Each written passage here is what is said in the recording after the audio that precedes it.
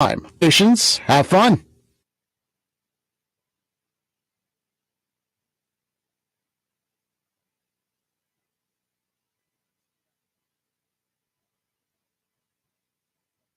The following is a Learfield presentation of the Rice Sports Network.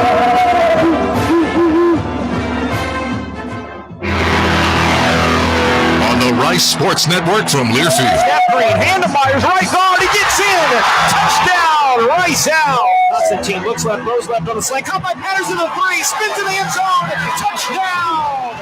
Touchdown, Rice out! This is Owls football, brought to you by Houston Methodist, leading medicine. IBEW Local 716, lighting up Rice University in Houston for over 100 years. By Carbach Brewing Company. Carbach, it's crafted for fun. And by Little Woodrose. Little Woodrose is your local Texas watering hole. Play action, Broussard, looking over the middle, thrown towards the end zone, touchdown, Rice Owls! Yes, sir, thank you very much. This is the Houston Methodist Hospital pregame show. Now, here's the voice of the Owls, J.P. Heath. From the historic LA Memorial Coliseum, a view of downtown Los Angeles to our right. And I'm looking to my left, and I see that historic Hollywood sign alongside my friends Nate Griffin, Walter Donaldson, Bob Schlanger, David Pillen on the sideline. I am humbled voice of your Rice Owls, J.P. Heath. Not going to lie, when the schedule makers put this one out, it was probably when I was about 5 years old, the way they schedule things now in college football. Been looking forward to this. It just feels different. They don't expect a capacity crowd here today. It's hot. We'll get to the conditions in just a second when Brother Pillen sets the field conditions, but Nate Griffin playing at an historic venue like this just gets you revved up no matter when it is, but to open up a season like this with, oh, by the way, one of the more controversial off seasons, everybody in America is rooting for Rice. Not many people are rooting for Rice outside the security guard that tried to cuss me out here coming in, but just what a time to be alive, brother. I tell you what, this is a great opportunity for the Rice Owls, and they look at it as an opportunity, but they also look at it, JP, as a football game, and I think that's the way you have to look at it. This is a different Rice football team. Do not be fooled. Yeah, this is a different Rice football team. And I know, the point spreads and the fact that they're playing a top 20 team says a lot, but that doesn't mean that Rice can't come in here and do some special things today, against Lincoln Riley and what's supposed to be a vaulted USC offense. I just don't think you can do that. Well, let's start on the quarterback play for Rice. As the big attention in the offseason came, Wiley Green, TJ McMahon or Wiley Green at quarterback. And Wiley said, hey, as Coach Bloomgren had said, it's a meritocracy. Wiley and TJ both said it was a very close battle, and the quarterback competition made each of them better. Wiley is no stranger. He's probably got keys that maintenance workers don't have around Rice University. What have you seen? Is there an improved Wiley Green? He's told me he wants to throw it downfield a little more, but this is a guy that knows the playbook upside down, backwards, and upside down in the middle of a desert. He knows it front and back. Yes, he does. But the thing that has impressed me about Wiley Green is his leadership. That's why he was voted team captain. Not only that, it's his calm before the storm that we've seen all week long. During the press conference earlier this week on Tuesday, we didn't see any, hey, I'm nervous. What we saw was a Wiley Green that has been composed throughout camp. And, when you talk to a lot of people, they're thinking, hey, man, this quarterback competition was a little bit closer than we thought. But in the end, it was Wiley Green who won the quarterback competition. And why? Because he has maintained his cool, and he has the confidence to be able to go out there and lead his team. And there are a number of transfers for the Rice Owls that we will get you used to throughout this game and throughout the season. But I want to talk about two guys that are coming back for the Owls that should be familiar names. On the offensive side, Bradley Rosner only played one half of football in the last two seasons. We have not seen him, remember, since his great 2019 debut season. And having Debo, Braylon Carroll, the Duncanville star, having those guys back, I think – it's going to talk with Matthew Bartlett during the week about this from the Roost.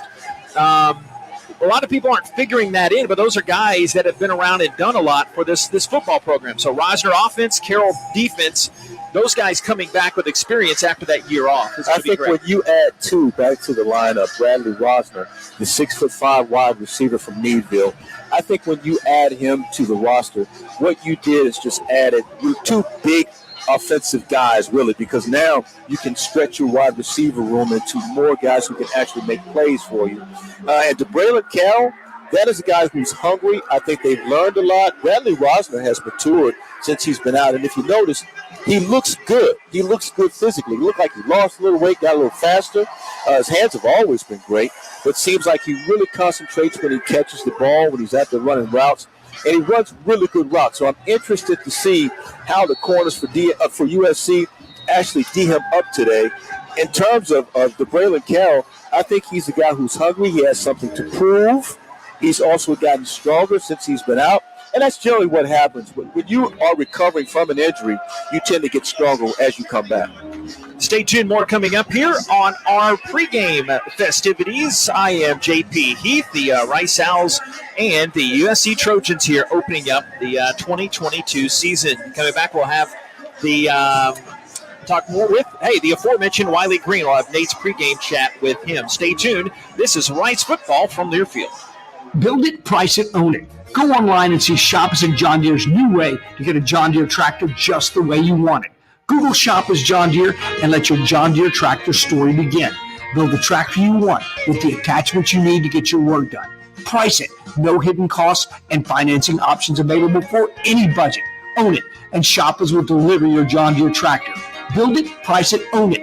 It's Shoppers' new way to get the John Deere tractor you want your way. Shoppers, all things John Deere. What do you do when you need safe, reliable corporate transportation? You go Win. Win Transportation is one of the largest group transportation providers in Texas, a leader in charters, shuttles, and special events of all sizes. 5 people or 5,000. Win offers customizable team transportation with a wide range of motor coaches, minibuses, and vans. So, for safe, reliable corporate transportation, do like the Owls and go Win. Book at gowin.com. GOWYNNE.com.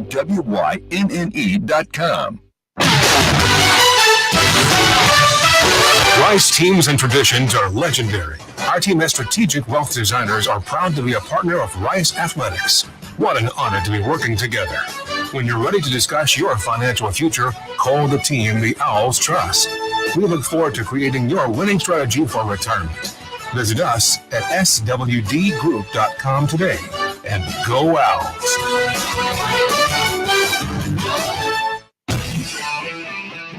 Another season of women's and men's college sports is underway. Follow your alma mater or favorite team in their pursuit of the prestigious Learfield Directors Cup at L Directors Cup on Twitter and online at thedirectorscup.com. Trophies will be awarded in June 2023 to the winning institutions in all competitive divisions. Learfield Directors Cup, the crowning achievement in college athletics.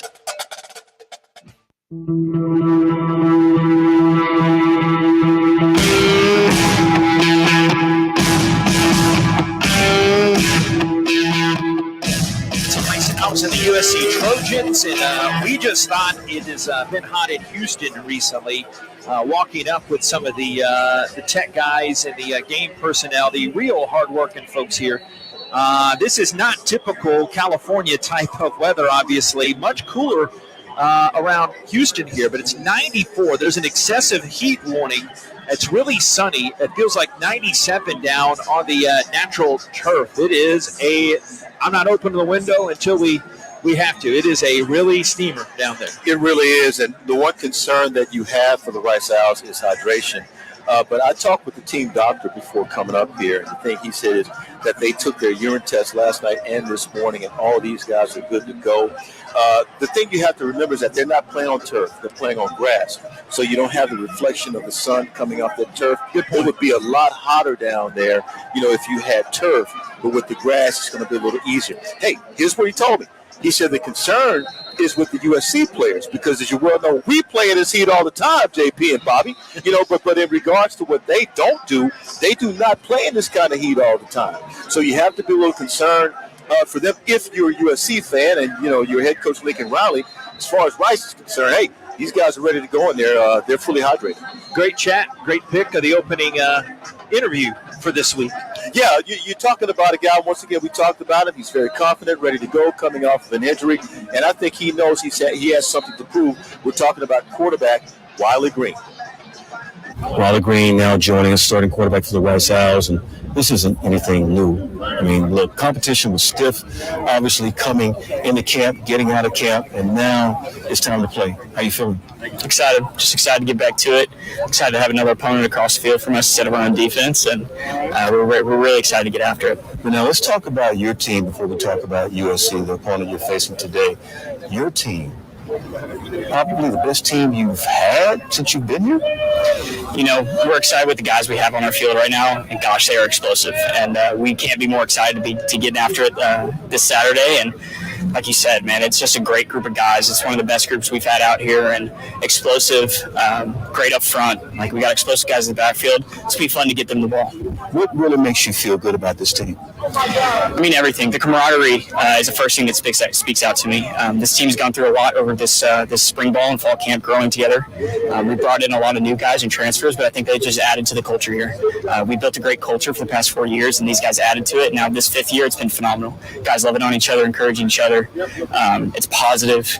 Obviously, we're going to jump each other when things get tough, and like that's what you want to see. You don't want to see the yelling at each other, but you want to see us jumping on each other, making sure we're getting things right. We're being competitive, and that's what we see. And you know, Coach Bloom preaches it, but we are a player-led team, and our players are really stepping up and they're taking advantage of it. And I'm just, you know, it's a great team. I'm proud to be a part of it. Brand new season every year. You play a huge opponent, if you will. This year it's USC. Last year it was Arkansas. I know you're excited about playing USC today. Talk about that. First of all, playing USC, but then it's still football. Yeah, no, absolutely. Like you said, it's football. No matter who you're lining up against, it's always a fun game to play. We're excited to go to the Coliseum and go play there in LA, and we heard it's going to be a hot one, which, you know, we're excited about because that's what we've been practicing in. So, but yeah, you know, we played a lot of big games, so it's not like it's really anything new. But we're obviously really excited to go over there and play the Trojans. What do you know about them? Obviously, we've done a lot of study, but at the same time, we've really only got to study really Oklahoma and their schemes. We've gotten to look over USC and their personnel. We've watched some of their spring game, whatever we could find, but it's been tough to really get to know personnel, who they're going to have out there on the field. But other than that, like we know a lot about their scheme. And Coach Grinch, their DC over there, he does a lot of similar stuff we've seen over the years. Coach Tui and Coach Bloom have played against them multiple times in the Pac-12, so we've got a great game plan going into it, and we're excited. Go get them. Yeah, I appreciate it. All right. Here's Wiley Green, the starting quarterback for the Rice Owls. I am Nate Griffin, and you are listening to Rice Football on Learfield. This is an important message from the Mine Safety and Health Administration. Mining fatalities, accidents, and injuries are preventable. Taking a minute to approach your task safely can protect you and your fellow miners from injury and death. Staying alert and focused can keep you safe. Do it safe. Do it right. Whether buckling a seatbelt or securing equipment, these quick safety measures can prevent injuries and fatalities. Take time. Save lives. For more resources, visit MSHA.gov. Farming is dangerous. There's dangers all around us. We go through safety training and try and do these things to make sure accidents don't happen. You don't want to hit a gas pipe because that's your life. The other part of it is if you hit certain things, you're liable for it. Farm Safe 811 starts with you. Always call 811 and wait for any underground lines to be marked. Always keep safety in the back of your mind. Just stay humble. For more information, go to farmsafe811.org. Question: what will you find on all over-the-counter or OTC medicine packages to help you choose the right drug and use it safely? The answer: the drug facts label. This label lists the medicine's active ingredients and purpose, how much to take, and warnings you should know before using it. Remember, even OTC medicines you buy without a prescription can cause side effects you don't want. So follow the information listed on the drug facts label. For more information, visit fda.gov/drug facts label. A message from the U.S. Food and Drug Administration. Some of the best sounds you'll ever hear are generic, safe, effective, even money-saving, just like FDA-approved generic drugs. Even if they don't come in the exact same color or shape as their brand name equivalents, they have the same key ingredients and go through a rigorous review process. Talk to your doctor or pharmacist today and visit fda.gov/generic drugs. Generics are safe, effective, and can save you money. You'll like the sound of that.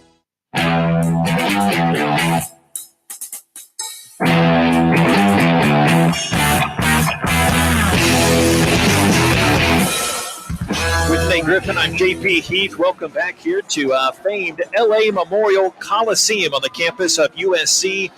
The season opener, the Rice Owls and the USC Trojans. It's the 16th time Rice has opened up against a ranked opponent. The Owls trying to turn a little mo their direction. They're 1-13-1, playing in their history here in the Sunshine State. A lot of sunshine today, very hot. Coming up in a bit, we'll talk things over with the Houston Methodist Hospital pregame show. We'll chat with David Pillen and see how hot it is a steamer down there. But Nate Griffin, let's take a gander. The DoubleTree by Hilton Medical Center scores a jam-packed top 25 of college football. And we will start with Texas A&M, number 6, Texas A&M, leading Sam Houston right now 31-0 in the fourth quarter, about 8:12 remaining in that game. Third quarter, it's number 3, Georgia, leading Oregon 35-3. Third quarter, 14:23 remaining in the third. It's Miami of Florida, they're number 16, leading Bethune-Cookman 42-10. Also in the third quarter, 12:02 remaining in the third. It's number 19, Arkansas, leading Cincinnati 14-0. JP, does that surprise you? A bit. I thought Cincinnati would come out a little bit stronger. About a year ago to the day, we were there in hockey country. That's why I asked you. Remember, Arkansas started 4-0 last year. Yeah, so Rice gave them their best test of those first 4 games. Yes, they did. Oklahoma, number 9, Oklahoma, leading UTEP 35-10, third quarter with about 9:12. And here is one that you really want to pay attention to. Third quarter, 5:27 remaining. UTSA leading number 24, Houston. UTSA is unranked, but remember, they were in the top 25 last season. They lead Houston 14-7. JP, any thoughts about that? Long way to go. Well, we got that. I have that game on right here, right to our left, and throw to the end zone a little bit high and outside. But no, it doesn't surprise me. All right. BYU, number 25, BYU, that game has been delayed. They're in South Florida, probably because of rain. Ole Miss, number 21, Ole Miss, leading Troy in the third quarter. Start of the third quarter, by the way, 21-3. North Carolina State today defeating East Carolina by a point, 21-20. They get the win at East Carolina. The final also, Michigan just trounced Colorado State, number 8, Michigan, proving why they are number 8 in the country, 51-7. Of course, they want to make a statement. Number 7, Utah at Florida. That game at 4 o'clock this afternoon. Utah is ranked number 7 in the country. A lot of people seem to think that Utah is going to run the table in the Pac-12. Your thoughts, JP? Yeah, that's the scuttlebutt. I think folks around this neighborhood would beg to differ with the saltiness we've experienced firsthand. But, yeah, it's got to be Utah. What was that count? I've got it on the Conference USA screen. There you go. Number 7. They just playing, or they? That game starts at 4. Okay, so that's coming up. That game starts at 4. Miami of Ohio visiting at Kentucky. Number 20, Kentucky. That game getting underway around 4 o'clock this afternoon. Also, Baylor. That's a game, or maybe the team and the head coach you want to watch. Baylor hosting Albany today at 4 o'clock. And Illinois State visits number 18, Wisconsin. That game at 4 o'clock as well. Notre Dame, number 5, Notre Dame visiting Ohio State. Number 2, Ohio State. And then Alabama, number 1, Alabama will host Utah State. Both of those games I just mentioned start at 4:30 this afternoon, JP. All right, let's look around Conference USA. You mentioned OU leading at UTEP 35-10. That count now, and UTSA doubling up U of H 14-7. Rice and USC coming up here in a matter of minutes. Officially a 5:12 kick on the Pac-12 network. Sync us up, syncmygame.com, and all the other aforementioned links. Middle Tennessee is at James Madison. James Madison, its first Division I game, coming up from dominating the FCS level. A late one tonight, Mele Kalikimaka, right? That's what you say, Bob? Western Kentucky is at Hawaii tonight. A late kick. Western Kentucky getting started last week A little bit closer than I think they may have won, but they beat Austin P 38-27 in their opener. SMU, they call that the Safeway Bowl up in Big D. They're playing that up at Apogee, but North Texas defeated UTEP last week, 31-13, the opener for both teams, and now that is a big I-35 rivalry there, and that's going to come up at 6:30. FAU is at Ohio. Owls 1-0 after beating Charlotte, and Charlotte lost to FCS William & Mary last night, 41-24. William & Mary defeats Charlotte for their first ever win against an FBS team. That'll do it for us for now. From here, stay tuned. Coming up in a bit, we have a chat with Dunleavy family head football coach for Rice Owls, Mike Bloomgren. That's our Doubletree by Hilton Medical Center scores. Back more from the LA Memorial Coliseum. It's Rice football from Learfield. The Karbach Brewing Company. In our efforts to brew our distinct and popular Hopadillo IPA, we have unwittingly created a monster. A monster with an insatiable thirst. A monster that will not stop until it gets what it wants. An ice-cold Hopadillo IPA. Just like the one I'm holding in my hand. Bold, flavorful, dry-hopped, irresistible. Sweet Mary! Hopadillo. Find it before it finds you. Bravely brewed in Texas by the Karbach Brewing Company. Hey, Oscar, wake up. Hi, this is Otis and Oscar, the Talking Spokes Oysters for Acme Oyster House. You've probably seen us on TV. My friend Oscar is sleeping. You know, we eat oysters like our pets. Anyway, drop by tonight for a dozen raw, a dozen char grilled, a seafood platter or po' boy, and maybe a few laughs. Come Acme, bro. Not you. Acme Oyster House. Life's more fun with seafood. Doubletree by Hilton Houston Medical Center Hotel and Suites is the preferred hotel for anybody visiting the medical center, the museum district, or Rice University. We offer the largest suites in the medical center, complete with full kitchens, and our full-service restaurant and outdoor pool will make your stay complete. We look forward to having you experience the Doubletree by Hilton Houston Medical Center Hotel and Suites soon. And if you need a group rate or 10 or more rooms, don't forget to call 713-528-7744. That's 713-528-7744. Woo! Got my nachos, got my big TV, and my favorite chair. It's game time. But you know, the only thing that would make it a little better is if I could listen to my local broadcasters while watching the game. Oh, hello. You must have wished for your game to be synced with TV and radio. I sure did. Do you have a DVR? You bet. Do you have a streaming device? Yeah. Blammo! Your game is now synced. It's that easy. Oh, boy. To see if you can get synced, head to syncmygame.com for Learfield. Syncmygame.com? Syncmygame.com. Kickoff is moments away, which means it's time for a visit with Rice head football coach Mike Bloomgren. Brought to you by Yingling Flight. Raise the bar with the next generation of light beer. Now, alongside the coach, here's JP.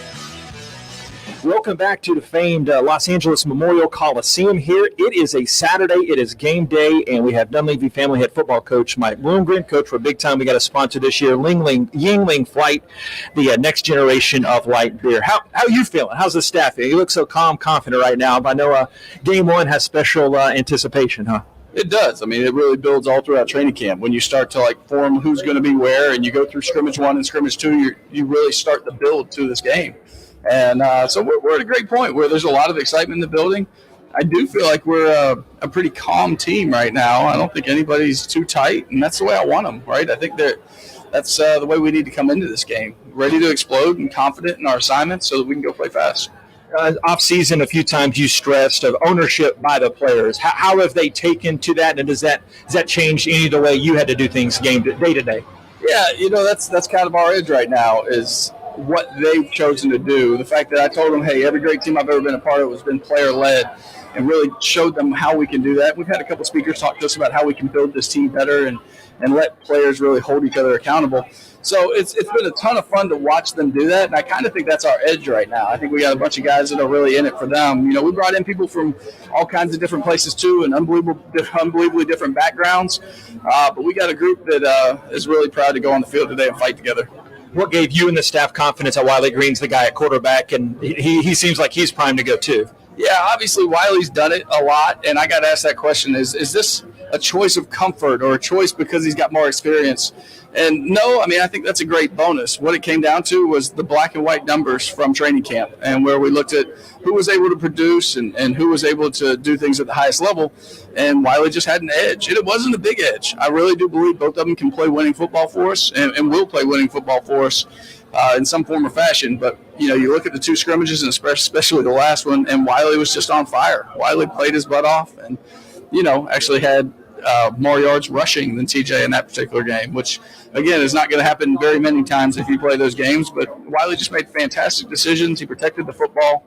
I think in those two scrimmages, I think we had 113 plays in one and 117 in the other. So in 230 plays, we had one turnover. And so I think that's a real testament to our offensive coaches and our offensive players for doing a great job protecting the ball. A strength with Coach Riley's team is their offensive line, All-American, coming back, and then your depth at defensive line. Speak to how that could be a key matchup, and how confident are you in Cedric Calhoun's unit? Yeah, that should be a great matchup. You do have great players coming back for them, and that's a lot of fun. I think that you look at who those guys are and some of the national attention they're getting, but I wouldn't trade our defensive line or that matchup for anybody in the world. I love our defensive line group. I love the way Coach Calhoun has prepared them for this, and that is a great matchup that everybody should have their eye on. And obviously they got the attention with their skill guys transferring in the offseason. Your thoughts on how to contain that? We always talk about don't let them have the home run plays.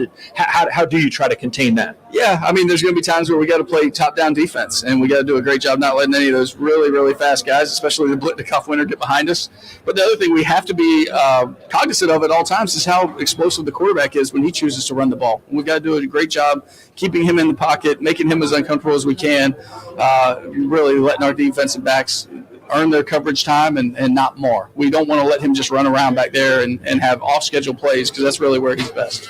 And depending on where you look, Caleb Williams, a Heisman favorite, top couple or three, just what do you do and what are his strengths? Yeah, he's a dynamic player. And again, that's what I'm talking about. I don't know how many times I want him to run the ball because he's so electric and so good at everything he's doing. But we've got to make him uncomfortable in everything that he does, and he can't run the ball one time without being punished for doing so. Hey, Coach, keys to this one. Keeping it close. I know you want to take him into deep water, but what do you have to do to get there? Yeah, I think we just have to play our kind of football, and we just got to eliminate the pre-snap mistakes, the self-inflicted wounds, if you will. If we can do that on both sides of the ball, we'll be really good. And then we've got to protect the football, and we got to take it away. We get a couple takeaways in this thing and really get rocking and continue to build our confidence of our team, and it could be a really fun afternoon for the Rice Owls. Amen to that. Year 5 with you and me. Can't wait. Let's have a good ride here tonight in this season, Coach. Indeed. Thanks, JP. Dunleavy family football coach of our Rice Owls, Mike Bloomgren. That chat brought to you by Yingling Flight. Back in a moment here. This is the Rice Pregame Show from Learfield. Rice fans, need a place to stay while watching your Owls play ball? Located just steps from campus is the Hilton Houston Medical Center.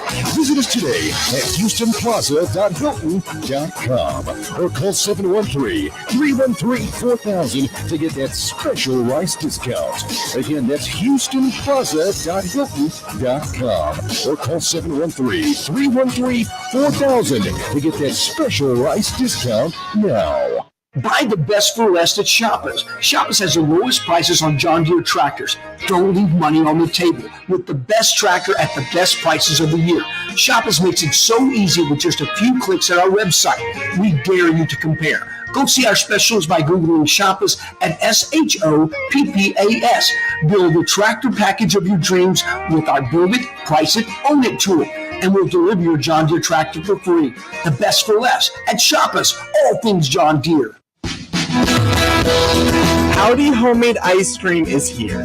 Howdy is an ice cream shop in Katy, Texas that makes ice cream in-house and has a unique mission to employ individuals that are differently abled. Stop by and enjoy some ice cream. With every scoop you buy, you help support employment for special needs. Coming to Rice Athletics venues in the fall.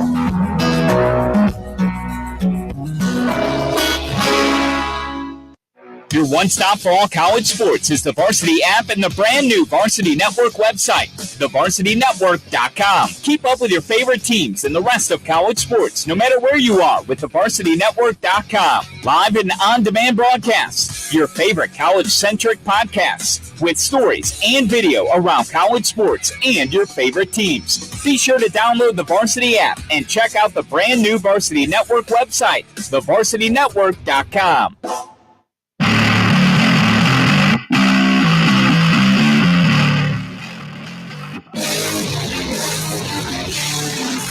Trojans marching band right now after the mob down on the field, leading the Trojans faithful here. I gotta say, this seats a good hefty amount, and they've got plenty of legroom here, but it's not bad whatsoever. Won't be anywhere near capacity today, but this is as you'd expect. There's no more hype around a team coming into college football, maybe, and the controversy, I guess you could say. Some would say those are the same thing. But this is no surprise. It's lived up to the billing right now. What a great pregame atmosphere here. You know, it's amazing the amount of people who you talk to they really have a venomous idea of this game. I mean, look, they're thinking Rice didn't have a chance. And I think that's the thing that I can appreciate the most.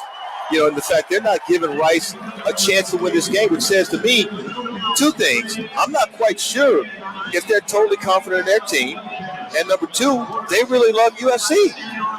Let's look at the Houston Methodist injury report. The big one, unfortunately, Cedric Patterson will not be able to go today with a leg injury. That was a deeper receiving core this year. And I don't know if folks saw, but the Tulsa transfer, Sam Crawford, he never took a snap for Rice, but he retired from football a couple of days ago. So the Owls will have a couple receivers a few weeks ago that they were counting on that will not be playing in this game. But talking to Coach Bloomgren beforehand, other than that, the Owls are pretty healthy. They got Aiden Seattle back late in the week in practice. He could still see some action. Hans Straub, actually, I talked to in the locker, the elevator, just happened to bump into him. They said they've done some good conditioning with Ciano, so he could get in the mix at linebacker. And Myron Morrison, test your memory here, he will not play the first half. He had that bogus targeting call against Louisiana Tech to end the season, so he has to sit out this first half of this one. Stay tuned. Yeah, great guy. Stay tuned. Coming up next, we'll have the start of this one, Rice and USC. Start of the season next. This is Rice football from Learfield. No one wants to fight the traffic to and from the stadium or arena. You don't have to when you go Win. Win Transportation. Enjoy the game, not fight the traffic. 5 people or 5,000. Win offers customizable group transportation with a wide range of motor coaches, minibuses, and vans, giving your trip an extra special touch. So when it's game time, remember, all you need is Win. Book at GoWin.com. GOWYNNE.com. Have no post-game plans? You do now. Head down the street to Little Woodrow's in Rice Village and relax over indoor and outdoor games, sports, and drink specials that a college student can't refuse. All you have to do is bring your student ID to enjoy $2.50 domestic drafts. Also, don't miss out on our Thursday college nights, as we've got $2 domestic drafts and $3 shot specials. Follow us on Facebook and Instagram to stay up to date on all of our upcoming events and specials. Little Woodrow's, the official Rice Owls game day headquarters. What if your preferred hospital could also be your primary care provider? At Houston Methodist, we go beyond hospital care, offering you everything from flu shots to well woman exams to managing your weight and cholesterol. And our primary care doctors and specialists are connected all across the city. So whatever the need, wherever you live, we can be there for you. Visit HoustonMethodist.org to find the care you need at locations throughout Houston. Houston Methodist, leading medicine. Hey y'all, this is Michael Felder, co-host of College Sports Now. We're breaking down all the action from around the country every week during the football season. We'll look beyond the box score and keep our finger on the pulse of college football from September all the way through the national championship game in January. Listen all season long on Apple Podcasts, Spotify, or wherever you love to get your favorite podcast. And be sure to follow along on Twitter at CSNowTweets.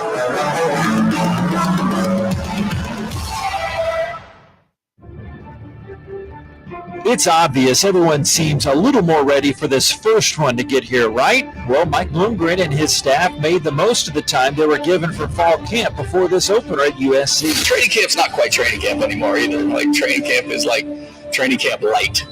But we made the most of it, and they worked their butts off. And, the NCAA gives you 25 days with a lot of different restrictions, and I think we made the most of those this year. George Nyakwa is back. He and the secondary have their work cut out for them with Heisman favorite Caleb Williams lining up across from him and a star-studded cast of receivers. But rest assured, George and his guys are not shy. It'll be a challenge being on the field, but as far as personnel and scouting, it's pretty much all the same way you break down the film for anyone else going forward in the season is the same way you'll break them down in week one. And so it's just it'll really just come down to technique and executing.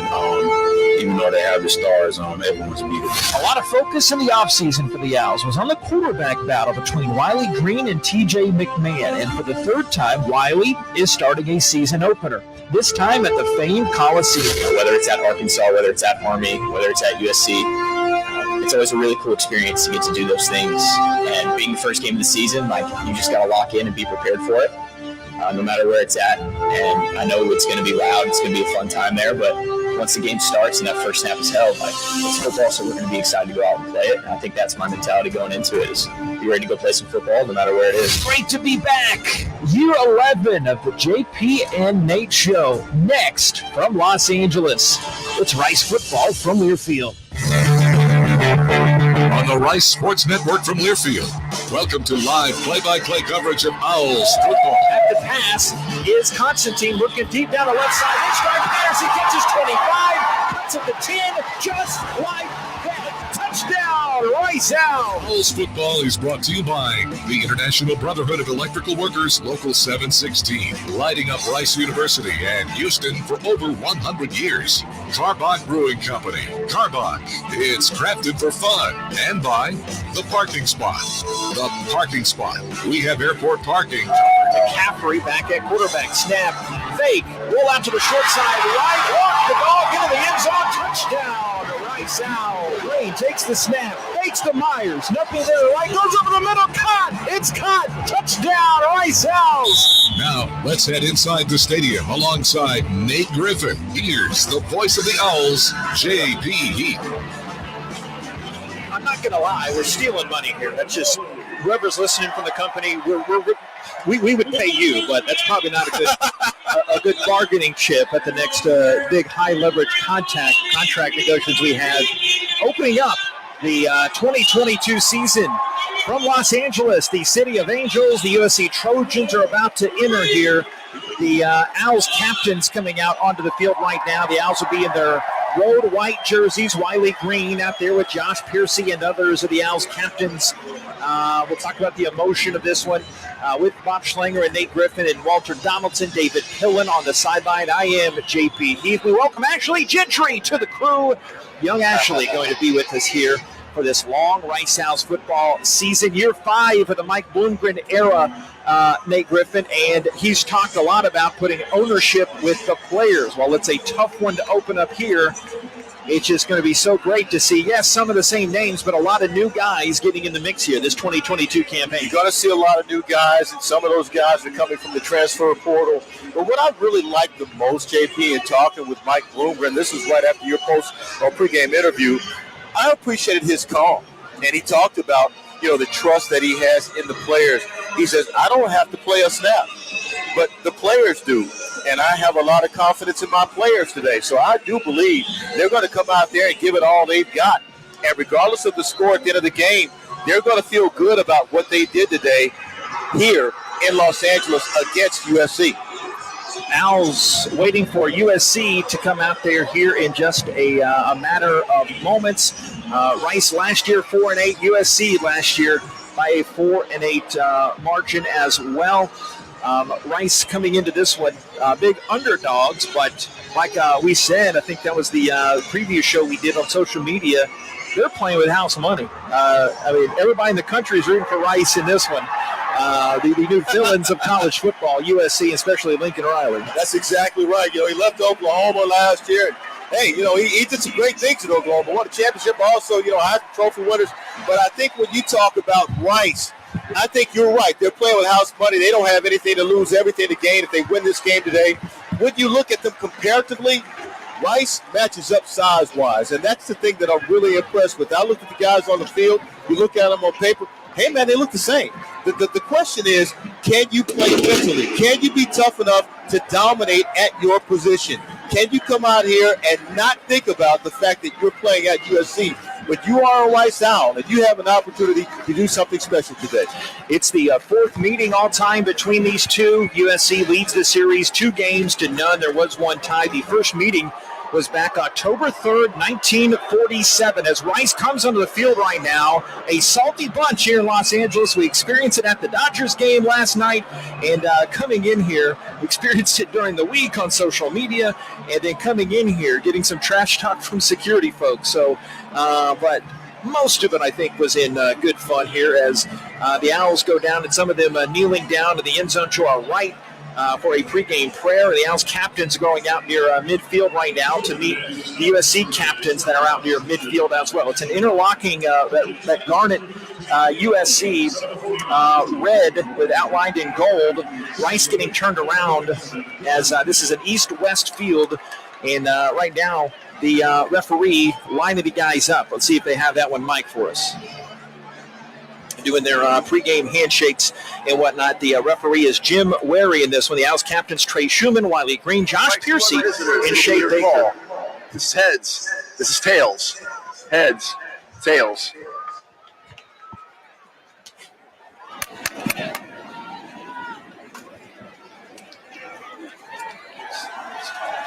Trojans have won the toss. And so the Owls... USC has won the toss and elected to receive. So we'll get to see that new version of the air raid here on the literal West Coast. Just a short stone's throw here from the beach here. The Owls will be kicking off in this one. Will be USC football. Nate, where's your Adidas key to a Rice Owls victory here today? Must contain their big-time receiver, if you will. And, of course, if they do that, they have an opportunity to get some things done. You got to make sure you take care of Jordan Addison.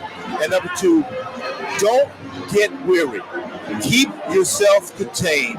Keep your emotions contained. Play good physical football. You have an opportunity to win.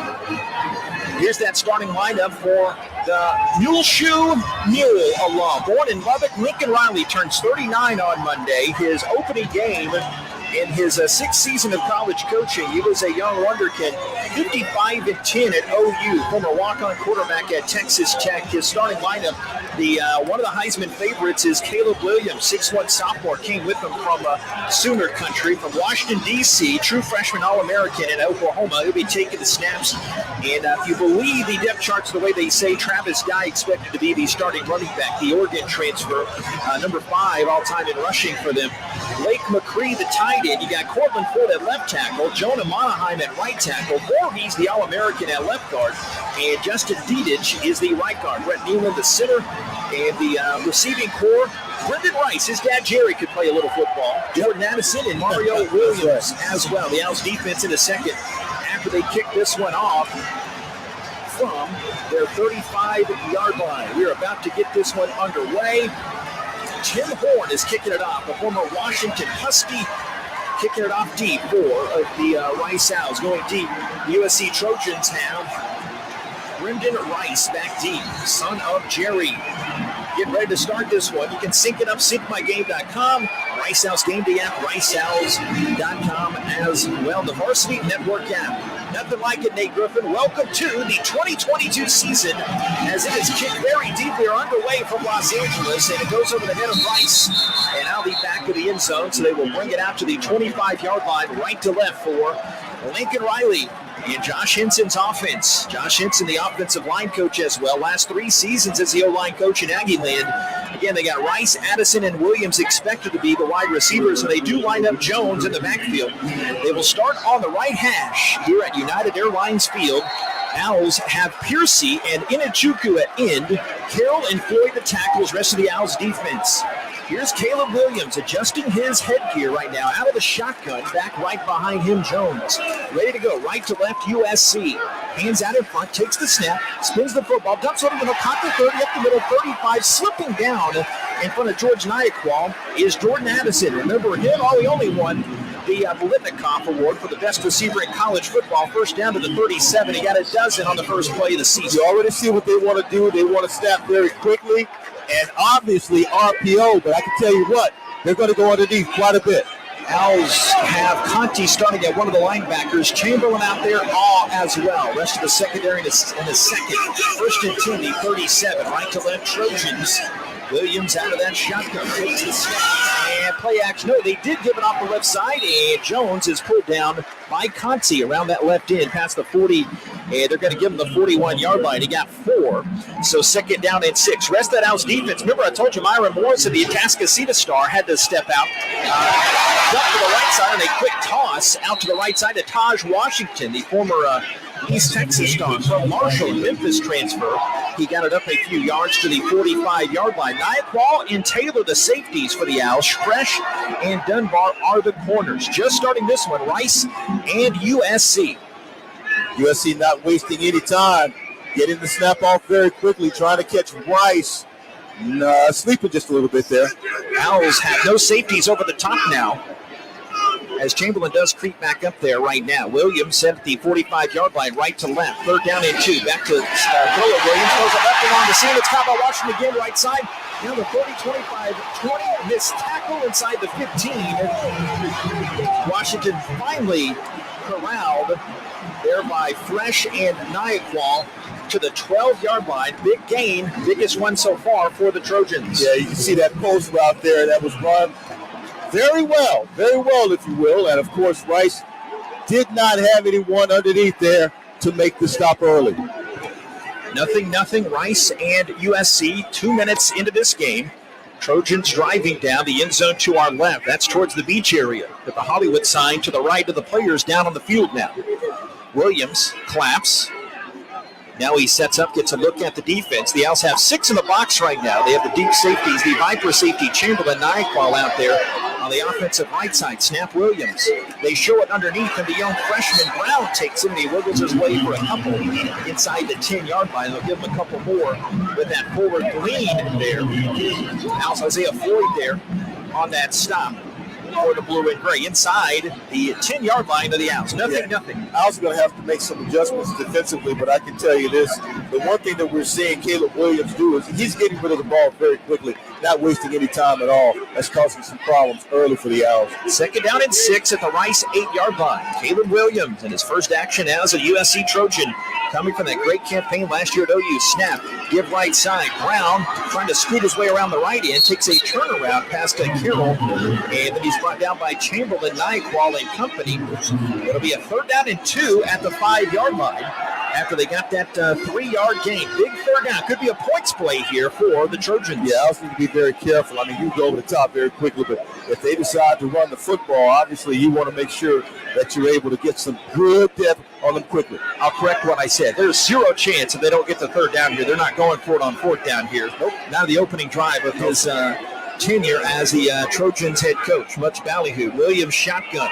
Now third down at about 2-yard line. 2 yards at the 5-yard line. Williams shotgun. Snap. Play action. Looking left. Throwing left. Wide open to 5. Chamberlain grabs the hole. Fresh got beat. It's caught by Jordan Addison for the touchdown. And USC leads early on. 6-0. A 5-yard grab for the reigning Biletnikoff Award winner. Yeah, it looked like a little delay route there. Of course, Sean Fresh got a little confused on the route, but that was a delay route. And, of course, Sean Fresh, the victim early on of Jordan Addison. Only took 7 plays of Lincoln Riley's tenure to get the Trojans on the board.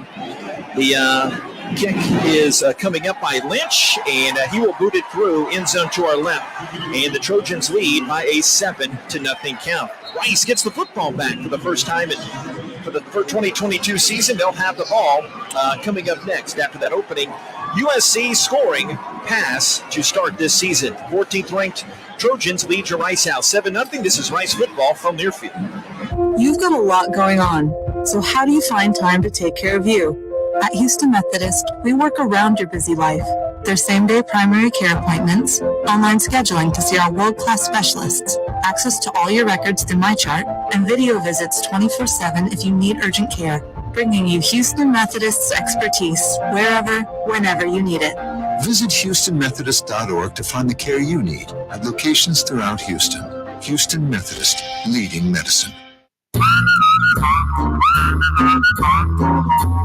North Star Pressure Washing, the only power washing company you will ever need for all your commercial and residential properties. Serving Houston and the surrounding areas for over 10 years, and now a proud sponsor for Rice University sports programs.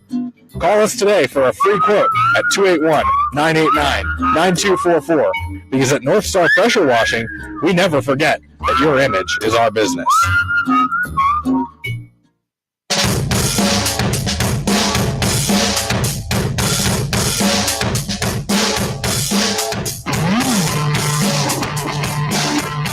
$11:18 remaining in the first quarter. Rice at USC, and USC has put 7 on the board already. 7 plays, 75 yards, 3 minutes and 42 seconds. 5-yard pass from quarterback Caleb Williams to Jordan Addison gives USC a 7-0 lead. And, of course, on a quick delay route, if you will, Jordan Addison able to beat Sean Fresh. And USC gets on the board early, JP. Addison might be okay. He's halfway decent. A little bit of he's pretty good. I mean, he's you've got the Biletnikoff winner there. And this is a guy, he's very quick. And you can see he's liquid. He's liquid fast is what he is. Yeah, George Nyquist told us earlier in the week is just the way he can shift and kind of laterally move in space. It's not something you see that much. But he had about 1,600 yards last year for Pitt. And he was pretty torn. I don't know if it was The Athletic or some preseason publication writing about how he was really torn about coming from almost the East Coast down here to the West.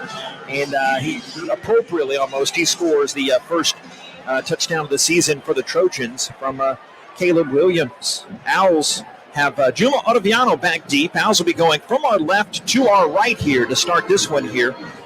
Very hot. We'll check in with David Pillen coming up sometime this drive. I can tell you it's the second hottest kickoff temperature for the Owls in season openers in the last 20 years. 100 degrees at Texas was the hottest. And we got a little bit AC blowing on the back of our neck right now, but it is a steamy one down there. Alex Stathos is going to kick it off. He's an Austin kid from Vandergrift High School there in the 5-1-2. He kicks a pretty short one. Ottaviano sizes it up middle of the field, takes it at the 8-yard line, looks to his right, clock the 15, the 20, dodges a tackle, little hip wiggle, down to 25. He is turned and spun down there.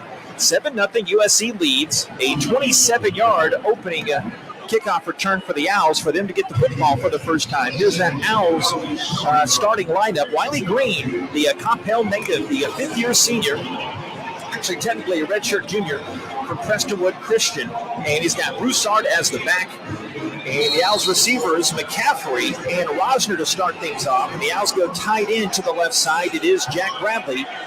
And for the Owls, also out there, Trey Philippi just got moved from tight end to tight end the last week or so. He's in there starting at tight end. They hand off to Broussard, lowers the shoulder, runs past the 30-yard line, and he is pushed back, losing his helmet, so he'll have to sit out as Romelio Heike rushed in on that tackle, but it went for 4 yards for the redshirt junior from New Orleans, Ari Broussard. The line blocking for him. Isaac Klarkowski is the center. Nutter and Baker are the guards. Shea Baker just took his team-leading 2,786th career snap. I quizzed him about that during the week.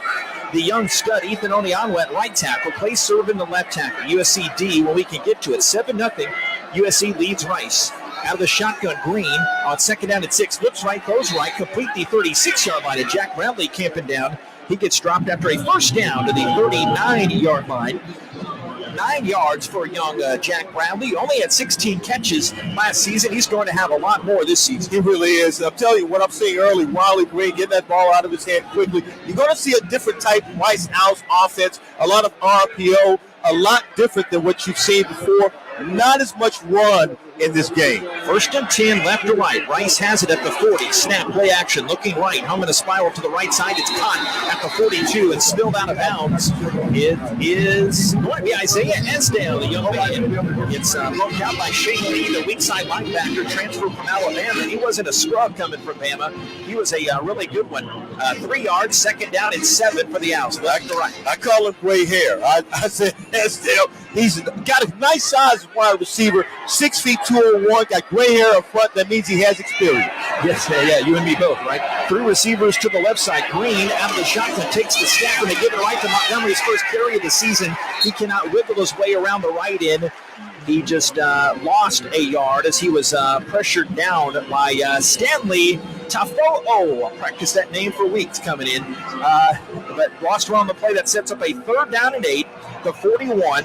That defense for Alex Grinch coming from OU with Lincoln Riley, Blackman and Wright the corners, Bullock and Williams the safeties. You already heard Lee's name, Gentry and Smith in there as the other linebacker. Smith, the latter, a nickelback. Tui Polo 2 is one defensive end. Just mentioned Tafo'u, the nose, Benton and Height, the rest of the defensive line. McCaffrey in motion. USC crowd trying to get noisy here. A 3rd and 8 left to right. Rice trailing here. 2 minutes in. Snap.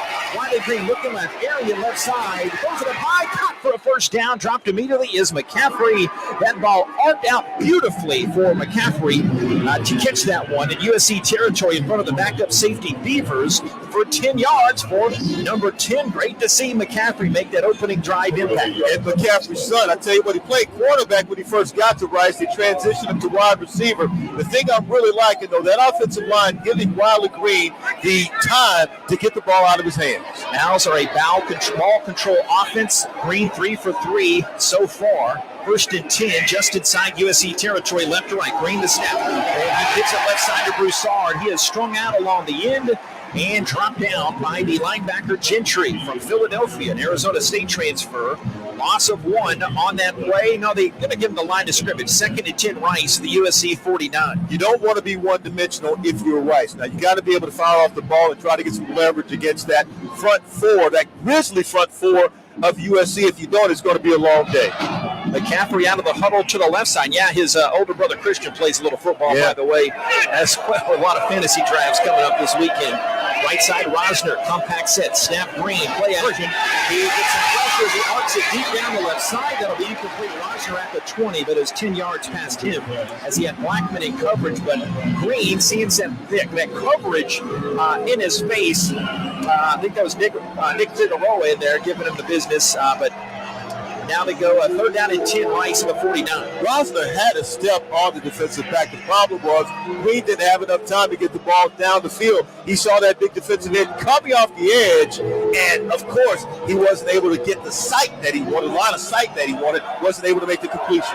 8th play of the drive for Rice, 3rd down and 10 for the blue and gray. Owls completed their last 3rd down conversion. Here's a snap. Green after the play action, looks right, throws right. It's caught by McCaffrey for a 1st down again. The 31-yard line. He took a helmet in the chest from Kalen Bullock, and it goes for 19 yards down the right side to the 30-yard line for the Rice. Yeah, McCaffrey living up like we thought we saw in practice in the preseason. No doubt about it. And, of course, when I talked with Mike Kershaw, wide receivers coach, he said he put his guys up against anybody. Didn't really matter. But the thing, again, Wiley Green is standing in there with guys in his face and making throws, and you got to be able to do that if you're going to play this tough USC defense. Esdale left, Rosner left. They put Esdale in motion.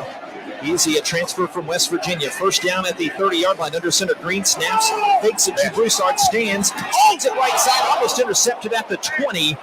Blackman almost jumped that route as is intended for Esdale, but he lives to find another down. 2nd and 10 at the USC 30. I saw that late safety release, and, man, that could be confusing. If it's not coming on a blitz initially, quarterback's expecting that, right? But that late safety release with nobody there to block, that could be a problem, and that's why Wiley Green almost threw the interception. Trojans bring in Goforth, senior from nearby Long Beach, the 10th play of the drive for Rice. 7 minutes left, first half. First quarter, USC leads 7-0. Green the snap, shows it to Broussard, takes that handoff, and gets hit around the knees, and he tumbles forward near the 25-yard line. And that tackle made by the middle linebacker, Gentry. 5 yards. He'll take that from Ari Broussard. That was about his season average for the rush last year. Owls 2 for 2 on third down so far. They have a 3rd and 5 now, the 25. That's a big game by Ari Broussard. You're going to need him today to be effective because you can't throw the ball all day long. You're going to have to be able to run and keep this USC defense on their heels. Brady Browan, the tight end from nearby Santa Ana, California, in there for the Owls. Snap, looking right. Wiley goes over the middle and is caught by Rosner. He gets hit right at the chains, and the Owls complete their 3rd consecutive 3rd down conversion. 6 yards over the middle for Bradley Rosner. The Needville product only played the first half at Arkansas last year after having a good first half. He was so candid. He told me, yeah, I've had a little rust. He wasn't afraid to tell the media that, but he's going to be great for the Owls. First down, and they're inside the USC red zone. They go 5 wide here for the blue and gray. Green, no tight ends, of course, in that 5 wide set. Inside slot is McCaffrey. 7-0 USC lead. Snap of the knees. Green looks left, throws left, caught by McCaffrey. Who else inside the 10?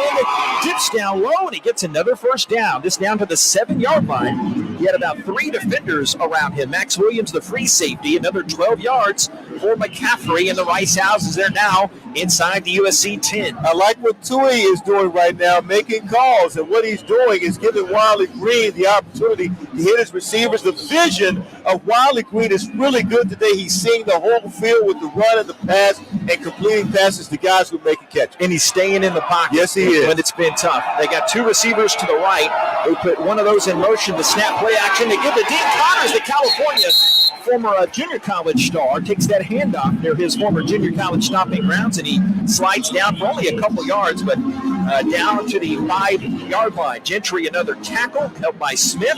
So 2nd down and goal for the Owls at the 5 as Jerry Johnson comes in at fullback for the Scholars. Time of possession so far, SC with 3:38, and the Rice Owls don't have the time of possession. It's not listed yet, but I can tell you what I'm saying. With Rice moving the football, this is good time, if you will. Owls 10th in the nation in TOP last year, averaged it almost 33 minutes a game. About a 6-minute drive right now. The Owls' 13th play. Here's the snap, and handed to Broussard. Here's the backfield, and he is dropped down for a loss. They might give him the line of scrimmage as the big fella DeJohn Benton came in and got right by Oniama to make that tackle. Benton, a redshirt junior from Pittsburgh, California, 6th-year guy that they said just now clicking, really responding to the Lincoln Riley staff. 3rd down, Owls have been perfect so far. 3 for 3 this drive on 3rd down. Well, Rosner is back in the game, and he's in the slot. Interested. Well, now no longer is he in the slot. He's now flanked out to the right. 15th play of the drive. Owls 3rd down and go up to 5. Snap, Green. Looking right, throwing right. Caught at the 2. Lunging for the end zone. Right at the chalk. They said he did not get in. Luke McCaffrey made that catch. And they might look at this one to see if he got across. But the side judge and the field judge and the head linesman at that, I should say, said he did not get in. But he is just inches away. And Owls have a big decision here. 4th down and inches, and a goal-to-go situation. You got to go for it. You got to go for it right here. Goal to go. You got to bring in your big package, if you will, and you've got to get that ball across the end zone. You got to get it in the end zone. There's no question about what you're going to do. Got to be a quick snap, though. Here you go, Nate. 3:48 to go in this first quarter of action. Green's going to go under center. It's a pretty noisy crowd here. Owls might be audibling, and they want to call a timeout. Mike Bloomgren storming onto the field right now and calling that timeout for the Owls to talk about this. Rice, they're first to the half. Okay, we'll catch our bearings here. 3:12 to go in this first quarter. USC 7, Rice nothing of this opening drive. And actually, we will keep it here as the almighty TV folks not going to break right now, but we will keep it here and discuss things. Terrible spot. I thought Luke McCaffrey actually got a much better spot after the catch, but that's where the refs put the ball. But I thought that it was a little bit better spot than that, a little closer to the goal line, but that's not what we're saying. So the big question is now, what do you do? And again, we talked about the run game. You've got to be able to penetrate that defensive line. You got to be able to get leverage. You got to be able to run the football today. You cannot be one-dimensional. Last thing you want to do in a situation like this, you don't want to have to throw the ball. You want to be able to run it, which is why you have to be able to run the football against this USC defense. Right now, Wiley Green 7. If you notice, we're going to replay 62 yards for Wiley Green. 3 for 4 on 3rd down passing. We got to look at that. That's a better spot. That should be a better spot. Yeah. but still inches to go. 4th down and goal for the Owls. This drive almost 9 minutes off the clock right now. Owls have 2 backs in the backfield. Johnson blocking for Broussard. No tight ends. Green under center, driving the end zone to right. Takes the snap, hands right side, punches into the end zone. Say it with me, touchdown, Rice Owls.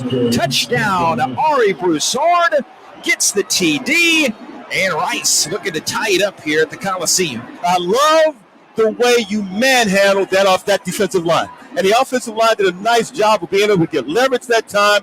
Good call, good run, touchdown, Rice Owls.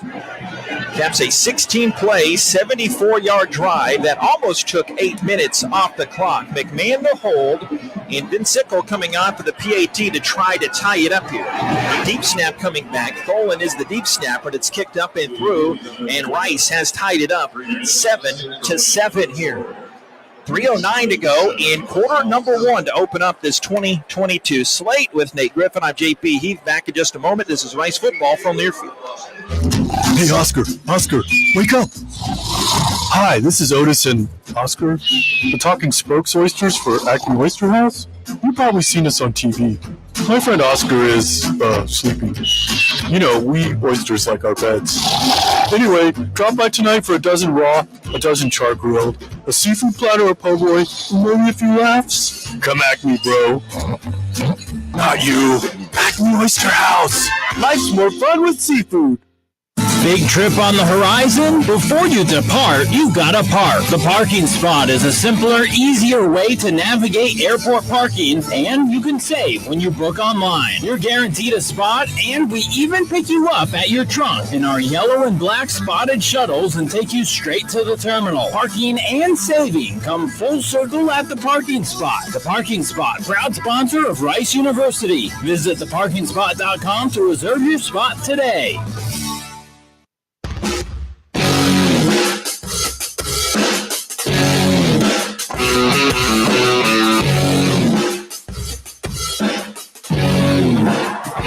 And we are back at the Los Angeles Coliseum. We have a tie ball game now. USC and Rice at 7. 16 plays, 74 yards, 7 minutes and 59 seconds. The Rice Owls took off the clock to be able to score. Ari Broussard with a 1-yard touchdown run.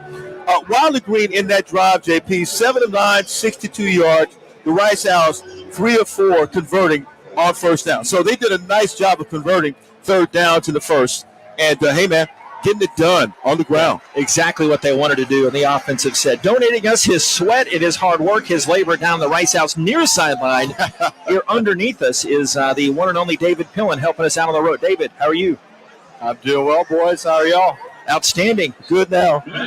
How's the weather down there? I know just as hot as it feels up here in the booth, too. It's hot, but there's a good breeze down here. You know, last year at Arkansas, it was so hot, it was so humid, but I don't think it's going to have too much of an effect on the game like it did at Arkansas. So I think the Owls will be able to, weather the weather, if you per se. Thank you very much, Mr. Pillen, helping us out, as always, on the road. And USC going to get the ball back as the Owls will kick it off from our left to our right. 7-7, Rice and USC. Tell you what, I expected this kind of a game. I thought that Rice would play well. What they have to do, though, is play near flawless to be able to win this game at USC today because they have so many weapons, JP. They got Rice back deep. Horn had a touchback last time. Tease this one up, and it looks to be returned. It is for Rice. Takes it across the 5, the 10, the 15. Jeremy Story is stood up and shoved back, and he'll only reach the 16-yard line. Great coverage on that Owls special teams unit. I believe that is Chike Anaboku down there for the Owls, making that special teams tackle. Yes, indeed. Rice 7, USC 7. Trojans gets the ball back with 3:04 to go. Now, this opening quarter. Now, the one thing that tends to happen, with offenses, they will pick on the scab, if you will, the spot where they scored last. They will pick on that spot. So we know Sean Fresh is very competitive. He's not the kind of guy who's going to break or bow down to anybody that he's defending. They start this drive with Austin Jones, the Stanford transfer, transfer in there, running back. Twins to the left for Williams, 7-7 game. They start the 16. Snap Williams, play action, gets pressure to space from Inachuku. Now to his right to turn improv something up there. And it is complete. Out of the backfield, this guy gets the extra back in there. He makes the catch right near the chains. Goes to the 24-yard line for an 8-yard gain. Now's pushed him out of that far boundary over there, 2nd and 2. Yeah, they play a hurry up, though. They're not going to wait on anything, and they're going to check first and then make the play. Williams will always be on that shotgun. Live out of that 11 personnel as well. Yep. And now they do have the 2 backs back in there, so the 2-back situation here, right to left for the Trojans as Williams takes the shotgun, letter high, hands, and putting the head down is Travis Guy, turns his way, gets the first down, up past the 30-yard line. He picked up 6 yards. Now Chris Conti loses his helmet. Floyd teaming up on that tackle with him on that last play to the 30-yard line. Owls are playing man on the corners, and you see him playing too deep. With the safeties, they're trying not to allow anything to get past them, get deep, if you will. And so you're going to see some runs every now and then from the offense of USC. Tight end McCree, an Austin kid from Lake Travis, tight end left. Snap Williams, play action, press to his left, gets chased. He jukes away Kenny Seymour and then zigzags his way along the sideline up to the 35-yard line. A 5-yard gain there after Seymour had him in his grasp, but Caleb Williams, a shifty young fellow. So now 2nd down and 5 to 35 for the Trojans. Yeah, you want to try to keep them in contain if you can. They go fast here. Williams takes the snap, looking middle, looking, standing tall in the pocket, wants to heave it deep down the sideline. There's a tackle for the football, and a late flag comes in here. John Fresh tussling with Brendan Rice. They're down the sideline. This looks like a pass interference penalty against the blue and gray. I thought Sean Fresh pass interference. Defense, number 1, 15-yard penalty, automatic first down. Yeah, he was holding Rice's right arm there. Well, I thought he played some pretty good defense. You can actually wrestle down the field. The only thing is you have to look back at the ball. Sean Fresh has to be careful about that. Make sure you're looking back for the ball if you're Sean Fresh. Gary Bryant comes in at wide receiver, a rarity for USC, a returning letterman. They piecemealed this roster together after Lincoln Riley came in. 7-7, about a minute and a half to go in this opening quarter. USC and Rice both scored on their opening drives as Williams whispering some sweet nothings to the offensive line up near midfield. A high snap, looks middle. Williams slings it to the right side. It's complete to Taj Washington, former Marshall Maverick and Memphis Tiger. Ball went through his hands. There's Wyatt was there near pass coverage for the Owls defense. Now 2nd down and 10 at midfield. The Owls have had a couple of opportunities to get some pressure on Caleb Williams. Not as successful as they would like to be today. He's shifty, and because of that, what you don't want to do, you don't want to find yourself in a position where you allow him to break free and go down the field with his legs. He's hard enough to get to, and when you do, he just kind of moves that hip, little scoot. Blake Banish there, the other Needville Blue Jay on the roster for the Owls. Snap it, give to Jones around the right. He follows his blocker, crossing the top of the logo, plunges into Rice territory for a couple of yards. Concy and Banish Wyatt near that play as well. And 2 yards, though, 3rd down and 8. Big 3rd down for the Rice defense as USC ready to snap it almost. Yeah, they're going to go fast if they can. Got the back guy right behind Williams in the shotgun. Receiver to the near side is Kyron Hudson from Duarte, California. Shotgun snap, 7-7 game, play action. Williams looking, holding, almost runs into a sack, toss across the middle, caught the 30-25. The aforementioned Hudson down the right side for a first down. Yeah, no flag on the play, seemed to be in the area of a hole, but get all the way down to the 19-yard line for the Trojans, 29 yards. And home field advantage has a little bit to do with that. That was, everybody got creation. Here's the snap, fake to Jones right, dump out left side. Around the 15-yard line. It's caught by Washington. He got smacked there by Trayshawn Chamberlain for the blue and gray as Kirk Lockhart started that tackle. Big 3rd and 8 conversion for USC. Gets them down inside the red zone, and now after that play, it's a 2nd and 5 at the 15. Yeah, it's the big plays, the penalties you have to eliminate if you're the Rice Owls. You can't allow the big plays. the penalties. You can't commit those penalties if you're going to have any opportunity at all to stop these long drives.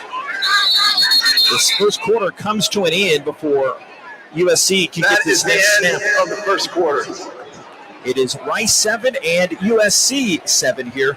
15 minutes on this LA Memorial Coliseum clock right now. We are tied as USC is driving on its second drive, coming back for the second quarter after this. This is Rice football from Learfield. Flight by Yingling, the next generation of light beer. For those who don't follow trends, but craft them. Flight by Yingling is uncompromised refreshment from America's oldest brewery. With only 2.6 grams of carbs and 95 calories, this is premium refreshment. 6 generations in the making. Don't just raise a glass, raise the bar. Flight by Yingling, the official beer partner of Rice Athletics, and now available for purchase everywhere in Texas. The Yingling Company, Fort Worth, Texas. Please enjoy responsibly. College sports fans now have access to hundreds of weekly podcasts that zero in on the college sports world.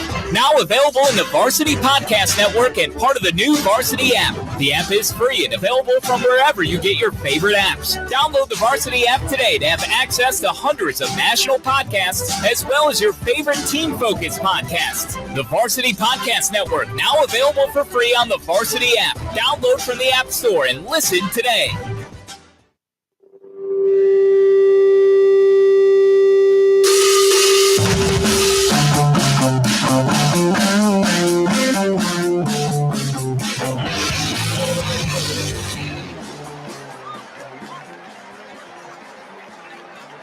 And we are back. Right now, score tied at 7 to begin the second quarter. Rice Owls and USC. The previous play is under review. Womp womp, as targeting might be a penalty that is called. We'll have to see about that. I'm not quite sure if that's targeting or just tough football.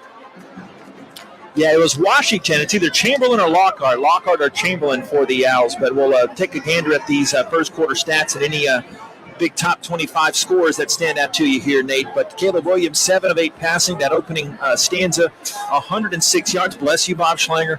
7 of 9, Wiley Green, 62 yards. Owls in that first quarter only had 12 rushing yards. USC only had 24. And USC outgained Rice 130-74 in that opening quarter. Washington, 3 grabs, 52 yards to pace the Trojans. And how about Luke McCaffrey? 3 of his 4 catches on third downs, 4 catches for 44 yards, a long of 19. Ari Broussard had the touchdown for the blue and gray. It's 7-7 here as we have about to start the second quarter. Looks like we are about to have a decision.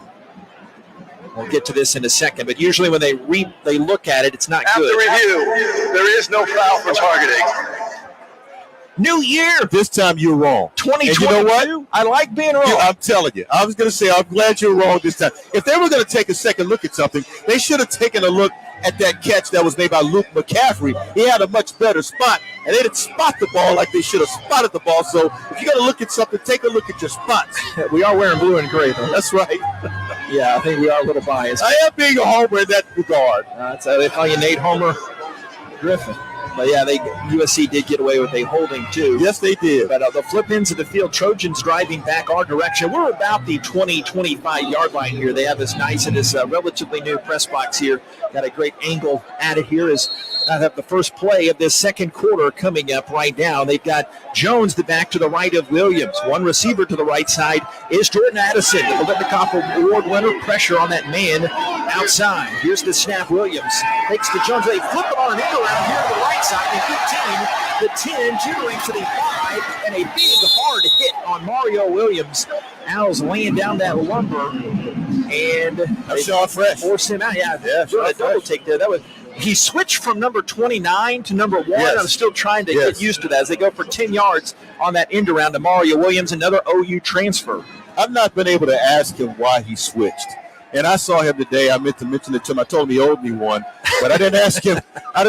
why he switched jerseys. Let him worry about the game, the task at hand. 30 seconds in second quarter. I love the guys. 7-7, Rice and OU with Nate. I'm JP. We got others here helping us. Here, Williams in the middle, the 2 backs, Jones and Dye. They put one guy in motion. Addison snap and a give to that left running back. He follows the big block from Dedich into the end zone for a touchdown. Jones from 4 yards out. And USC quickly comes back And they take the lead back 13-7. That was really too easy. And I'm quite sure Cedric Calhoun, big defensive line coach, is going to be talking with his guys, about leverage and not allowing USC to just dominate at the point of attacking the line of scrimmage. That cannot happen. And, of course, that is what we saw. You're playing USC, but at the same time, look, you got to come in here and you're going to have to dominate at some point. We'll kick this up, and it is good for the Trojans. Young guy from Newberry Park, California, Dennis Lynch.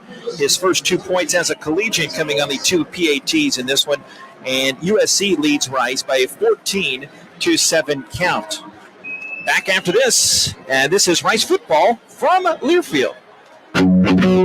Have no post-game plans? You do now. Head down the street to Little Woodrow's in Rice Village and relax over indoor and outdoor games, sports, and drink specials that a college student can't refuse. All you have to do is bring your student ID to enjoy $2.50 domestic drafts. Also, don't miss out on our Thursday college nights as we've got $2 domestic drafts and $3 shot specials. Follow us on Facebook and Instagram to stay up to date on all of our upcoming events and specials. Little Woodrow's, the official Rice Owls game day headquarters.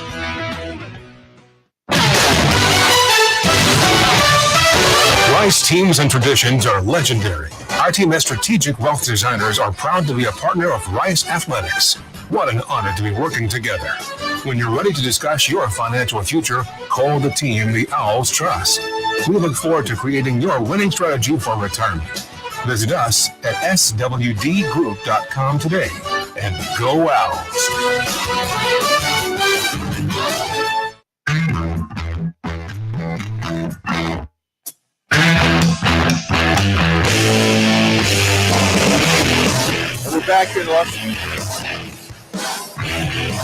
We're back at the Los Angeles Coliseum. Right now, USC just scored 14-7 on the strength of a 9-play, 84-yard drive. Took 3 minutes and 48 seconds. A 4-yard touchdown run by Austin Jones gives USC the lead. And I got to tell you, JP, you look at time of possession, it looks to have kind of worked itself out. Rice leading in the time of possession, 8-11. At USC 7:34. Somewhere down the road, that could play a factor in the game because USC able to score relatively easy, if you will.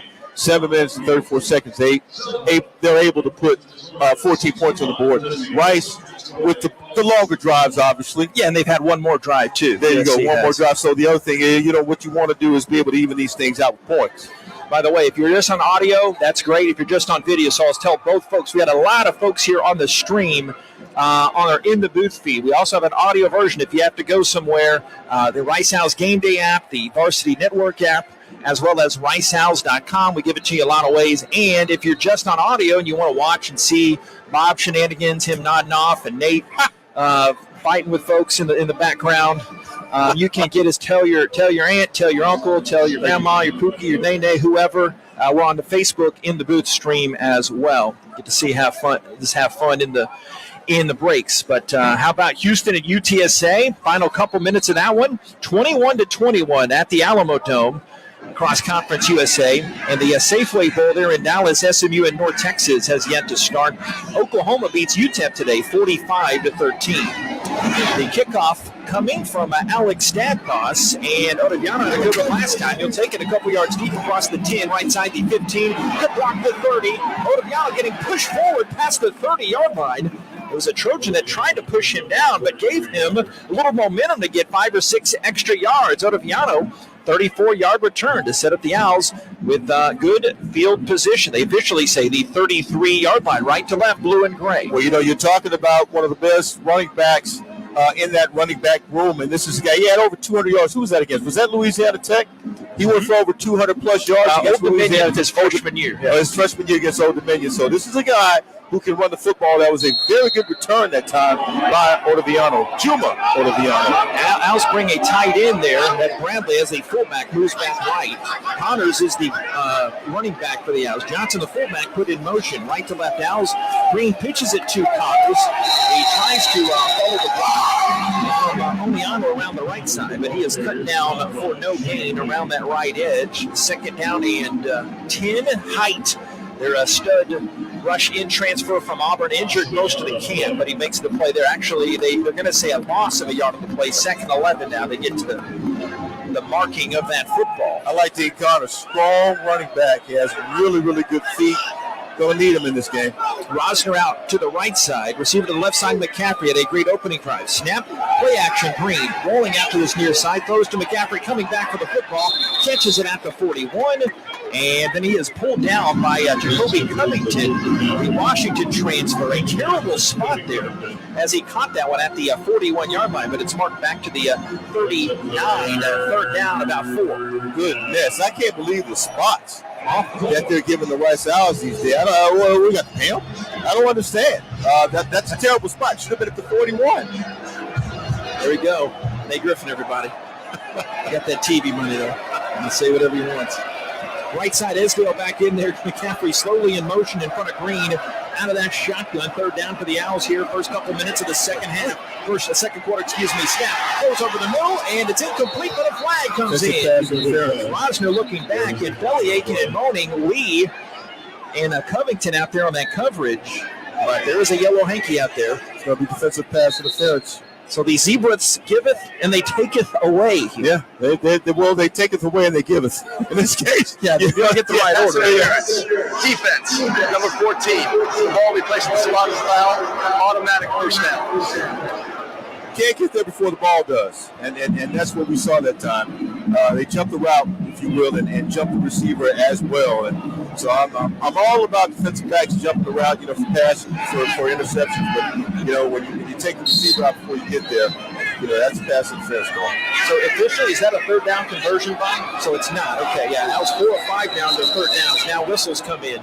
Might have a stoppage here as. Don't know what they're talking about here unless it's a timeout, but it can't be a timeout. Lincoln Riley coming out to get some kind of explanation. You can ask for an explanation, but hey, it's not reviewable. So Jim Morey, the referee, talking to him around the 40-yard line, that far sideline. The first game in the Lincoln. USC is challenging the previous play. The ball was tipped. Okay.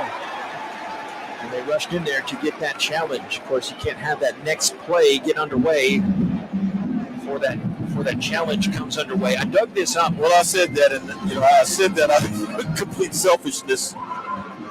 We're going to the replay monitor here. USC doubling up Rice, 14-7, 12:43 this opening quarter. So what's at stake here is either it'll be a fourth down around the 43, 44-yard line, or it will be fourth down, and the Owls most likely punting here. That's what's at stake here. But how about this? Did you know Lincoln Riley has a tie to Rice in the coaching standpoint, at least? His first season as East Carolina OC in 2010 at Rice Stadium, the Owls won 62-38. Wow. I know you remember that game. We've talked about that one in the past. But Taylor McCard returned to the lineup with 220 yards passing in that game. Our guy, Paul Porras, had a pick. Jeremy Eddington ran for 143 yards that game. Sam McCuffey, the future Olympian, had 114. ECU had been top 25 earlier in the season, but Lincoln Riley's offense still had 400 plus 450 yards on the game. And I text Taylor McCard, like, hey, what do you remember that game with Lincoln Riley? Last time a staff he was on, he coached. He says, yeah, they definitely had the advantage on the scoreboard there. They lined up in their base defense all game. They didn't blitz. And he said it was a really bizarre game. He said it felt like they scored on every possession in that. That's the last time Lincoln Riley's been on the staff. Yeah. That's the last time he'd been on the staff that coached against Rice. But yeah, that was a Ruffin McNeil team. Exactly. And, you're talking about Ruffin McNeil. That guy, man, one of the best coaches to coach the game. And certainly lots of experience. And, he takes a young head coach like this guy, and he's an offensive coordinator there at East Carolina. And all of a sudden, that's what you got. And in 2007 and 2009, Riley was a wide receiver. After review, here we go. It has been determined that the ball was tipped. Therefore, there is no pass interference. It'll be fourth down. Okay. The TV folks are in break right now, so that will be fourth down for the Owls, and they will have to punt. Connor Hunt going to get his first punt as a Rice Owl, the Georgetown great punter last year. I mean, that's the thing. When you talk about time of possession, the one thing you have to be able to do is convert. And if you don't convert, with USC scoring quickly, get in a little bit of trouble. Let's see what happens on this next possession. Rice back deep on special teams. As in Brendan Rice, Gary's son, back deep. Rice punting, as in Connor Hunt. He had 51 punts last year for the Hoyas in the FCS level, along with 66 All-Patriot League team. And he's putting his heels back just above that Pac-12 logo. 14-7, USC leads Rice here. The 12:30-43 mark. A review overturns a pass interference call. Low snaps, but Hunt kicks a sidewinder, and it goes down. It's off a defender, but the catch is made, as their catch was made near the 30-yard line. Couldn't tell if that hit Rice first or one of his teammates, or if it hit Rice, the team, it hit one of our Owls first. But either way, USC has it, and we'll have a break right now. 14-7, USC leads Rice. 12:36 of this first half of action, second quarter. Back in a moment, it's Rice football from Learfield. Rice fans, need a place to stay while watching your Owls play ball? Located just steps from campus is the Hilton Houston Medical Center. Visit us today at houstonplaza.hilton.com or call 713-313-4000 to get that special Rice discount. Again, that's houstonplaza.hilton.com or call 713-313-4000 to get that special Rice discount now.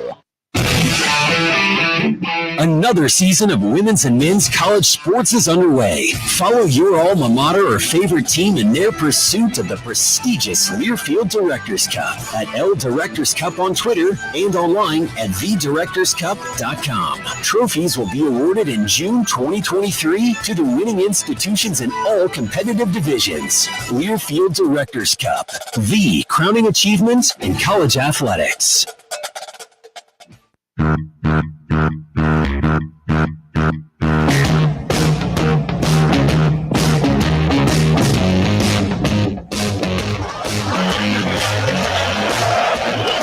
With May Griffin on JP Heath. 14-7. USC is leading Rice, and the Trojans getting the football back after that pass interference penalty was upheld against the Blue and Gray. They had to punt it away. Wiley Green, 8 of 11 passing for the Owls, 69 yards. And about to get this one back underway. Nate Griffin. I think the most important thing, if you're Rice, you have to limit possessions by USC. Hey, you can't allow the big play B, the big plays over the top C. You got to try and stop those things. And if you're Rice, if you're going to win the time of possession, you got to be able to convert third downs. You have to be able to do it. Owls football brought to you by Acme Oyster House. Here's the Red Beans and Rice University. Acme Oyster House, a proud sponsor of Rice football.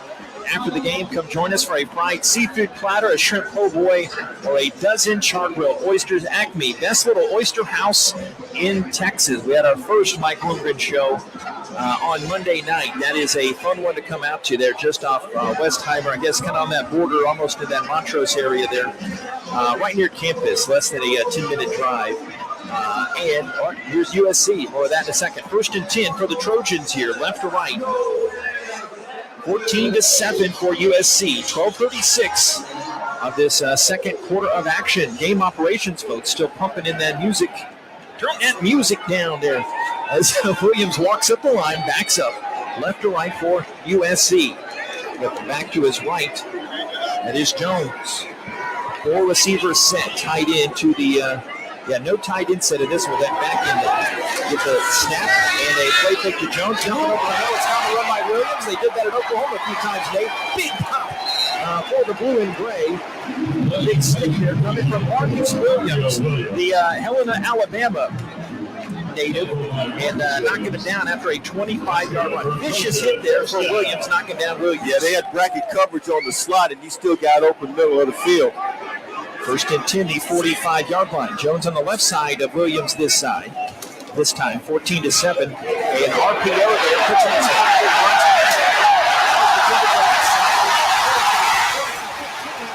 Williams bumped at the 13-yard line. A couple of flags come in his wake there as Piercy coming in there. Aiden Ciano, who's in on the action, was saying that there was a holding there as Williams moved out there. That could be a hole. Hopefully Ciano is right there. Well, I tell you what, I hope he's right too. Caleb Williams is special. Illegal block in the back. Offense, number 6. 10-yard penalty for the spotted foul. Result of plays a first down. Yeah, 6-1, half dozen the others. Still the first down, but they mark it back 10 yards back upfield. 14-7, opening 3 minutes of this second quarter here in Los Angeles. A look out above the horizons. The lights are not on here. See the Hollywood sign to our right. The great scenic view of downtown LA. Got my buddies here calling some action. Hope that you're a Saturday afternoon and evening in Texas as well. Twins left, twins right. Left hash. Owls have 6 in the box here. Ciano in there. Check that. That's Conti back in there at linebacker. 1st and 10. The 27-yard line to right. Shotgun for Williams. Standing pat the football, throwing right on the right side to 25. 20. Washington's had a good first half. He is tripped up and dropped by Gabriel Taylor. He wants to be called it out at the 14-yard line. Mark it for Baker's does it. 13 yards down to the Rice Owls 14. Well, I tell you what, they get to the middle of the field without a problem at all. You got the other receivers running deeper routes, and they are clearing the middle of the field for that guy coming across. And when he comes across, you see Caleb Williams hitting him on the dime. Andrew Alway comes back in a linebacker for the Rice Owls. He had made his first career start today. Remember, Myron Morrison had to sit out because of that targeting call against La Tech. Snap Williams, lead it left side. No, he did give it to the back on the left side. He beat Piercy to the goal line. Touchdown, Trojans. Josh Piercy couldn't make that tackle, JP. And that's unfortunate because what you saw was a running back he out-defended. He had the angle on. Yeah, he really did. And Josh Piercy, he's a guy, when he gets off the bus, he's the guy you want getting off the bus first. But in this particular case, USC running back did a much better job. 14 yards on that run for Brown, 5'8" freshman. He plays everywhere on the field, but USC folks were comparing him to Dory Jackson and, dare we say, Reggie Bush, and just the way that they're going to use him in his USC career. The PAT is up, and it's good for the Trojans. Wrap the drive coming up after this. It's USC 21, Rice 7, 10:49 of the second quarter. It's Rice football from Learfield.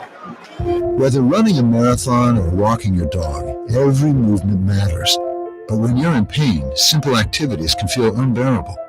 At Houston Methodist Orthopedics and Sports Medicine, our specialists can help you heal faster using the latest technology, minimally invasive procedures, and advanced physical therapy. As the top-ranked hospital in Texas, we have the expertise to keep you moving and help you get back to doing the things you love. Houston Methodist, leading medicine.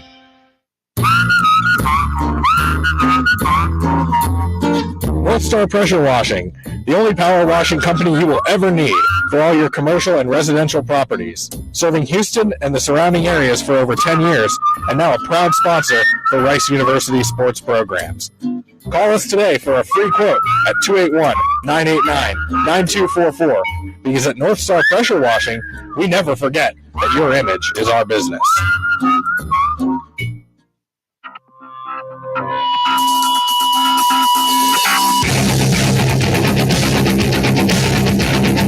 Los Angeles Coliseum, and USC has taken a 21-7 lead on the strength of a 4-play, 70-yard drive that only took a minute 42 seconds, 14-yard run by Raleigh Brown. And so USC, they're running the football well, they're passing the ball well, and that on that particular play, we saw a guy again who we trust to get off the bus first, Josh Piercy, and he just got out-muscled that time by Raleigh Brown. Raleigh Brown is only 5'8", 185, so he had the leverage and a pretty good angle that time on Josh Piercy.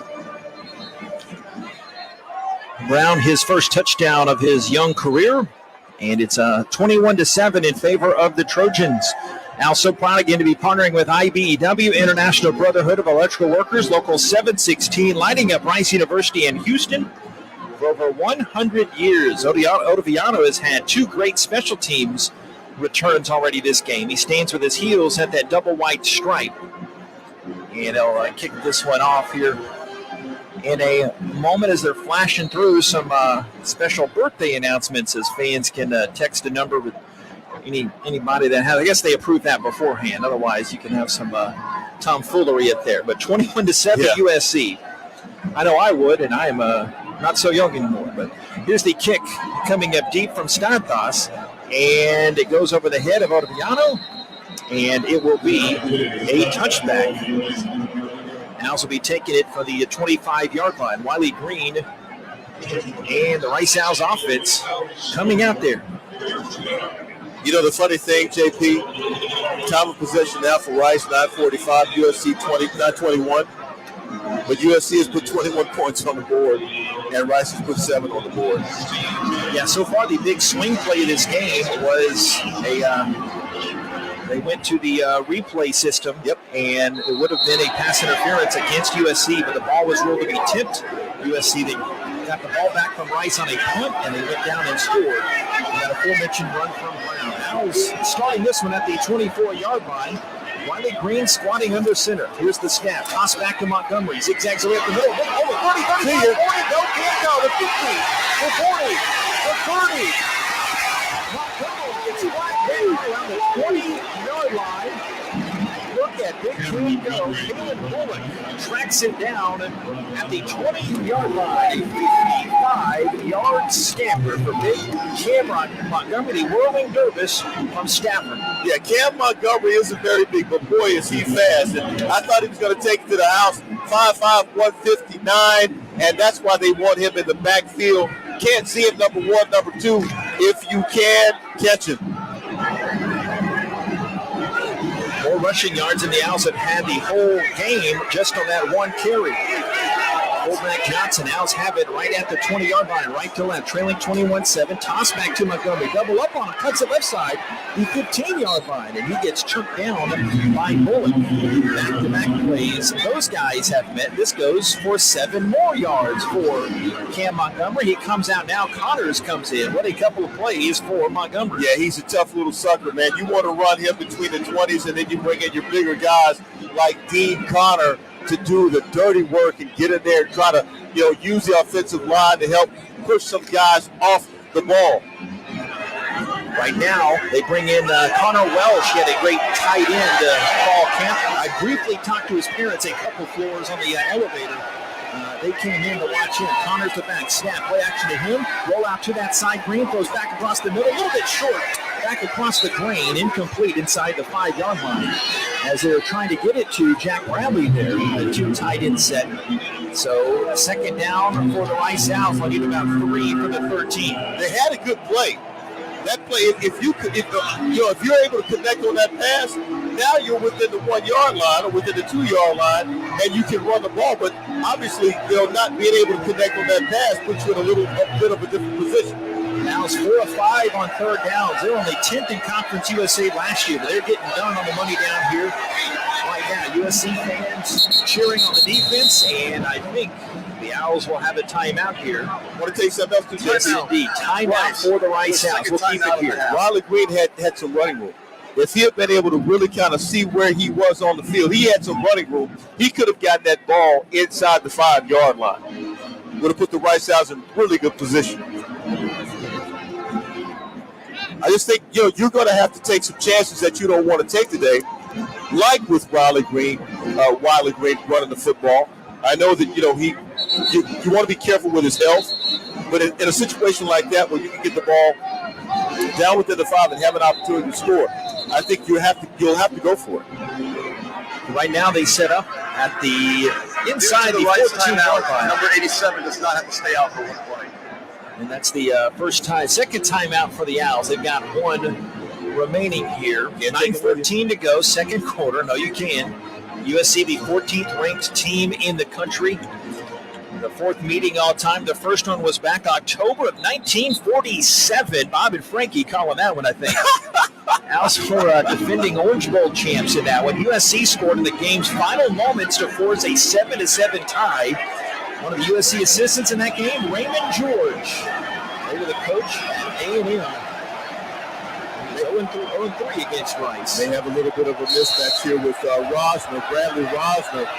2 tight ends. They got Bradley and Welsh. Rosner, the lone receiver to the left. Owls, the snap. Hand to Broussard on the short side right.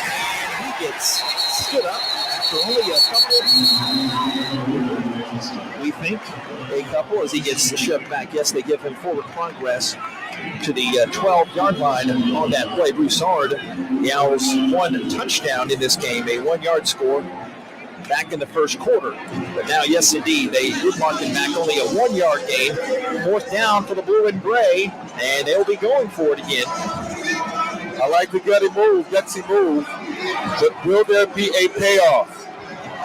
And one thing we've seen is, look, with the run, we've not seen a lot of success in this area, other than what we've seen Cam Montgomery do. Owls converted on that touchdown on a 4th down. Let's see what they do here on that noisy end here. They close that snap. They roll out to the left side. Green, sidearms, he throws it to the camera, intercepted. The 20. This will go back to the house unless they can flag him down. Broussard hustling down the field. The 30, the 20. Bullock going the distance for the Trojans. And they will score. No flags on the play. The ball deflected off of Luke McCaffrey. It went off his hands right into the waiting arms of the ball hawk Bullock, the sophomore from Pasadena. Had an outstanding season last year among a great defensive back core, and he has the pick 6. They're calling it 93 yards. Those are the kinds of mistakes you just can't make, especially against a team like USC that has so much talent and so much speed. Very unfortunate. The Rice Owls had something going there. They decided to go with play action, tried to go to, their top target, Luke McCaffrey, did not work. Yeah, the kick is up, and it is good, by the way, from Lynch. And it was not a bad call by any means, but it was the pass was just a little, if you could say a little too hot, it was. It wasn't perfect. You don't expect perfection all the time, but it's just the deflection, the way it came across. It was right in that running lane of Bullock, and he took it back, a pick 6. And the Trojans lead 28-7 now. 8:05 of the second quarter. The worm has turned, my friend. Yep, the worm has definitely turned, especially Rice was looking pretty good, and especially looked good on that drive, especially with the long run by Cam Montgomery. And all of a sudden, again, you have to play almost mistake-free football if you're going to have an opportunity to come in here against USC in the Los Angeles Coliseum and at least stay close. That was the objective, stay close. And, towards the end, let's see what happens. But, now USC has a 28-7 lead. One thing in the keys I asked Coach Bloomgren before the game, our Yingling flight pregame chat, said we got to eliminate these self-inflicted wounds. And that's a big self-inflicted wound there. That's a self-inflicted wound right there. You can't make that kind of a mistake. You have to throw a almost perfect pass, if you're going to have an opportunity, especially when you have defenders around you and they have an opportunity to take it back for 6.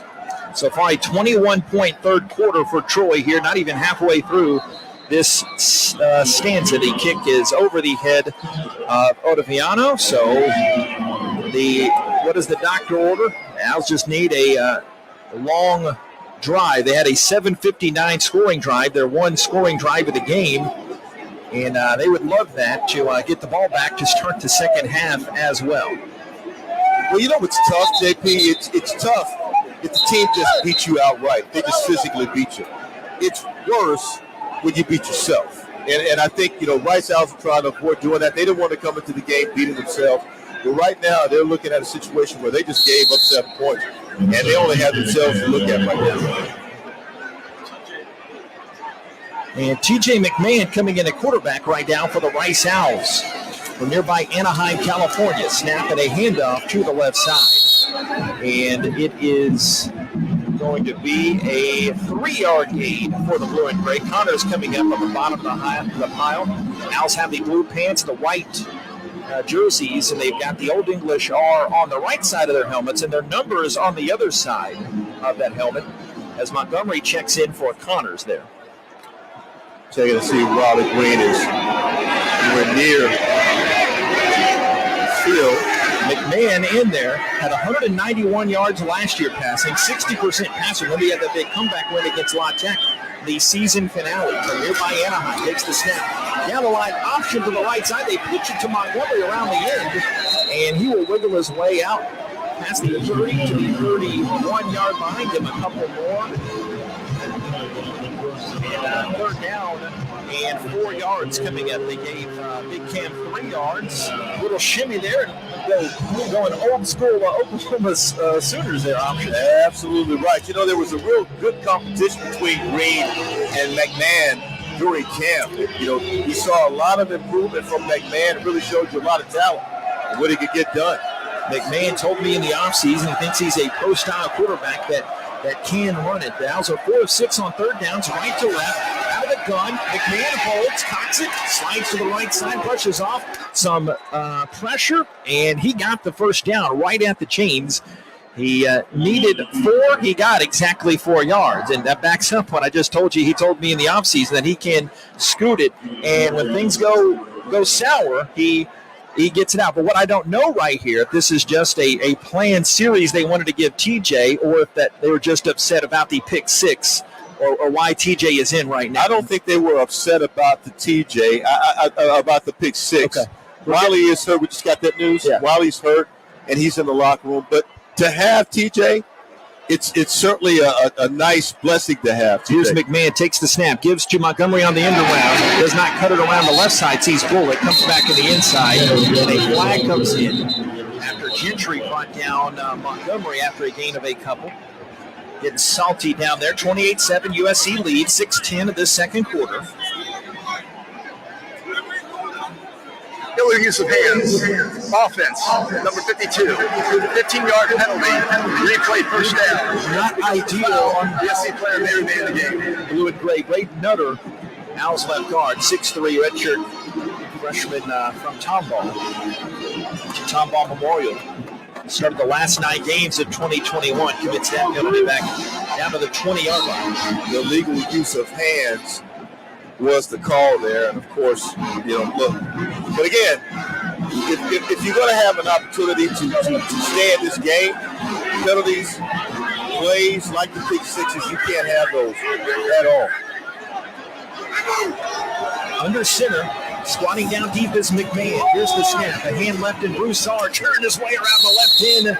Got spun around. And tackle led by the Trojans. See McCutcheon helping out in there. A 6-yard gain.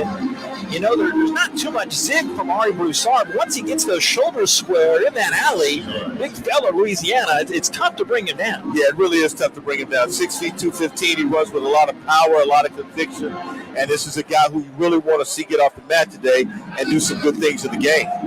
Second down and a mile. They need 19 yards. Got to get up to Malibu for the first down. The 26-yard line. 28-7, 14th ranked USC leads Rice. Gun to McMahon. Takes the snap. Play action. Ooh, pressure coming to the right. Wasn't planning on that. And he gets sacked as McCutcheon comes in there for that sack. Drops him down for a loss of 5 yards on the play. Nothing McMahon could do on that play. It looked like they got past only on that right side. McCutcheon just the nickelback sneaking in there. Yeah, that was the late blitz, man, and you could not see that. I thought McMahon was going to hand it off, but he never saw that safety coming in there. Owls have Bradley at tight end, McCaffrey by him. USC has done a good job on McCaffrey since that opening drive. Twins right, one receiver to the left is Rosner. Gun McMahon.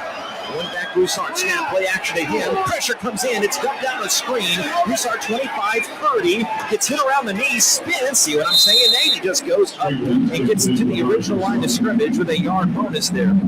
A great fight there, but still a 4th down and 9. Looks like the Owls will be forced to punt in this situation as Bullock brought him down after an 18-yard screen pass. Yeah, McMahon did a nice job with that pressure coming. He had 3 defenders in his face. He got the ball off to Ari Broussard. And he had a good line of blockers up front. Ari Broussard, though, not able to convert to get the first down for the Owls. Owls punting now. Connor Hunt, but not so fast, my friend. The official say. Is under further review for possible targeting. All right, possible targeting. It would not be a college football game if there was not 19 targeting was used. Absolutely. I didn't see it. I'm working on being less passive-aggressive, Nate, and being more just fair. Well, it depends on who's listening. What fair is. Yeah, it depends on, that's a relative definition, but no, absolutely. No, that got to keep the guys safe. You've got to keep the guys safe. They already had one targeting call over the Owls. I don't know if it was Lockhart or Chamberlain they were looking at, but they actually did not have targeting. But usually, dollar gets 10. If there's a review, chances are it's going to be targeting. But they have changed some nuances of that targeting rule in the last couple of off seasons. What do you take? Say we take a gander at some scores. Why not? It's in the second overtime in the Alamo Dome. 24th ranked Houston in a tussle with their I-10 rival UTSA, 27-27. Speaking of passive aggressive, we see the comments from Dana Holgerson about UTSA saying they pump in some crowd noise. That was on 790 locally. Did not. And then UTSA, they tweet back out. It was set up on the tee. They tweet back out a huge roaring montage of their fans. Anyway, it's 27-27 in the second overtime. U of H at UTSA. Both those teams coming up in the Owls' schedule. James Madison, its first FBS game, is leading Middle Tennessee. Opener for the Blue Raiders, 21-0. FAU in Athens, Ohio, 17-13 lead for the other Owls. We'll be in Boca Raton and pull Bob Schlanger off the beach before the game starts. OU, 9th ranked. Brent Venables is going to do okay there in Sooner Country. They beat UTEP. Sooners 1-0, but UTEP goes to 0-2. And the Safeway Bowl has not started just yet, but it will coming up here in a few minutes. SMU at North Texas.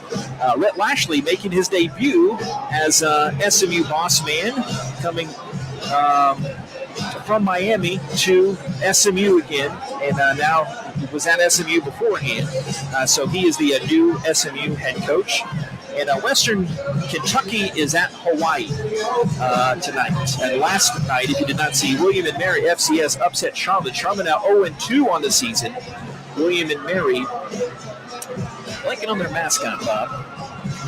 The Tribe? Yeah, the Tribe. They beat the 49ers. Lost their quarterback, didn't they, Charlotte? Yes. After review, personal foul, targeting, defense, number 2. That 15-yard penalty we added to the end of the run, automatic first down. Number 2 is disqualified for the remainder of the game. So he gone. Romelio Height, the Auburn transfer, injured most of camp. He will not play the rest of this game.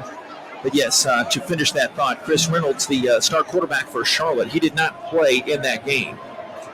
Now, this gives Rice a little bit of renewed life, if you will. You won't turn it down, will you? No. 28-7, USC leads Rice. A 15-yard penalty, of course, accepted. And Rice has a 1st and 10 getting into the Trojans' territory. At the 48-yard line, right to left, the bottom of that interlocking red and yellow logo. The shotgun is McMahon. The snap, give to Montgomery around the short side, the 45, the 40, down the sideline. Go, Cam, go inside the 20. He gets pulled down, and young Cam, that's how we do it in H-Town. He got that first down, being edged out by Max Williams. Remember how he finished, and he goes for 31 there. He had a great end to last year. He has picked up there and just accelerated and then some this season. Yeah, nice handoff there, hit the 5-hole, and it was over. You know, Cam Montgomery has a lot of speed, and of course, a nice job blocking out. Big offensive line there. That was Brandon Nutter and Clay Servant doing the job, creating that hole for Cam Montgomery. How about a 92-yard first half for Montgomery rushing? He stands to the left of McMahon, in for an injured Wiley Green, if you did not hear. Trips to the right side. Here's the snap. And give to Montgomery. Zigzagging right, rolling that boom. Beating Gentry, the middle linebacker. And he will get down to the 11-yard line. Second down. I think we're chewing off about 6 yards on that play. Yes, second down and 4. It's also good to see Cam Montgomery healthy. He hasn't always been healthy in his career, but it's really good to see him healthy. He looks stronger. You know, he's got muscles coming out of his ears. He's not very big, 5'5", 159, but he is strong. Johnson and Connors the back now. 2 tight ends, both to the left side for the Owls. Rosner the lone receiver to the right. They said it was a 5-yard game, so second to 5. McMahon handoff left side to Connors, breaks the tackle to 10 to 5. getting near the pylon, reaching that ball out, but he had stepped out at the 2-yard line. He got 10 yards. Dean Connors, in the shadows of his old community college, says not really, about an hour to the west, he started at Riverside Community College. The Owls with those great West Coast connections picked him up. His first game as an Owl's been pretty impressive. Well, California JUCOs, and I can tell you because I played in one, California JUCOs do a phenomenal job with their players. They have really talented players here because you have so many JUCOs and so much talent in the state of California. 10th play of the drive, homecoming week for Nate Griffin here, so to speak. High formation, Broussard back in there for the blue and gray. Had a touchdown run earlier, and how about number 2? It's the huge block from Nutter on the left side, and in for the touchdown. Touchdown, Rice Owls. Touchdown, Ari Broussard, his second of the game. 28-13, USC. Nice job by the offensive line, getting some push and dominating up front on that particular play, and Ari Broussard finding the hole and pay dirt. 28 should be 14 here in just a moment. You take away that interception, return for touchdown, and you got a pretty decent game. And Sitko's kick up to the west end zone. The closed part is up, and it is good. And it indeed, as Nate predicted, 28-14. Owls get a nice 10-play drive there to get things within arm's reach there. If they can hold USC this last minute and a half, they get the ball back to start the second half. Take this quick break. 28-14, USC leads. Back after this is Rice football from Learfield. Build it, price it, own it. Shoppers and John Deere makes it as easy as 1, 2, 3 to get the John Deere tractor of your dreams. Number 1, go to shoppers at sfstractor.com. Select the John Deere tractor you want, add the attachments you need. Number 2, select your terms, see the price along with monthly payments, and apply for financing. Number 3, buy your John Deere tractor from Shoppers, and Shoppers will deliver it for free. Shoppers makes it that easy to purchase your John Deere tractor. Build it, price it, own it. Only at Shoppers. All things John Deere. Howdy Homemade Ice Cream is here. Howdy is an ice cream shop in Katy, Texas that makes ice cream in-house and has a unique mission to employ individuals that are differently abled. Stop by and enjoy some ice cream.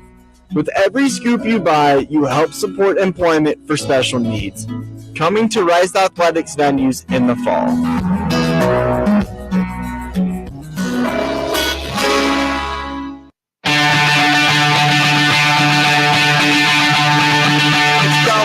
In Los Angeles, Rice Owls just put 7 more on the board. 28-14 now on the strength of a 10-play, 75-yard drive by the Rice Owls. Took 6 minutes and 30 seconds off the clock. Ari Broussard with a 2-yard run, and now it's a 28-14 game. And as Bob Schlanger, you and I, JP, have been talking about during the break, if there is no interception, a pick 6, you might be looking at a 21-21 game. And if it was 30 degrees cooler, we might be on the beach now if we didn't have the game. But, well, it's coulda, woulda, candies and nuts and all that. We'd like to be in Santa Monica right now. Well, I mean, down at the beach. Hey. But the bottom line is, look, I mean, if you don't have that pick 6, it could be a 21-21 game, but it's 28-14, and now the Rice Owls have a lot to make up. Yeah, what Nate is referencing is there was about a 6-minute stretch in that second quarter where you blinked. Yep. And USC put up, it was a 7-7 game that turned into 28-7. And now's the 10-play, 75-yard drive. Owls dominating the time of possession. They've got it 19 minutes. About a 10-minute advantage in the time of possession over the Trojans. They're taking the time off the clock. They just can't let them score in this minute 37. That's the whole thing, right? You got to stop them from scoring. I mean, look, they're dominating in time of possession, but it doesn't mean anything if USC continues to score. The kick coming from Ford, right leg, kicking it towards Rice, sizes it up, and he extends his arms to signify he's not going to go after it. And from west to east, from left to right, USC will take over, coming from left to right. A minute 35 to go. Remember, Rice gets the football to start the second half. You can't have one of those crazy Caleb Williams highlight reel type of plays here. You love a 3-and-out here to get the ball back. You need to stop here. And I'm sure look, Brian Smith is talking, the defensive coordinator Brian Smith is talking to his defense, saying, we need to stop right before the half. You only have a minute 35 to play. Go all out, then you can get your rest in the locker room. Quint Titt coming in there for the Owls, one nose tackle, and Trey Schumann in there as well for the Blue and Gray. Piercy, the other defensive end, Chamberlain, that Viper bag. That extra linebacker and safety. Snap Williams shotgun, swings it out left side, and it is Jones taking a Saturday stroll out of bounds at the 31-yard line. Imagine they're going to work the sidelines there as Chamberlain over there to give him an escort out 6 yards, second down and 4. You just don't want to give up 6 yards on 1st and 10. You know, it's and I'm sure in the locker room at halftime, those things are going to be discussed. Owls playing their safeties back. Chamberlain and Nyqual, cover 2 over the top. Anabogo in there. Now in for Chamberlain, left to right for USC. Minute 29 to go, leading 28-14. Snap Williams out of the gun to the backfield logo. Lots of time, no pressure. He's eating the sandwich. Looking right side, cut the 35-yard line, but a good open field tackle made by Chris Conti as they bring down the back Travis Guy, the Oregon. Going fast. And they're going tempo here, like a basketball game. It's breaking out. Fast tempo. Play action Williams. Flag comes in. A hold to be called as it's swung deep down the right sideline. Owls in a Chuku. Put a good lick on Williams there. He goes, there you go, Mr. Heisman. How you like that lick? Or is this on Ikena here? We'll see. No, I got it. Offense, number 72. 10-yard penalty. We'll take that. That's what you got to have. McKenna is applying pressure. Got to hold it. He's a big guy. 6'5", 253. They've got the size, but it's a matter of being able to utilize it and execute when you're out there. What we've seen so far from their quarterback is the fact that he can get the ball out of his hands quickly. Caleb Williams is getting the ball out of his hands quickly. That's causing a problem. And don't short Ikena anyway. 269. He's put on some LBs in the offseason in a good way, unlike us, for me at least. As Williams will be out of the gun.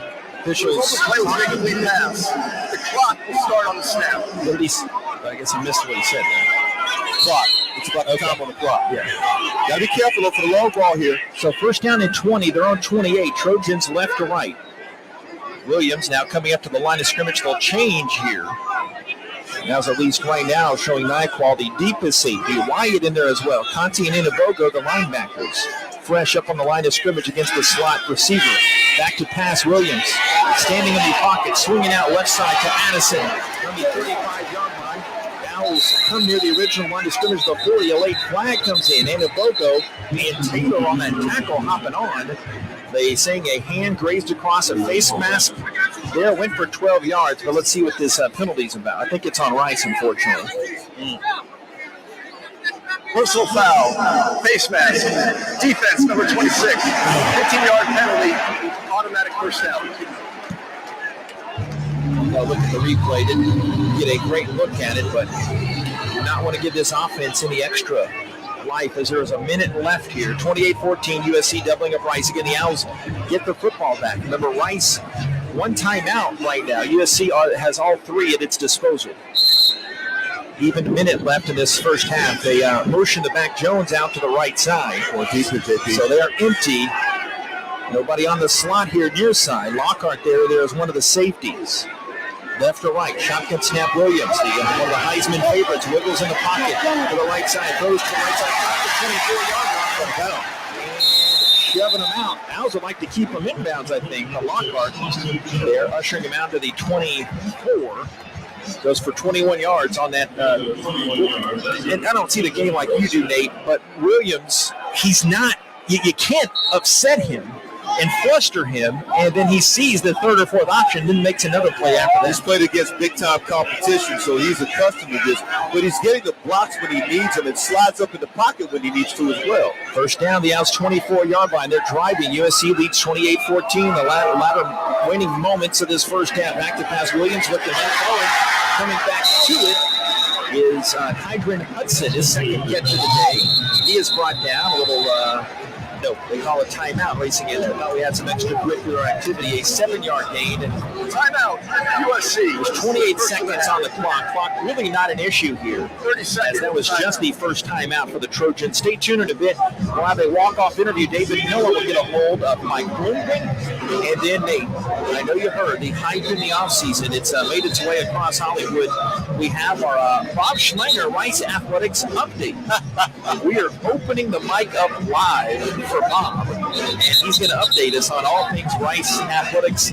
We'll have it this week on the Mike Bloomgren Show, some highlights for the show, and then we have our Houston Methodist Hospital leaderboard. We have stats, and then we have the scoreboard as well. But would you believe that in San Antonio, it is now 35 all, second overtime, and Houston is kicking off?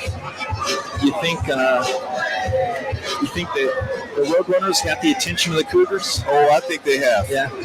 But I also think that, the Cougars have the attention of the Roadrunners as well. 35-35 in that one. And then some other questions. We'll go over the rest of them. They do have the SMU North Texas game just starting as well. Now show a little pressure. They back off of that after the timeout. First and 10. Williams drops the snap. Al's lumbering in there. They can't get some pressure. They dump out to the right side. And pressed out at the 16-yard line. Marcus Williams forces out the running back Brown, who made that reception. And no gain on that play. So second down and 10, the 24-yard line with 21 seconds left. USC 2 timeouts remaining, Rice 1. Wasted play by USC that time, but thank goodness, where you get a bad snap, quarterback try to do something with it there and not able to. Benefit Rice. Can you make a stop here, though? I beg your pardon. My only mistake of the season just came. 3rd down and 3. That's 3rd down and 10. And the Owls used that last timeout. So it'll be 3rd and 3 at the Rice 17. Timeout, Rice. The 3rd and final. Can't take him back in the locker room to our left. So they will use that to talk about things. It's a good timeout. It's a very good timeout. 3rd and 3, you only have 21 seconds. You want to try to prevent USC from scoring 7 at minimum. Limit them to a field goal. Yeah, and he's got a little wind behind him right now. Pete, their longtime radio guy, was telling me around kickoff, and it was as promised. The sea breeze comes in off the coast to our left, and it's moving those tallies at the top of the uprights, the goalpost there. So, but right now, by no means nothing's a gimme, but this will be around a what would that be? 14, about 38, 38-yard field goal. Yeah. Right now, it'd be about a 38-yard field goal.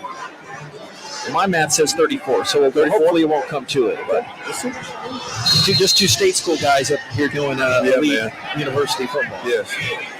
Twins to the left side for Williams. And he has Jones moving from his left hip to his right hip. Owls have 4 on the defensive line. Anaboga close to the line. The snap, Williams looks like goes right in traffic. He tries to thread the needle with the tight end McCree. And they say incomplete. No, they do say complete. They just mark it quickly. First down inside the 10. I thought I saw the incomplete side from the head linesman here near way, but no. And the ball was spiked, so second down and goal for the Trojans. Well, they had 2 defenders on him. And, you're talking about a really big tight end in Luke McCree, 6'5", 230, able to stretch out, catch that football. They ran the play so quickly. They got it to the line of scrimmage and down the ball. They ran the play so quickly, you don't know whether or not it was, you can't get a second look at it. I'm looking at it right now on the replay, and it is a catch. Yeah, the Owls' helmets collide there on that tackle between Fresh and Chamberlain. First down to the Owls' 8-yard line. USC knocking on the door. 13 seconds left of this first half. They lead Rice 28-14. Shotgun snap, Williams shows it to Jones, brings it back in his pocket, looks like throws right, complete. Right side, Fresh covering the All-American Addison there on the near side. 9 seconds left, a 3rd and goal at the 8. Big play coming up here. It's a huge play. 9 seconds left. They've got to, if they don't complete the pass or whatever it is they're going to do in terms of a play, they've got to get back to the line of scrimmage and try to get the field goal. But as for Rice, they need to make a stop. So USC takes a timeout here. Remember, they'll have one timeout. USC. So second and a half. I think it's a long way. Scenic, cut out the scenic route. They can have a 2-play situation here with 9 seconds. I don't think we'll debate that.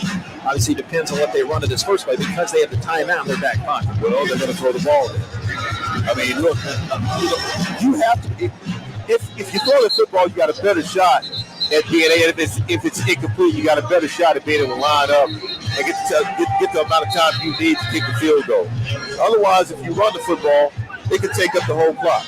And you got 8 seconds left, roughly 8. Scoreboard says 9. 9 seconds. It's harder for us to see, too. That's why we're checking here. Have us around a little bit of a dip in a corner here, but 9 seconds left. USC 28, Rice 14. 14th ranked Trojans have led this whole game, but Rice giving it a fight here in SoCal. Williams out of that shotgun. 3rd down and goal at the 8-yard line. Takes the snap, poised, no pressure, stands, runs up the middle, slides between 2 outs, defenders heaves to the corner. It's knocked incomplete on the sideline. Trojans fans thought it would be a touchdown from Mario Williams. Great coverage from Jordan Dunbar on that far boundary, and USC special teams coming out. Yeah, we knew he was going to throw it. I mean, with 9 seconds remaining on the clock, he's got to throw it. And so that's exactly what happened. And USC trying to get the easy touchdown there, but Rice making it very difficult, playing very, very good in that constricted area of the red zone. Yeah, no debate about that. He had juggled it before he could even try to get possession. Here's the chip shot field goal coming up. And the last play of the first half, we'll hear from Mike Bloomgren coming up here in a second. David, let us know when you got the boss. That is the end of the first half. 31-14. The USC Trojans lead Rice here at the half. They wait for USC to exit. They're up the ramp. Well, here's what I've seen so far. I think that, until we can get the head coach down there, I know David Pillen is working hard to try and get a hold of Mike Bloomgren. Rice has shown offensively that they can play with USC. What you have to be able to do, though, you have to limit mistakes. Mistakes will hurt you in the long run, especially Rice against a team that can score as quickly as USC has scored today. I can't see you down there, Pillen. So, Coach, down here. There you go. Take it away. Coach, what was your assessment of the first half? I think we're doing some good things. We just got to find a way to get pressure on the quarterback, and we've got to get off the field on defense. We haven't stopped them yet. And we know it's an explosive offense. We knew it was a great challenge for our defense, but our defense needs to step up. We believe in them. What's the message of the team going into halftime? Oh, shoot, it's very simple. We still got 30 more minutes of this football game. We're moving them offensively. We're doing some really good things. We had one big play that was an error on the interception, went back. Other than that, we're playing pretty good on offense. We've got to keep moving the ball and put it in the box. All right, thanks, Coach. Dunleavy family head football coach for Rice House, Mike Bloomgren. Thanks for that, Coach. And thank you very much, Brother Pillen, here on this SoCal afternoon. 31-14, at least still late afternoon here in Caliland. 14th ranked Trojans lead Rice. Stay tuned in just a bit. We have Bob Schlanger with our Rice Athletics update and a lot to get to in our IBEW Local 716 halftime show. It's Rice football from Learfield. What if your preferred hospital could also be your primary care provider? At Houston Methodist, we go beyond hospital care, offering you everything from flu shots to well woman exams to managing your weight and cholesterol. And our primary care doctors and specialists are connected all across the city. So whatever the need, wherever you live, we can be there for you. Visit HoustonMethodist.org to find the care you need at locations throughout Houston. Houston Methodist, leading medicine. Rice teams and traditions are legendary. Our team as strategic wealth designers are proud to be a partner of Rice Athletics. What an honor to be working together. When you're ready to discuss your financial future, call the team the Owls Trust. We look forward to creating your winning strategy for retirement. Visit us at swdgroup.com today. And go Owls! We interrupt your top 40 hits to issue this alert from the Karbach Brewing Company. In our efforts to brew our distinct and popular Hopadillo IPA, we have unwittingly created a monster with an insatiable thirst, a monster that will not stop until it gets what it wants, an ice-cold Hopadillo IPA, just like the one I'm holding in my hand, bold, flavorful, dry-hopped, irresistible, sweet and berry. Hopadillo, find it before it finds you. Bravely brewed in Texas by the Karbach Brewing Company. Hey, Oscar, wake up. Hi, this is Otis and Oscar, the talking spokes oysters for Acme Oyster House. You've probably seen us on TV. My friend Oscar is sleeping. You know, we oysters like our pets. Anyway, drop by tonight for a dozen raw, a dozen char grilled, a seafood platter or po' boy, and maybe a few laughs. Come at me, bro. Not you. Acme Oyster House. Life's more fun with seafood. On the Rice Sports Network from Learfield, welcome to the IBEW Local Union 716 halftime show. Coming up, scores from around the country, highlights, and stats from our first half. Now, with a look at what's going on across Rice Athletics, let's go back to the stadium and join Bob Schlanger. Good afternoon. Welcome back from the LA Memorial Coliseum. Rice football. Rice trails USC 31-14 after a very, very competitive first half, and really it turns on the one play where Rice had a third down and goal at the 7 that results in a 93-yard interception return. USC leads 31-14. Nate will be back with scores, and we'll be back with the stats of the game. But first, let's take a look around campus as what all is happening in the last couple of weeks as Rice starts the 2022-23 athletic season. Women's soccer opened the season first a couple of weeks ago at SMU, and after a couple of tough losses due to some injuries and some bad luck, they came back last Sunday and really turned it on as they hosted Incarnate Word at Holloway Field. Rice defeated the Cardinals 5-2 in that game. There was a couple of notable accomplishments in that game. Bella Kilgore, the great Rice goalkeeper, set a career record, Rice career record for saves by a goalkeeper in that game. And Grace Collins, as Rice opened with a 4-0 with 4 first half goals, Grace assisted on each of the 4 goals, and then as Rice scored the 5th goal to win 5-2, Grace scored the assist in the 5th goal, setting a school record. It was a career best for her, and it tied the Conference USA record for assists in a game. Last Thursday, a couple of nights ago, Grace had another assist in the sole goal of the game as she assisted Madison Kent with a goal in the first half, and Rice defeated HBU 1-0. Women's soccer will be back in action tomorrow night at the University of Houston. It's a 7 o'clock start over at U of H. And of note, next Sunday, not tomorrow, but a week from Sunday, for the first time ever, Rice women's soccer will host Florida State. That's September 11th, next Sunday at 1 o'clock. And, of course, Florida State had a pretty good year last year. They were 22-1-2 and won the national championship. So the defending national champion will be making an appearance at Rice next Sunday at 1 o'clock. If you can make it out, come on out and see some great soccer.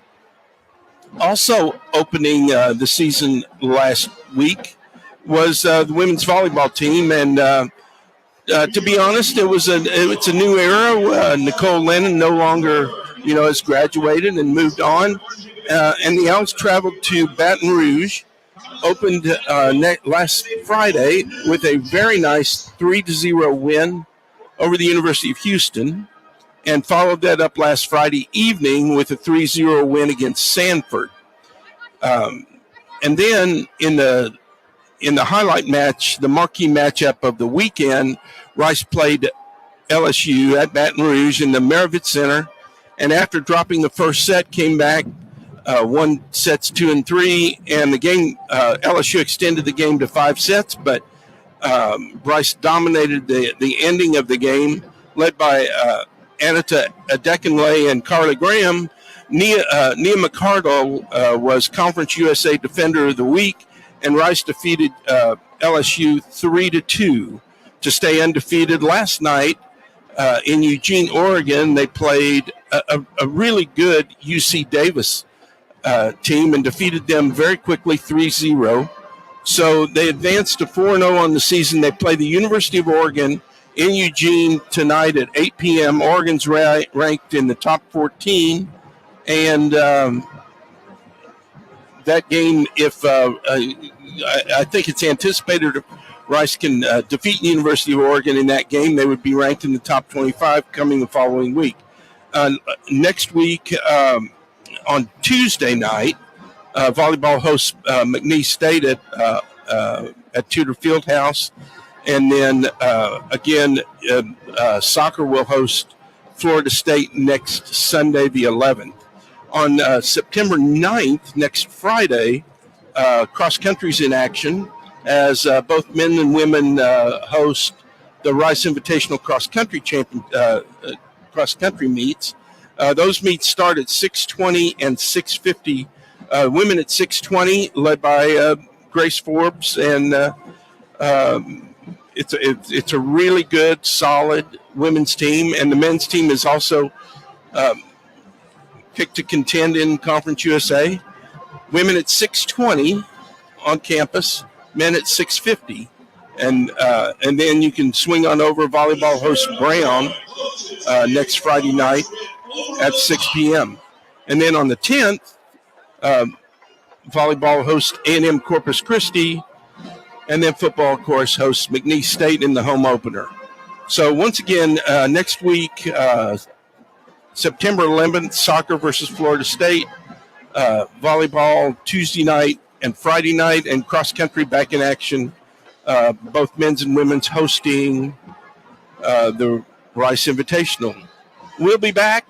Nate will have some scores, and we'll talk about some stats. It's halftime at the LA Coliseum. Beautiful afternoon, a little warmer than we anticipated, but we come back. Rice will have the ball, trailing USC 31-14. You're listening to Rice Football from Learfield.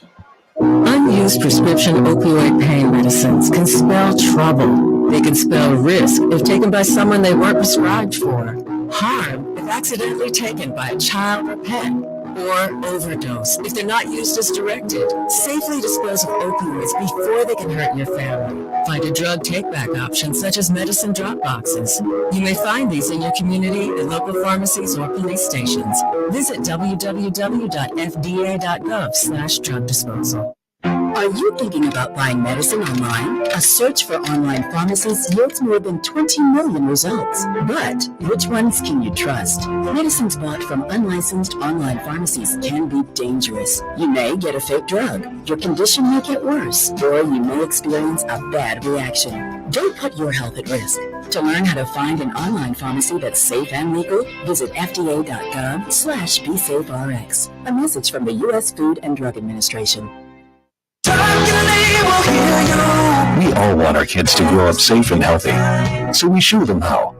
With honest conversations that let them know what we expect. That's especially important when it comes to alcohol and other drugs. And when it comes to pain medications, opioids, they need to know that they should never be shared with friends or family. For more information about talking with your kids about underage use of alcohol and other drugs, visit underagedrinking.samhsa.gov. We all make choices about alcohol. Kids make choices whether to drink or not. Remember, I'm going to Alex's party tonight in Sabella. Hey, remind me about that party again? And adults make choices whether to talk about it. That's true of parents and every other trusted adult in a kid's life. Kids want to know our expectations, and they want honest answers in everyday conversations. So talk with your kids and help lead them on a positive path, because when you talk, they hear you. Learn more at underagedrinking.samhsa.gov. You're listening to the IBEW Local Union 716 halftime show, and this is what happened last time on the Mike Bloomgren Show. I don't know what to do, Trey Schoon. There's not a Zoom camera in front of us. We talked a couple times in the offseason. How are you doing? I'm doing really well. You have to lead by example, not just you, but being a co-captain. You're not just going out there for the coin toss, right? So what else goes into that? Yeah, I mean, a lot of it, I think the biggest thing is the communication among captains. I mean, me, Shay, and George all came in together, and then you have Wiley and Josh, who are guys been under us for a few years now. So the fact that we're all on the same page and we have been able to come up together and we kind of are able to dissipate the same message that comes from the coaches has been really nice and been a big part of why we're going to be successful this year. a Hansonite, right?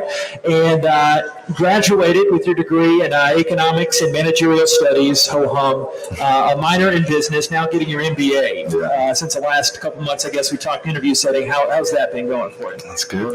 Registered for classes for my, fifth quadrimester. I'm over halfway done, so looking forward to that, kind of getting into the nitty-gritty of things.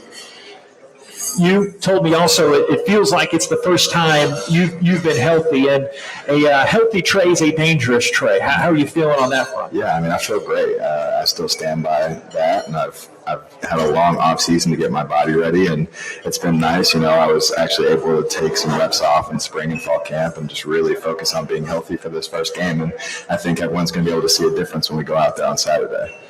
This would have been a different interview if we talked about 5 years ago, because you came in, you thought you'd be a ho-hum cupcake major, chemistry, and do pre-med. Yeah. And then you told me some interesting nuggets how you switched to not only with econ, but wanting to get into the real estate side of things. Yeah. So I came in chemistry, pre-med, figured out I didn't want to go to school for a million years. Got to have a great experience with one of our econ professors, Jimmy DeNico, and kind of just rocked with economics from there. And then summer 2018 and summer of 2020, I was able to work with Mike Eggman, one of the alum, and just really fell in love with real estate. And then thankfully, the one bright thing that came from COVID was this 6th year that's allowing me to do this 2-year MBA. And I've decided that my focus is investment management. I've been talking to a lot of people in real estate and making great connections. So it's kind of all been blessing on top of blessings since I decided to switch. So is there a specific area, like, I don't know, subset is the right term, that you want to get in? Like where does... I'm undecided. Obviously, you play football for a while, too. Right. Well, I'm undecided on that. I think the great thing about real estate is the scope of the job. Obviously, you're dealing with investors, which is a more person-to-person thing, and then you have your more math background, which is just crunching the numbers. I haven't decided which one I really want to focus on yet, and I've got a little time, but not too much. I should probably start to figure it out. Listen to the Mike Bloomgren Show, Mondays at 7 during game weeks, live from Acme Oyster House on the Rice Sports Network from Learfield. You've got a lot going on, so how do you find time to take care of you? At Houston Methodist, we work around your busy life.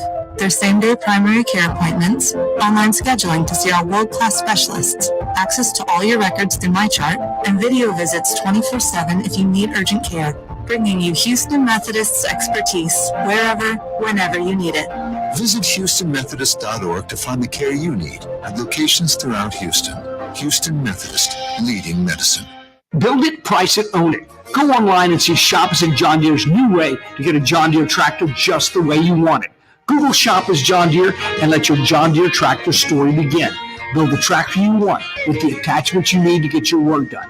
Price it, no hidden costs, and financing options available for any budget.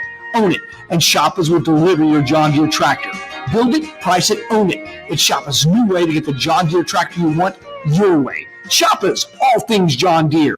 Big trip on the horizon? Before you depart, you've got to park. The Parking Spot is a simpler, easier way to navigate airport parking, and you can save when you book online. You're guaranteed a spot, and we even pick you up at your trunk in our yellow and black spotted shuttles and take you straight to the terminal. Parking and saving come full circle at the Parking Spot. The Parking Spot, proud sponsor of Rice University. Visit theparkingspot.com to reserve your spot today.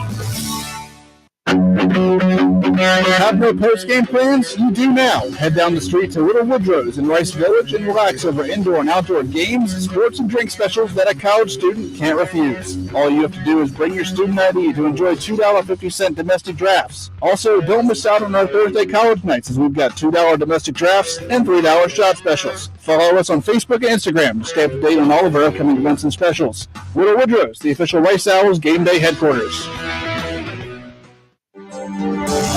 This copyrighted broadcast is an exclusive presentation of Learfield under the broadcasting rights granted by Rice University. Reuse of this presentation is prohibited without the express written consent of Rice and Learfield. Announcers are provided by Learfield and approved by Rice University.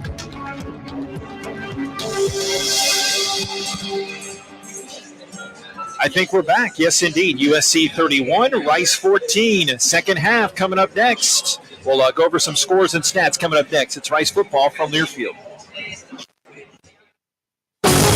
Rice fans, need a place to stay while watching your Owls play ball? Located just steps from campus is the Hilton Houston Medical Center. Visit us today at houstonplaza.hilton.com or call 713-313-4000 to get that special Rice discount. Again, that's houstonplaza.hilton.com or call 713-313-4000 to get that special Rice discount now.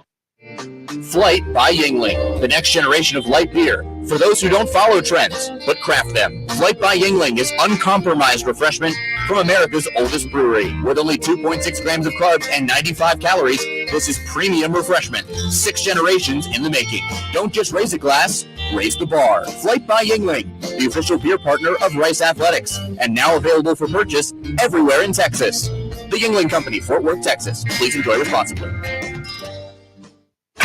DoubleTree by Hilton Houston Medical Center Hotel and Suites is the preferred hotel for anybody visiting the Medical Center, the Museum District, or Rice University. We offer the largest suites in the Medical Center, complete with full kitchens, and our full-service restaurant and outdoor pool will make your stay complete. We look forward to having you experience the DoubleTree by Hilton Houston Medical Center Hotel and Suites soon. And if you need a group rate or 10 or more rooms, don't forget to call 713-528-7744. That's 713-528-7744. Your one-stop for all college sports is the Varsity app and the brand-new Varsity Network website, thevarsitynetwork.com. Keep up with your favorite teams and the rest of college sports, no matter where you are, with thevarsitynetwork.com. Live and on-demand broadcasts, your favorite college-centric podcasts, with stories and video around college sports and your favorite teams. Be sure to download the Varsity app and check out the brand-new Varsity Network website, thevarsitynetwork.com.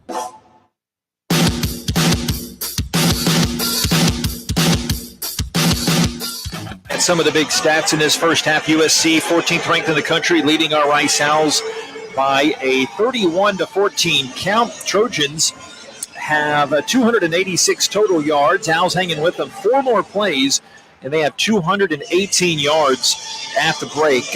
Owls are really dominating in the rushing category, 133 yards at the half. USC only 80, but USC dominating in the pass, 206 to just 85 for the Owls. Wiley Green and TJ McMahon both played in the first half, but Green going out with an injury, 8 of 13 passing, 69 yards.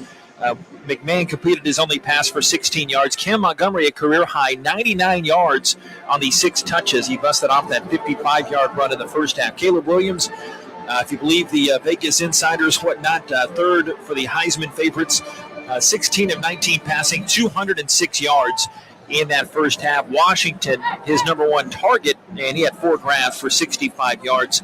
And Williams also took the note, 33 yards rushing in that first half. Taylor leads the Owls with 4 tackles, Fresh with 3. Gentry and Lee each have 6 for the Trojans of Troy. 31-14 USC. Any big scores tickling your fancy there, Brother Griffin? Yes, sir. The University of Houston Cougars come out a 2-point winner over UTSA, 37-35 at San Antonio. Ole Miss knocks off Troy 28-10. Texas A&M beats Sam Houston 31-0. Oklahoma over UTEP by the score of 45-13. Georgia wins today. Also checking to see if I can find a quick score on SMU. And you got it. Go with it. The Safeway Bowl in Dallas ended SMU 14-0. As we're about to start this second half, we do. Ottaviano staring up into the setting sun, and it goes behind him in the shadowed end zone of USC. And Rice will bring it out. But TJ McMahon and company, well, what was the attention in the offseason? Wiley Green, TJ McMahon, Wiley Green. Now it is TJ McMahon's football team the rest of the game, it looks like. Let me tell you something, JP. If I'm Mike Bloomgren, I don't want to go remember the Titans here, but I'm going to say, don't you let them get another doggone touchdown in the second half. And I don't say it like that. you got to find a way.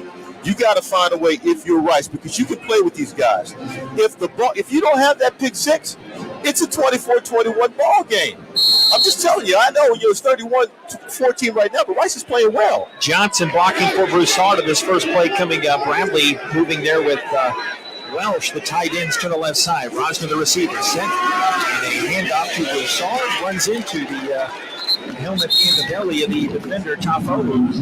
And he got a couple off the right side. Maybe they're just, left foot right. A yard on that play. Second down and 9, the 26, Ari Broussard.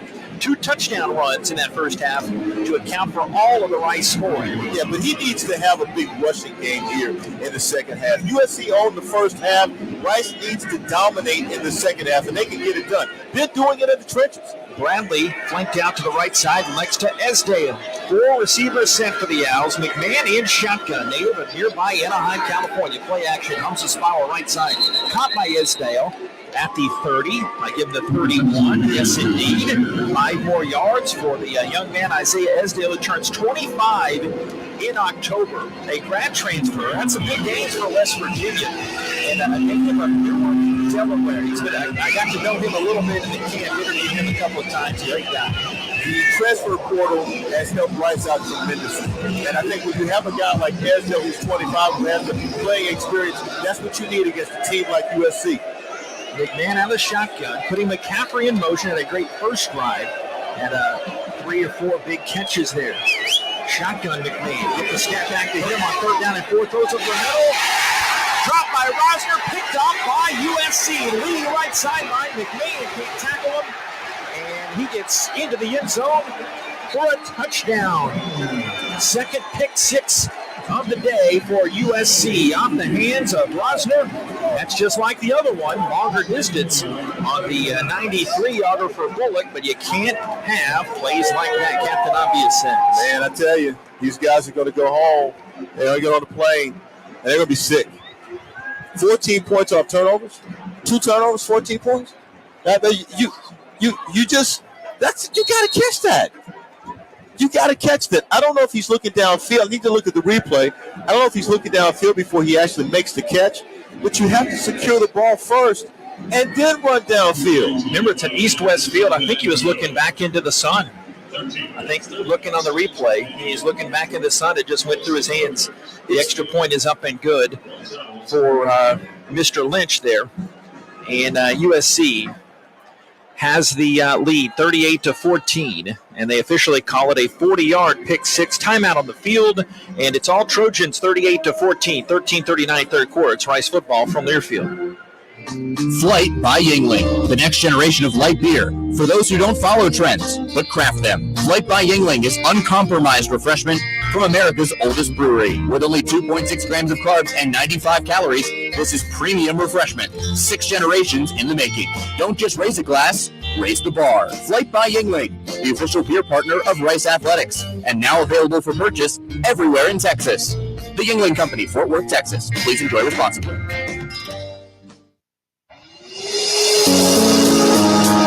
The newly renovated Houston Marriott Medical Center Museum District is a proud new sponsor of Rice University Athletics. For visiting families and fans, the closest hotel to Rice University is delighted to offer preferred rates. Guests will enjoy 2 new restaurants, an indoor pool, a new exclusive M Club lounge, and complimentary shuttle service within 2 miles of the hotel. Visit Marriott.com to learn more.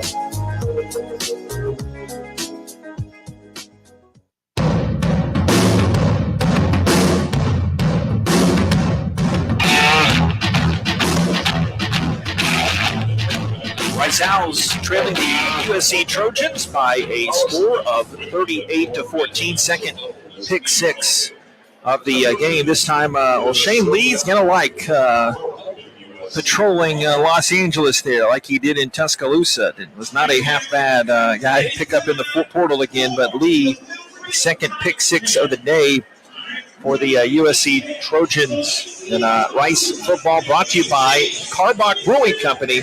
Carbach Brewing Company, proud supporter of Rice Owls football here. Really just getting a sweat going in this second half here. That stings. I can tell you that. That stings.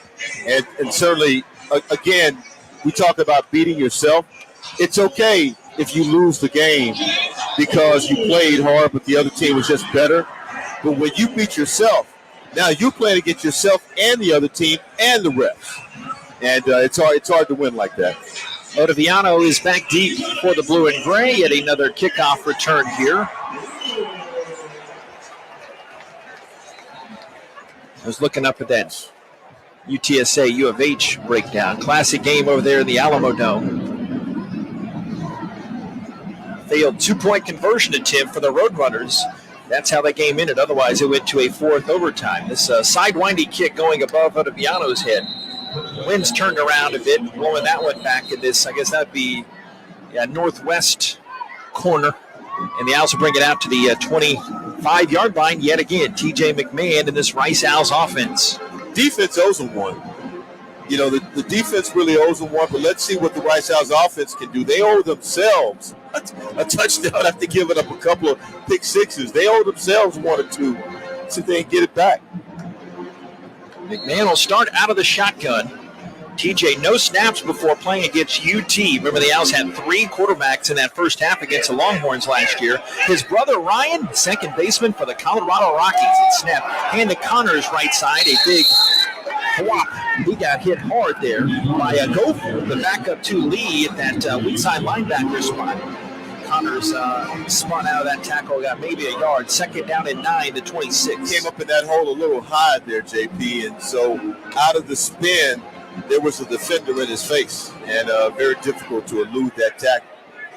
Rosner, Esdale, McCaffrey, receivers to the left. Connors the back next to McMahon. Where's a number 7? He was number 9 last year. Takes the knee-high snap. Looks right. That ball's tipped. And then McMahon comes in and volleyball spikes it down near the 20-yard line. Incomplete pass. Great job on that deflection by Blackman. I don't think a Trojan would have caught that for a third pick 6 of the game, but a great heads-up play by McMahon. It was close. It was close. Inch or two, shorter on the pass, and it would have been a pick 6, but in this particular case, it did not happen. Got to get a little bit more elevation on the ball. That pass that he threw to Rosner, though, was a good pass.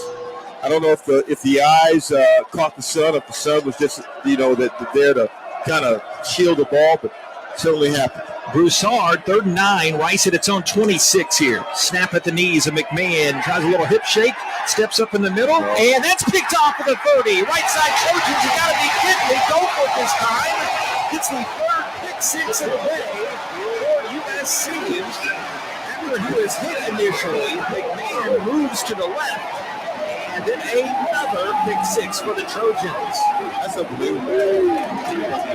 The defense has outscored their offense today. 3 pick 6s. Yeah. Their defense has outscored their offense and outscored Rice's offense as well with 3 pick 6s. Amazing. That is just unbelievable.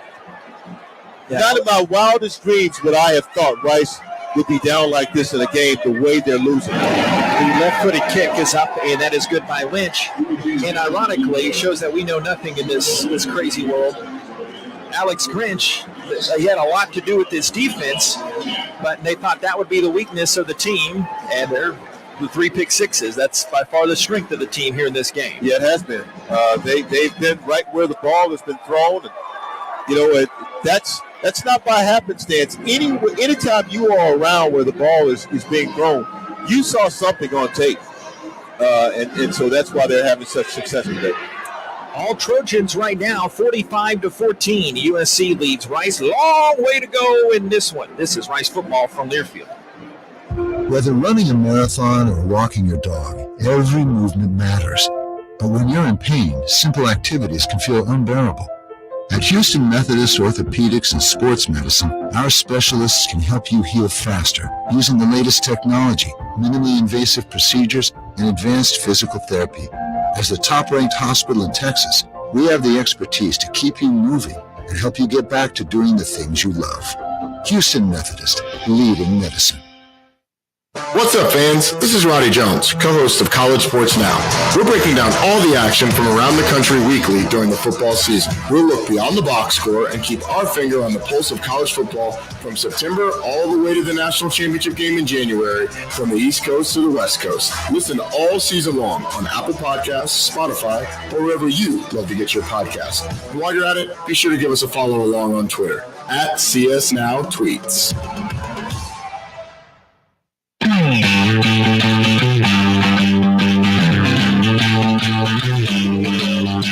45-14, USC all over Rice right now.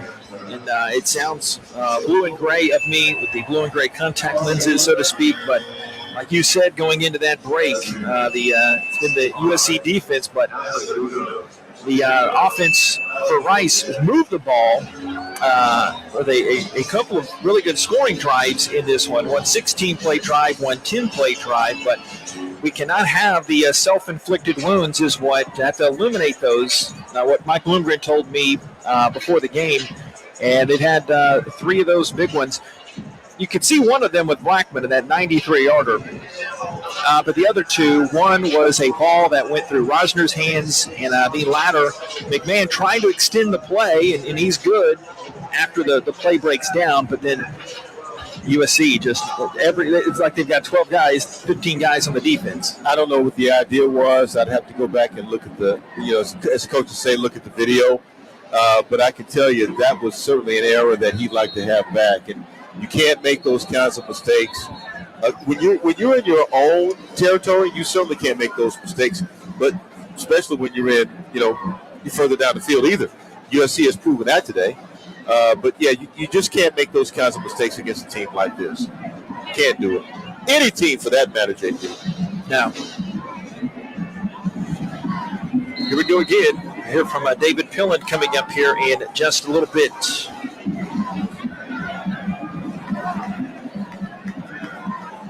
USC getting hyped up out to that far sideline. Owls just got to get some momentum. Is this a very short kick? Bounces up high. Otoviano back at the 1. It's like a little scoop shot that just scored it up, and he moseyed his way near the 15-yard line. So Ford does probably by design there for the Trojans. There's an owl down on the field right now. The young man on his back at the 18-yard line, moving his legs around on the Owls' special teams. Timeout on the field. It's a timeout on the field, but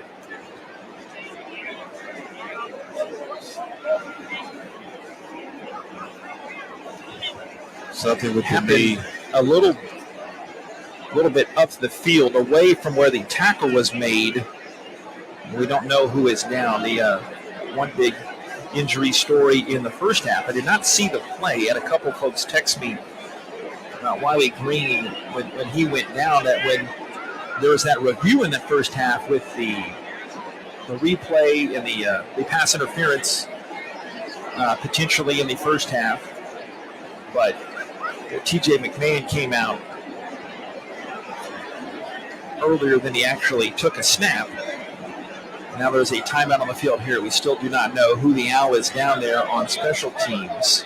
He has all of the medical attention over there, and the USC trainer, the doctor, has come over there to tend to him as well. We'll take a timeout right now, studio. It's at the 15-yard line where the Owls will eventually set up shop to start this next drive, trailing 14th-ranked USC 45-14. This is Rice football from Learfield. Houston, we have a cocktail. All Hands Canned Cocktails are made with 6 times distilled craft vodka at a sturdy 10% ABV to ensure you never have to sacrifice the quality of your provisions. Now available in 6 natural flavors, including raspberry lemonade, ruby red grapefruit, cherry limeade, cranberry and vodka soda, and vodka tonic classic. Follow the adventure on Instagram at @DrinkAllHands and try these bar-strength cocktails for yourself for the next game. All Hands, damn fine cocktails. Proud sponsor of Rice Athletics. Buy the best for less at Shoppers. Shoppers has the lowest prices on John Deere tractors. Don't leave money on the table with the best tractor at the best prices of the year. Shoppers makes it so easy with just a few clicks at our website. We dare you to compare. Go see our specials by Googling Shoppers at SHOPPAS. Build the tractor package of your dreams with our Build It, Price It, Own It tool. And we'll deliver your John Deere tractor for free. The best for less at Shoppers. All things John Deere. Well,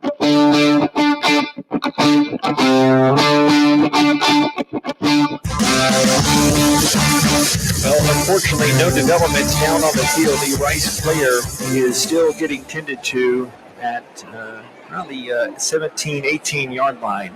We did not see a replay. We got a live monitor, and now actually the in-house feed. I'm looking above. You might have a better view. Now they have some. He's finally at least JP Sitting off up. the mat. Yeah, he's Yeah. sitting up, which is always a good sign. Might have gotten the wind knocked out of him. Hopefully that's all it is. He's now standing up.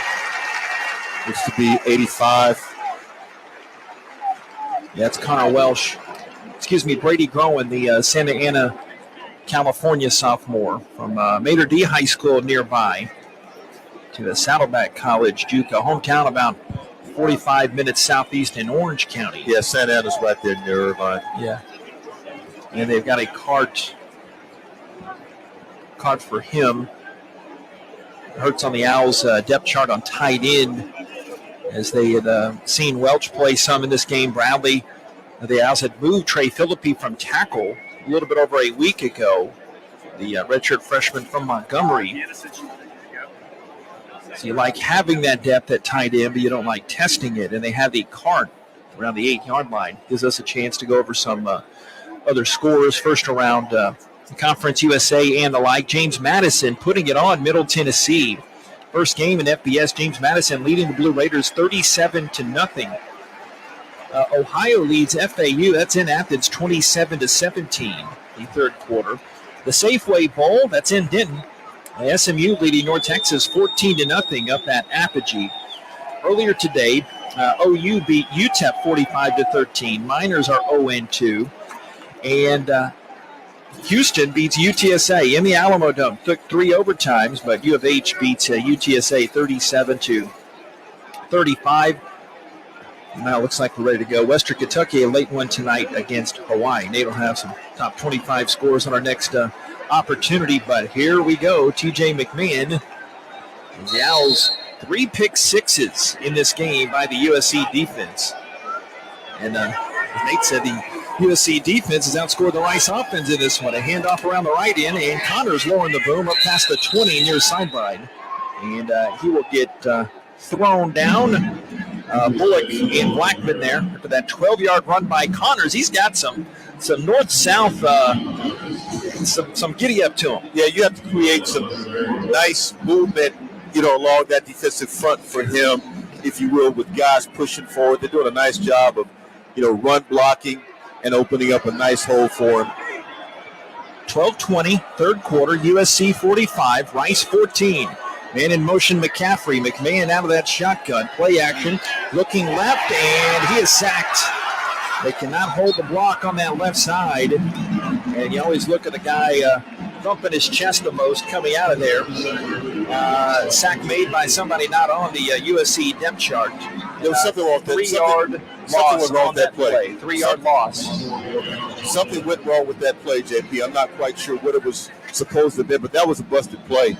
And ends up turning into a sack for the USC Trojan defense. Solomon Tuliaupupu got that sack there on that one. Twin trips to the left side. A 4-wide receiver set. Connor's still there as the back. Second down 14. Rice the 23. Back to pass. McMahon on the run. Goes to his left. That ball is tipped and hanging up in the air, but down on the grass. As they could not swing it out to Connors. Gentry there in pass coverage. Third down at 14 for Rice. They're on 23. Sometimes you just have to try and make a play happen, and certainly that time, McMahon, TJ, got in a little bit of trouble. He got the block that he needed from the back because the defensive end was coming in on another delayed blitz. He got it. He was able to get up right before the line of scrimmage, tried to throw the ball, but the pass was not a good pass. And so as a result, he got it incomplete. McMahon shotgun, left to right Owls. They're 5 of 9 on their third downs in the afternoon. They converted their first 4. They've missed. They've been 4 of their last 5. Tips, right side, intercepted. Rosner could not get the hand on it, tipped up. And they practiced their tip drill here. That's picked off by Zermion Warren, freshman from Houston. To Warren High School makes that pick.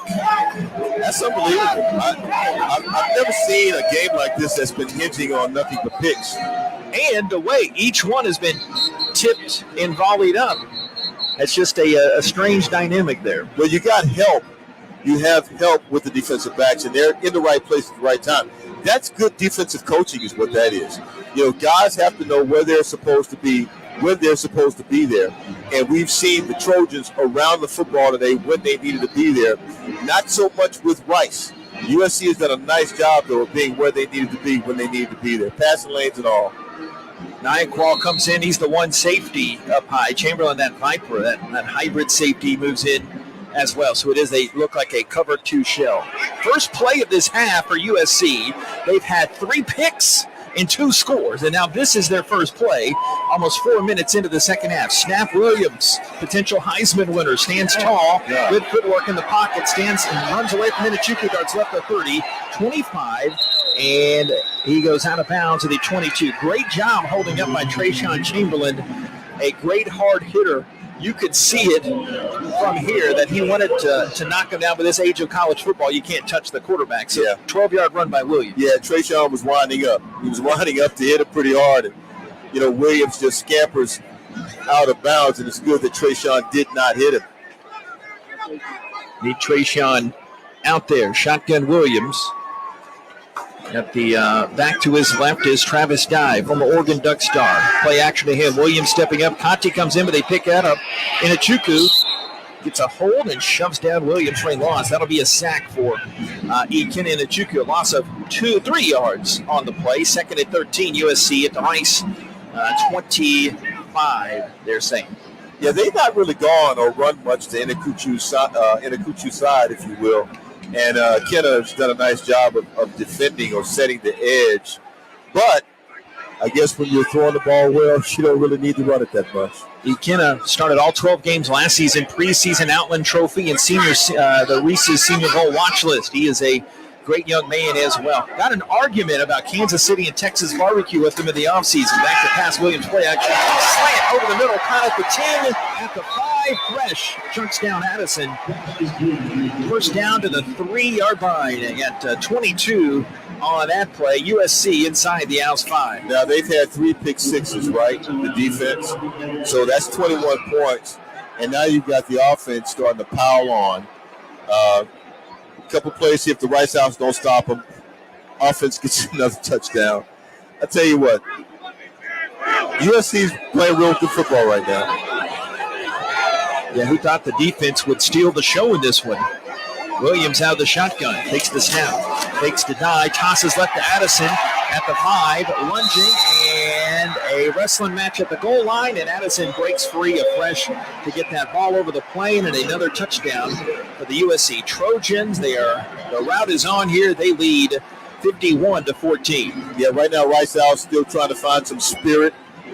Can you play pride and play for pride and play for your teammates now that you're down? Those 3 pick sixes, they hurt. They hurt you emotionally.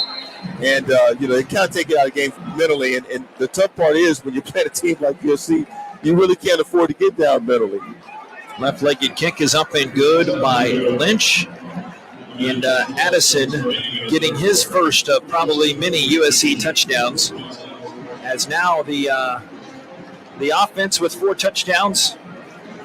What is that? And the defense with 3. So now the offense has finally outscored the defense for USC in this one. 9:12 to go, third quarter. USC 52, Rice 14. Back in a moment. It's Rice football from Learfield. The newly renovated Houston Marriott Medical Center Museum District is a proud new sponsor of Rice University Athletics. For visiting families and fans, the closest hotel to Rice University is delighted to offer preferred rates.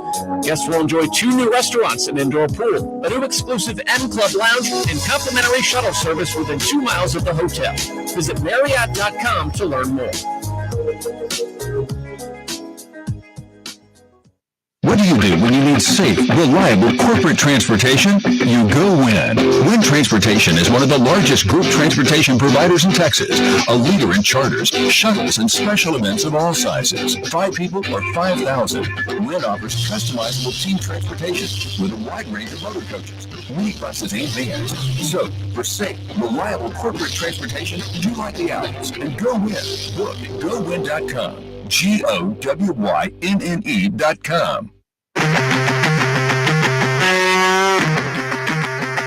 LA Memorial Coliseum, 52-14 is the score. USC just scored on the strength of a 4-play drive, 34 yards, took 2 minutes and 2 seconds. And, of course, Caleb Williams throws another touchdown pass to Jordan Addison, and he's having one heck of a game. And right now, Jordan Addison, he has got, I'm correct on this, I want to say Jordan Addison has, and I cannot see how many touchdown passes he's caught today. Oh, yeah, that is his second, I guess. Yeah. He had one earlier, but that was his second. They're having a day. The defense scores 3 touchdowns. The offense scores 4 touchdowns. Now it's a competition between the offense and the defense. They're competing against themselves. Who can score the most touchdowns? And it's really sad because Rice came into this game with a game plan. They had a good game plan. But you can't make mistakes. You can't turn the ball over. Penalties will hurt you. And obviously, not being careful with the football, throwing it to the other team, that will hurt you as well. Yeah, keep going back to it, but you can't have those self-inflicted wounds. And the Owls have had too many of those in this day with your starting quarterback going out as well. And by no means any of this on T.J. McMahon, but he is 2 of 7 passing, and he has thrown the 3 picks. Here comes the kickoff from Stratos, the Vandergrift product out of Austin. Kicks it into that shadowed end, that closed end zone to our left. And they'll be bringing that left to right. All USC 52-14. Owls have to have something. And the other end of it, as you referenced, the wind being out of the sails for Rice, that's the opposite. The Trojans have certainly, even if they didn't have it, you knew they had it coming in, but they need more confidence after their great defensive play already. Oh, yeah, they're not going to stop. I mean, they're not going to stop pouring it on. I mean, first of all, Lincoln Riley wants to make a statement, and his defense has allowed him, helped allow him to make that statement. Philippi Brownlee, the tight end, shift in tandem to the left. First and 10, the 25. Shotgun snap to McMahon, and then the play is halted. So, not had to really talk about the snap. Play clocks. Timeout, USC, the first of the half. 30-second timeout. Trojans called that stoppage there, so we'll have that first and 10 again at the 25. Rice. And I guess they had 12 men on the field, so you can't play with 12. This is the 16th time Rice has opened against a ranked opponent. Owls 2-12-1 coming into this game against ranked opponents. 1971. Bob, you and Frankie call that one? Yeah, Bob and Frankie. The Owls beat number 5 LSU 16-3 for their last win against a ranked opponent in the season opener. The Owls 0-8-1 on the road. And those openers against ranked opponents, the last time they played a ranked opponent on the road was Stanford, as neutral site going land down under. Yes. Aussie. Oi, oi. Here's the shotgun snap. McMahon after that timeout. Hoisted over the middle. Good lunging catch made by Esdale. He goes high in front of Covington. He gets the first down up to the 38-yard line. Nice connection there. To Esdale for a baker's dozen up the middle, 13-yard gain. Well, you can play pitch and catch, with your receiver. That's kind of how you have to get it back into the ball game. Plays have to be exciting, and certainly when you're down 52-14, you need something to kind of spur you on. Got a thought on that. You reminded me of something here in a second. As they bring Welch, the tight end, to the left side. Here's the snap hand to Broussard. Trying to truck his way to the right side, but he just meets 3. Those Trojans in garnet and gold take the number, but Nick Figueroa among those from San Bernardino, California.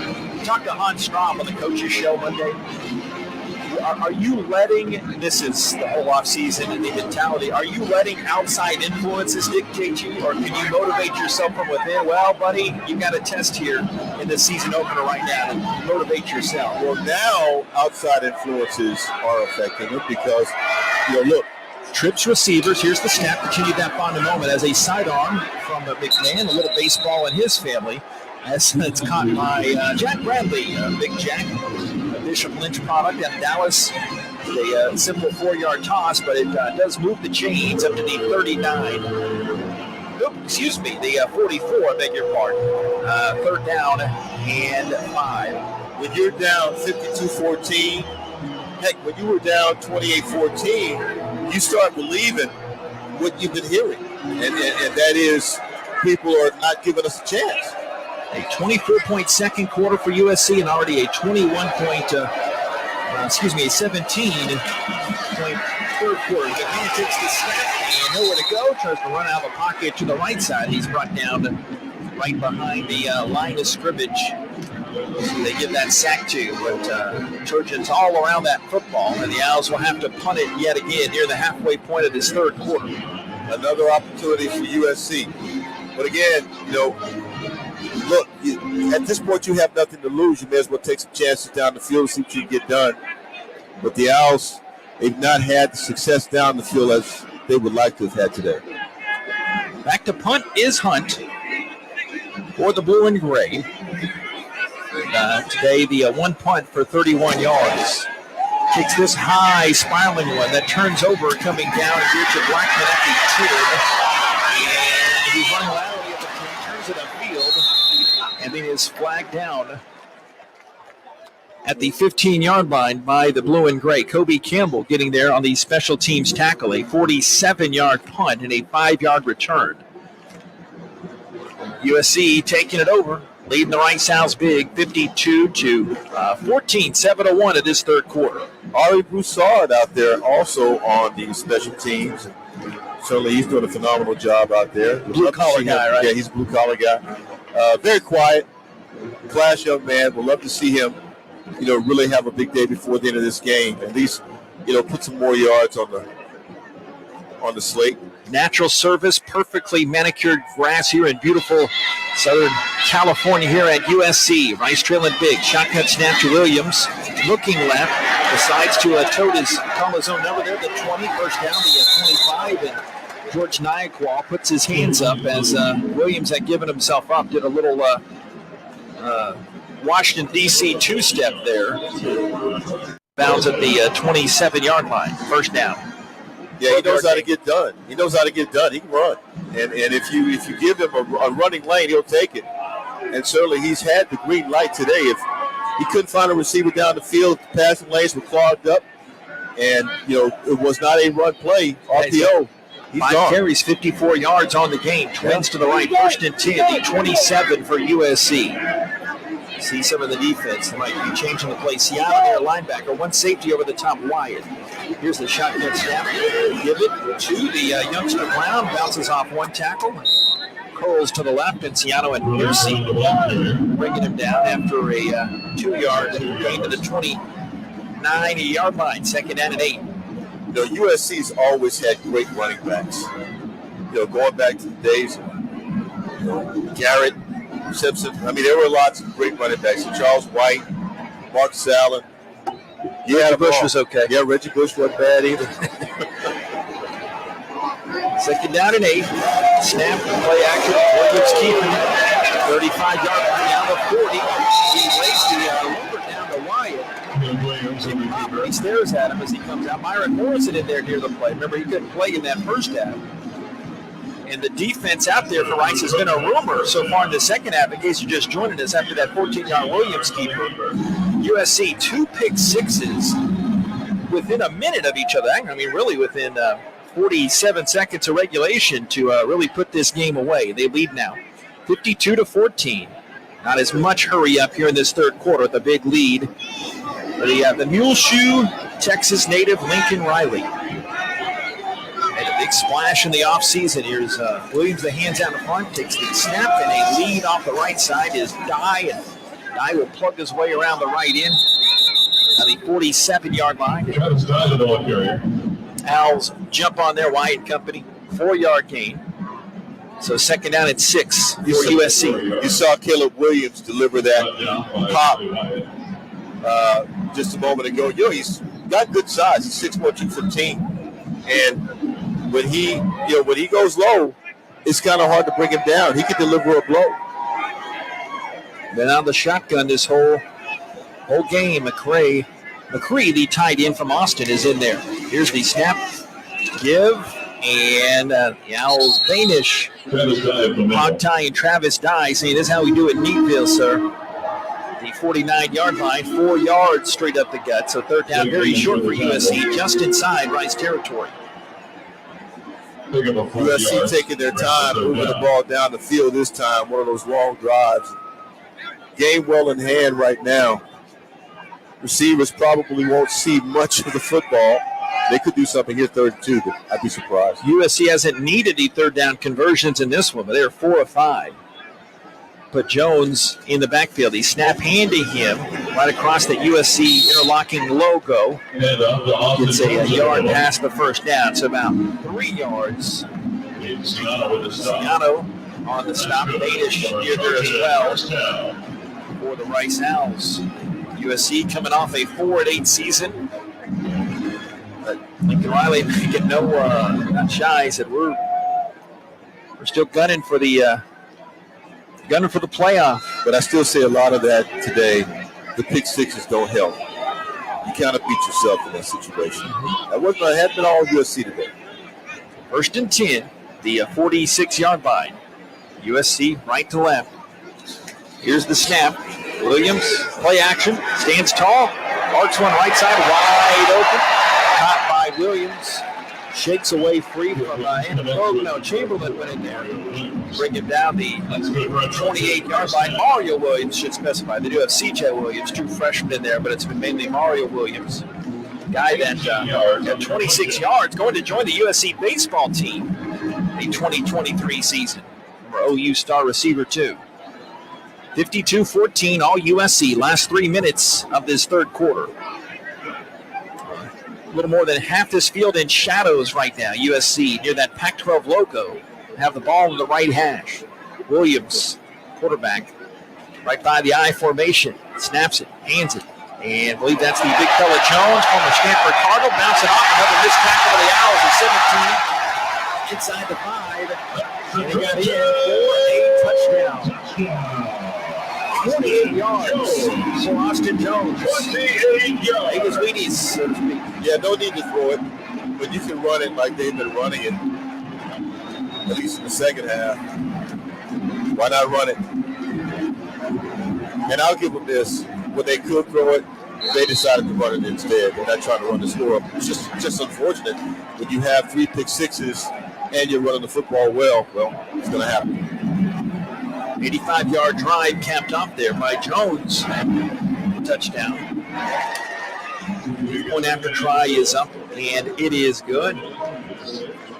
Timeout on the field. USC 59 and Rice 14. A minute and a half to go in this third quarter. Back in a moment here from scenic Los Angeles. This is Rice football from Learfield. We interrupt your top 40 hits to issue this alert from the Karbach Brewing Company. In our efforts to brew our distinct and popular Hopadillo IPA, we have unwittingly created a monster with an insatiable thirst, a monster that will not stop until it gets what it wants, an ice-cold Hopadillo IPA, just like the one I'm holding in my hand, bold, flavorful, dry-hopped, irresistible, sweet, berry. Hopadillo, find it before it finds you. Bravely brewed in Texas by the Karbach Brewing Company. Rice fans, need a place to stay while watching your Owls play ball? Located just steps from campus is the Hilton Houston Medical Center. Visit us today at HoustonPlaza.Hilton.com or call 713-313-4000 to get that special Rice discount. Again, that's HoustonPlaza.Hilton.com or call 713-313-4000 to get that special Rice discount now.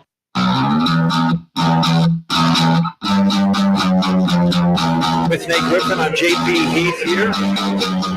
Kickoff went over Juma Otoviano's head. A rarity, radio crew behind the TV folks there, but the Owls have not missed a play. Nate, that last drive. Yes, sir. 59-14 now. USC leading. 8 plays, 85 yards, 446. Austin Jones with a 28-yard touchdown run. All Trojans, 3 pick sixes in this game. With a big storyline coming out of this one. Trips right. 5 wide set for.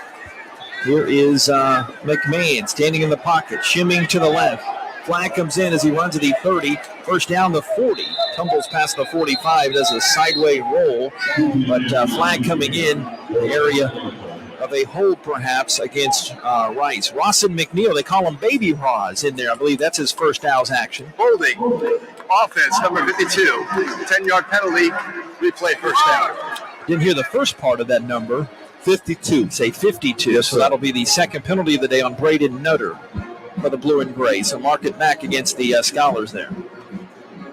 Yeah, I think they will go back to the drawing board. You know, JP, got to be honest with you. I do believe this Rice football team is much better than this. But when you make mistakes make you look bad. And right now, they have a lot of things they're going to want to try and improve on between now and the next game. Yeah, 31 unanswered points here for the Trojans of Troy here. 59-14, back to pass is McMahon. Hoisted to the left side, and the pass is completed to Ari Broussard coming out of the backfield up to the 25-yard line. So 10 yards on that play for Rice. Second down and 10. They're just trying to find something that'll work. And, of course, you know, if they have to go to the passing game, go to the passing game, but they just want something that'll work. McCaffrey out the huddle to the right. Owls have, I believe Tyson Thompson's in there, Nate. Our first sight of him. Shotgun snap, McMahon takes it, shows it, and Broussard takes it. A little RPO, correct me if I'm wrong, but no, you're right. You saw that option there, but it just didn't work out to the Owls as Broussard got hit around like a pinball machine there. I think they'll give that tackle to Jamar Sakona from Fairfax, California. And that'll do it for the third quarter. That is the end of the third quarter. USC 59 and Rice 14. Fourth quarter coming up next. It's Rice football from Learfield. Doubletree by Hilton Houston Medical Center Hotel and Suites is the preferred hotel for anybody visiting the medical center, the museum district, or Rice University. We offer the largest suites in the medical center, complete with full kitchens, and our full-service restaurant and outdoor pool will make your stay complete. We look forward to having you experience the Doubletree by Hilton Houston Medical Center Hotel and Suites soon. And if you need a group rate or 10 or more rooms, don't forget to call 713-528-7744. That's 713-528-7744. Big trip on the horizon? Before you depart, you gotta park. The Parking Spot is a simpler, easier way to navigate airport parking, and you can save when you book online. You're guaranteed a spot, and we even pick you up at your trunk in our yellow and black spotted shuttles and take you straight to the terminal. Parking and saving come full circle at the Parking Spot. The Parking Spot, proud sponsor of Rice University. Visit theparkingspot.com to reserve your spot today. Here, Los Angeles Memorial Coliseum right now, Rice is down a lot. We're going to give you some scores real quickly here and tell you exactly what happened in college football today. Houston knocked off UTSA in 3 overtimes by the score of 37-35. Obviously, that was a safety that was able to help the University of Houston get that win today. Arkansas knocks off Cincinnati, number 19. Arkansas knocks off number 23, Cincinnati, 31-24. Ole Miss beats Troy 28-10. Oklahoma defeats UTEP 45-13. Georgia over Oregon 49-3. Alabama in the second quarter right now leading Utah State 31-0. Here's one for you. Number 7 Utah down to Florida 14-13 at the half. BYU leading South Florida in the third quarter with 11:52 remaining, 38-14. Let's see if I can find the score that I'm looking for right here, right now, and I don't seem to find it. But North Carolina State over East Carolina, 21-20, and we'll give you some more scores in just a few moments as Rice and USC are about to get back at it. Well, the state school in Austin is playing, and UT leading Louisiana Monroe going into the second, 14-3. And Baylor leading Albany again. Yes, you did say that one. 35-7 at the break. A big stack coming up in the second. Starting the second half, McMahon, a third down and 8. Sliding to his right, got it covered up, and no chance downfield and no chance near the line of scrimmage. He gets buried behind the line, about a 4-yard loss, fourth down and forever. In the third quarter, Nate, USC had 119 total yards, 28 points. The two pick sixes and the one short field mixed in there. They had one sustained drive, 4-play drive, but 59-14. Owls did not score in that third quarter, and 31 unanswered for USC as Hunt puts toe to leather, kicks this one deep, spiraling down to the return man. Rice the 33, running laterally, and he gets tripped. Actually, Jackson back there in special teams, and he gets chased down from behind. A good job of the Owls special teams. Timeout. But USC will bring it left to right when we come back. First minute of this third quarter of action, all Trojans 59-14. It's Rice football from Learfield. Howdy Homemade Ice Cream is here. Howdy is an ice cream shop in Katy, Texas that makes ice cream in-house and has a unique mission to employ individuals that are differently abled. Stop by and enjoy some ice cream. With every scoop you buy, you help support employment for special needs. Coming to Rice Athletics venues in the fall.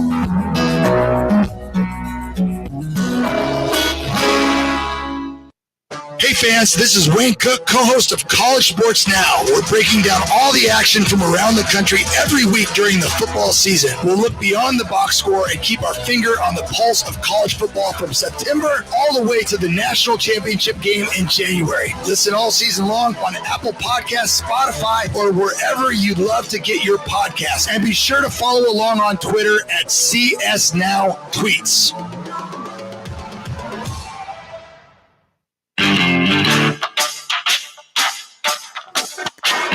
Before the game so rudely interrupted us, here's some more scores. 59-14, USC leads. I told you about Texas and Louisiana Monroe. I think Texas has a little game coming up next week. I think folks might be paying attention to. And then 2 weeks, UTSA in Texas. Texas and Alabama coming up.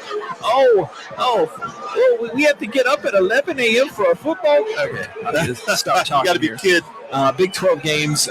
Texas Tech leading Murray State 21-3. That's on the South Plains, obviously. Kansas State leads South Dakota at the half, 27-0. And let's go down the Conference USA ledger. Nate told you about that triple overtime win. UTSA not able to get a 2-point conversion, but 24th ranked Houston. And they beat UTSA 37-35. Oklahoma all over UTEP 45-13. Miners 0-2. James Madison saying this is how we do it. Where are they at, Bob? James Madison. This first FBS game for James Madison, and they are routing Middle Tennessee 37-7. James Madison is in the nation's capital? No. James Madison. Going to the Sun Belt. First game is a Sun Belt team. Ohio beats FAU 34-17. Leading FAU, 34-17, 10:32 to go. SMU over North Texas, 24-3. About 5 minutes left in that first quarter. Second quarter play there. And yesterday, William and Mary beat Charlotte 41-24. Third quarter stats, getting those to us. Owls leading receiver McCaffrey, 5 catches, 51 yards. And the Owls, not much in the passing game. Only 118 total yards, 69 for Green, that is, and McMahon, 49 yards. With Nate Griffin, I'm JP Heath here. Early minutes of this fourth quarter. Run off the right side. A flag comes in. The field judge tosses it a country mile on the second flag coming in. Let's see, the USC ball carrier was the youngster Brown. In the area of a hole. That's why he got the 25, 30-yard run there. Offense, number 76. 10-yard penalty for the spot of the foul. Replay first down. But refreshing those stats, Nate Williams, as advertised, 249 yards rushing, and he leads them with 249 yards passing, 2 touchdowns, and 68 yards rushing. And he's completed his 19 passes to 8 different receivers in this game. Yes, that is amazing. Has a good relationship with all of them. That's called a good rapport with your guys. got Miller Moss there, so those will be the final totals for Williams Moss. Coach Riley praised him for his leadership preparation in the offseason. Of course, highly touted redshirt freshman from Los Angeles. Looks left, throws a dart. Sitting down the 36-yard line. The USC receiver Gary Bryant, 7-yard gain. Now around the play was Ajay Vaughn, the transfer from Notre Dame at safety. I'm not quite sure what score you gave to the SMU North Texas game, but it's 24-3. Okay. On the spot, Second quarter. Nate Griffin. You can take the reporter out of Houston. You can't take the, whatever that phrase is. You can take him out of Houston, but you can't take the Houston out of the reporter. I don't know what I'm talking about. Or whatever. As a flag comes in, this will go against the Trojans. Offense, number 66. 5-yard penalty. Coaches have to love that. To not get them too into themselves after a 59-14 lead right now, early moments. Coaches have to love to nitpick penalties like that, right? Teaching moments. Yeah, they love that stuff. USC Moss out of the shotgun. He puts Brown on his right side. 3 wide receiver set. Shows the football right. There was a quick little smoke screen to the right, caught by Hudson, his 3rd catch of the day. He gets dropped for a 1-yard gain. And Owls on defense there. Marcus Williams, the safety. 3rd down, and they call it 12 near the 30. Snap Moss. Looking left. Nothing there. Flags come in. Looking middle. Cross of the body play at the 35-yard line. He threw it, and it's incomplete to Kyron Hudson. Should be holding against USC. Enough face mask. Holding, the phrase that pays in this one here today. Yes. They're discussing. Looking to the right sideline to see if they want to accept offense, number 76. That penalty's declined. 4th down. Coach not wanting to replay the 3rd down and 12, so they'll give it back Correction. to the Owls. The holding was on number 72. Sean Fresh going back to return this on the All-American Voorhees on that holding play. So, first punt of the second half for USC. Fresh standing back at his own 24-yard line. The punter is Aiden Sleep Dalton from Geelong, Australia. Gets this one off the right side of his foot. That is a little floater that comes out of bounds near side at the 42. Little squibber. Much to be desired on that punt. The USC special teams court. Another thing for them to nitpick in this one, but the Owls will have it. Their best starting field position of the ball game. And we have a timeout on the field. USC 59 and Rice 14. Back in a moment here from Los Angeles. This is Rice football from Learfield. We interrupt your top 40 hits to issue this alert from the Karbach Brewing Company. In our efforts to brew our distinct and popular Hopadillo IPA, we have unwittingly created a monster with an insatiable thirst, a monster that will not stop until it gets what it wants, an ice-cold Hopadillo IPA, just like the one I'm holding in my hand, bold, flavorful, dry-hopped, irresistible, sweet and berry.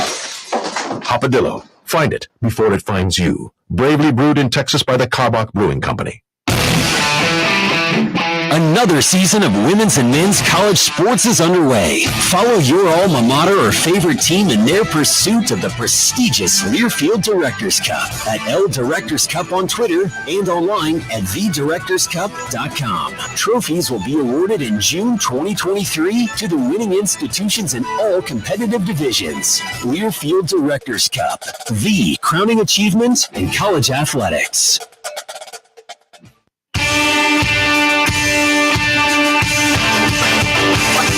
Trailing the USC Trojans 59-14. David Pillen down on the Rice Owl sideline. A Wiley Green sighting, but he hasn't played, of course, in the first half. And another Owl is out of there too, young Pillen, right? Yes, sir. Cam Montgomery since street clothes on the sideline. But Wiley, you said Wiley's out of uniform, but he's got the arm sling on? That's right. Thank you, sir. With Nate Griffin, I'm JP Heath here. Rice trailing big against the Trojans here. Next week, Rice in action hosting McNeese's Cowboys. And Gary Goff's first stint coming up to the FCS level as McNeese and Rice play. Next broadcast, we'll have that call for the Frankie Hicks radio booth. Kicks off at 6:30, that home opener. 6 o'clock, Houston Methodist pregame. Owls and McNeese have never played. You can listen to all or part of it in the Rice Owls Game Day app, the Varsity Network app, riceowls.com, in-stadium feed as well, 95.3 FM on road games. But call your grandma, your mother-in-law, that uncle with those weird political opinions. It's on Facebook as well, on YouTube as well. That's right. Ask the youngsters how to hook up the YouTube. As McMahon sets up shop for the Owls offense at the 45-yard line, right to left. Counter play, near side. And Broussard is tripped, and he'll wiggle his way for maybe a yard up the middle. Yeah, it's disconcerting about Cam Montgomery. I did not see a play where he went down, but street clothes on the sideline, as David was telling us. That's tough. That's very difficult because he was having a really good day. Unfortunately, Rice football team not having a good day, but Cam was having a relatively good day. It doesn't matter if your team is not winning. It's all in the wash, but really want them to get healthy. Hopefully it's not too serious. Owls can still work on a lot here, this remaining part of regulation. About 11 minutes left. Quick toss over the middle, and it's high for Esdale and incomplete. Third down. 9 yards coming out.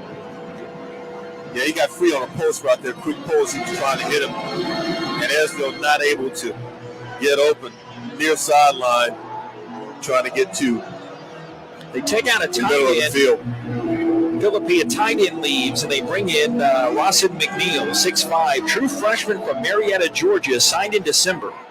Averaged 21 yards a catch his senior year in high school. They're in Georgia. Third down and 9. Rice, it's 46-yard line, right to left here. Game clock at 11:34. Back to pass McMahon. Gets hit hard as he floats it right side. Coming back for Esdale. Slides down. And made the catch in that USC sideline. Of course, their assistant coach is saying he did not catch it, but he indeed did come back and did a great adjustment there as McMahon saw the pressure 18 yards downfield. Like the looks of Esdale. That backs up what we saw from him in camp. Absolutely. I thought he was a very good receiver in camp. I thought he showed a lot of experience in that time running that crossing route across the field, got open and had a little bit more room, but he was able to adjust on a low throw after we saw McMahon get hit. So nice catch by Esdale. That was kind of in front of Prophet Brown. Really cool name for the Trojans. Shotgun in some shadows. Only a couple of pockets of sunlight there on the field right now. Snap play action. Broussard McMahon going to scoot it to his right. 35-yard line, the 30. Diagonally going out of bounds at that USC sideline, the 25. And he will pick up the change there. Nice use of the feet for 11 yards. I joked with TJ the obviously we're talking. I said, hey, do you watch a lot of Rockies games? His brother TJ, really good second baseman. Yeah. He goes, I don't. Every time I watch them, they play poorly. But brother picking up the check, a 7-year, $67 million contract extension. So a big Rockies fan, see him wearing Rockies gear all around. 5 wide set for TJ McMahon as a close quarterback battle in the offseason. Takes the snap, letter high, slings it over the middle high for Esdale. Trying to one-arm it, but it tipped incomplete. Pass coverage there for USC's Anthony Beavers, redshirt freshman from Baldwin Hills, California. 2nd and 10 Owls at the USC 27. No, that was pass coverage to ref because the ref actually had an opportunity to pick that ball off, went right into him. It hit him. I guess it hit him on the stripes. It did hit the umpire, didn't it? Yes, it did. It hit the umpire. It hit him on the stripes. Hit him in the wrong spot. Maybe if it hit him in the chest, he might would have caught it. We don't need a 4th pick 6, Nate. No, we don't. 59-14 USC. Getting near the 10-minute mark. Snap McMahon a little lower to his left, but he still had his bearings to get it to Broussard, but he is stacked up. He can't even get back to the line of scrimmage. He'll lose a yard. 3rd down and 11. Yeah, that play was a mistake waiting to happen, unfortunately. And defensive line of USC, man, they really got leverage that time. They plugged up all the holes. Like that was a 8-gap run, and it did not work. Now started out, Bob, right? 4-4-5-5. They've only had 2 third-down conversions since that first drive in the first quarter. Trips to the left for McMahon. 3rd down and 11 at the USC 28. Gun snap. McMahon slings it left. Tipped, almost intercepted. And incomplete. The 20-yard line. Reaching back for it. Kind of no man's land. McCaffrey was past the football, but there might have been miscommunication on a right. Esdale, miscommunication on a route. Esdale in that territory. Not quite sure, but I tell you what, you saw a lot of Trojans in the passing lane, and that could have been picked off again. No telling. Don't know if it would have been a pick six, but there was a good chance for an interception there. Bradley tight end will have his hand down on the right. McMahon here, the 8th play of the drive. It's been 7 plays, only 27 yards. They're 4th down and 12. They're 0 for 2 on 4th downs. Back to pass McMahon. Flings it left side, throwing to the end zone, and incomplete to Esdale inside the pylon. Good coverage there from Sierra Wright, Loyola High School here in Los Angeles. You can see what McMahon was thinking, and Esdale at least got a hand on it, but I like the Owls at least going for it on 4th and 12 there, but they'll give it back to the Trojans, and USC up big, 59-14. I think that's an understatement. That is huge because of the 3 pick sixes, and I'm going to keep saying it because it's a sore spot. And I know that right now Rice is hurting from that. That hurt them mentally out here today. And certainly when you throw 3 pick sixes to the other team, it's hard to get back into it. But now they've got to look forward. What can we do now with the remaining 9:15 that we have on the clock? That's a lot of time. What can we do? Yeah, 1 pick six, Nate referencing, came to the 8-minute mark of the second quarter. Bullock, 93 yards, and then 2 came within less than a minute of game time from each other in that third quarter. All Trojans here, 59-14. This is Rice football from Learfield. Build it, price it, own it. Go online and see Shoppers and John Deere's new way to get a John Deere tractor just the way you want it. Google Shoppers John Deere and let your John Deere tractor story begin. Build the tractor you want with the attachments you need to get your work done. Price it, no hidden costs, and financing options available for any budget. Own it, and Shoppers will deliver your John Deere tractor. Build it, price it, own it. It's Shoppers' new way to get the John Deere tractor you want your way. Shoppers, all things John Deere. Howdy Homemade Ice Cream is here. Howdy is an ice cream shop in Katy, Texas that makes ice cream in-house and has a unique mission to employ individuals that are differently abled. Stop by and enjoy some ice cream. With every scoop you buy, you help support employment for special needs. Coming to Rice Athletics venues in the fall.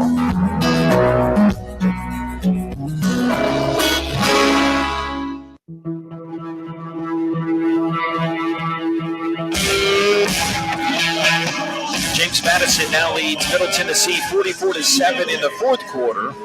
And Ohio leads FAU 41-31 in the fourth. And the Safeway Bowl in Denton this time, SMU leads North Texas 31-10. Last minute of the second quarter. Had a discussion, get you right there cleanly. Had a discussion with a former North Texas quarterback who wasn't in favor of my statement. I said, look, North Texas is not going to beat SMU this weekend. And he says to me, you don't know what you're talking about. I said to him, well, let's see what happens during the game. And, of course, he's a good friend of mine. Trying to think who that is. Got a big Rolodex of friends now. Yes, sir. Because Rolodex is a bit of an old term. Moss on their quarterback. He faked it left and on the rollout to the right side completes his pass. The receiver in the middle of 3 different Owls. It goes for 11 yards to Michael Jackson. Sophomore from Las Vegas. They got 4 Jacksons on the roster. Jackson 4. None of them related. Would have been a really good joke if you had been able, it's a good line rather, if you'd been able to say Jackson 5. Yeah. Still the first game. Yeah. We're mid-season form in other places, though. First down and 10 to 40, left to right Trojans. They show it to Brown, give it to Brown. Takes a little tour to the left, hopped and skipped it, turned it back up the middle, and Myron Morrison meets him and sticks it down the 45-yard line. Played for Craig Stump up there in Atascocita. Craig Stump, second down and 5. Good coach, man. Tascasita has a really good football team this year. In fact, I think they are ranked in the top 5,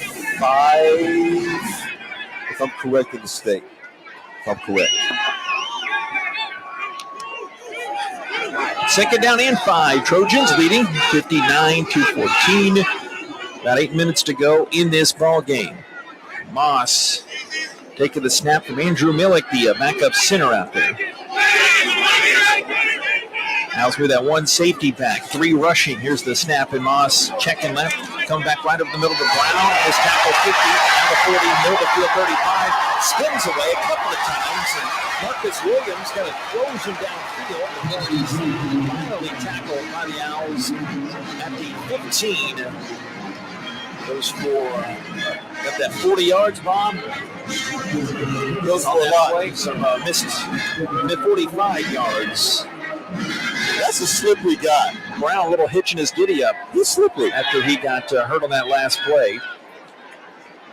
5'8", 185. He's a freshman. And this is a guy, again, slippery, very, very fast. And he runs with reckless abandon. You can just tell by the way he runs. Yeah. In this Lincoln Riley offense, saw some offseason folks comparing him to Marquise Brown when he was with OU. Here's the snap in a hand. They did give it up the middle to Jones. Spins around on the tackle, around the left end, and Morrison meets him downfield at the 5-yard line. The only problem with that is it was 10 yards downfield for another Trojans first down. Another bad spot by the, oh my gosh, they marked it at the 2. It's not the first bad spot we've seen today. Let me speak to your manager. What's the male version? Have you heard that male version of a Karen? Oh my God, that's hilarious. Let me speak. His knee could have been down at the 6. Oh, I've seen it all, folks. Let me speak to your manager. Here's the shotgun snap. They give it around the left end, and youngster strolls in and gets a touchdown.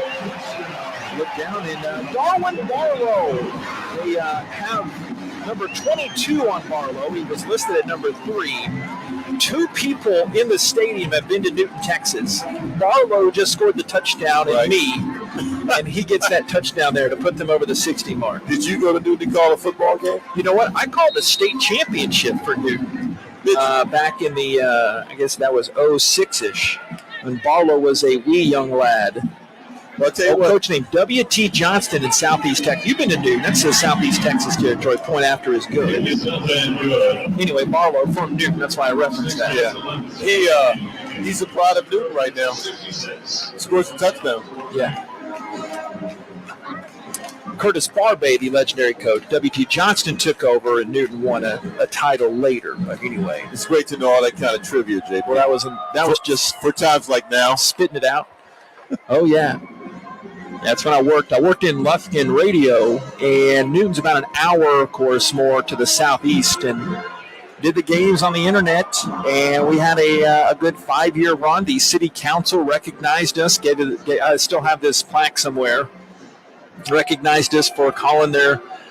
Well, you're Newton. They didn't have a crew doing their games, so we gladly called the run. That's love some good small town football. And Barlow scored a lot of touchdowns down. He's an East Texas legend there. So I guess because you're from the huge city of Lufkin, well, when you went to Newton, they really considered you a star. Not like Hollywood Nate Griffin in Hollywood, mind you. We can talk about that another time. Hometown. 5 plays, 71 yards. From Commerce, Texas, sir. Get that right. As Otaviano lets it scoot by him. But no, I spent a very happy portion of my life there, the big city of Lufkin. Yeah. But now first down, Rice going to bring it out to the 25-yard line. That Barlow short touchdown run.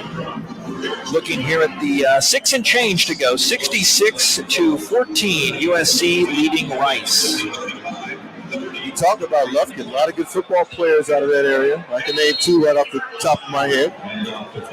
Yeah, if you talk about south of I-20 and then north of 10, including most of East Texas. Yeah, it is a good gold mine for recruiters. Hand to Broussard still out there in a 66-14 game. Ari still taking carries there. And he gets a yard up the middle. No gain. Second down and 9. Well, give me 2 then from Lufkin. Well, you got Jaworski Lane. Yep. He was 1. I mean, Reggie McNeil. 2. We got a guy named Terrence Keel, late Terrence Keel. My gosh. Don Muehlbach, a deep snapper for the Lions. I think he's still going. Okay. So that's Lothius McCallum from Al Great. About Ken Houston? Ken Houston, yeah. Lufkin Dunbar legend there. Snap and a hand up the middle. McMahon goes. And still Ari there. Is that Johnson? Yeah, 30, not 32. No gain. They go third down and 11. I know when the stream picks up, Josh Havard out there still listening. He'll give a couple of more there, but I can tell you the late up to Tyler, the late great. Yep. Earl Campbell around the Tyler area. Yeah. Well, I know you guys. I know Lufkin will, but yeah, that's a good question. Bob, was he a good player? Earl Campbell was okay. Third down, and they say 9. McMahon shotgun. Back to pass. McMahon gets hit high. No flag comes in. And USC gets the snack. They're going deep in their depth chart now. A guy named Tyrone Talini makes that tackle.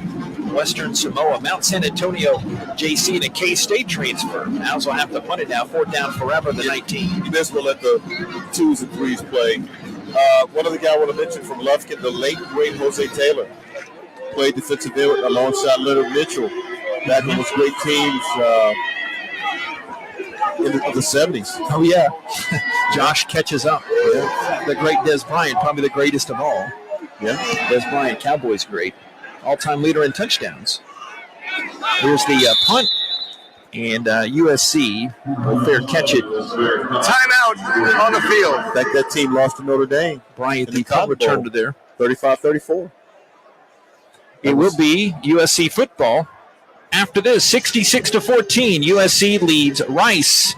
We'll pick a Texas town out of a hat and go down their alumni coming up after this break. Stay tuned. This is Rice football from Learfield. Have no post-game plans? You do now. Head down the street to Little Woodrow's in Rice Village and relax over indoor and outdoor games, sports, and drink specials that a college student can't refuse. All you have to do is bring your student ID to enjoy $2.50 domestic drafts. Also, don't miss out on our Thursday college nights as we've got $2 domestic drafts and $3 shot specials. Follow us on Facebook and Instagram to stay up to date on all of our upcoming events and specials. Little Woodrow's, the official Rice Owls game day headquarters. Whether running a marathon or walking your dog, every movement matters. But when you're in pain, simple activities can feel unbearable.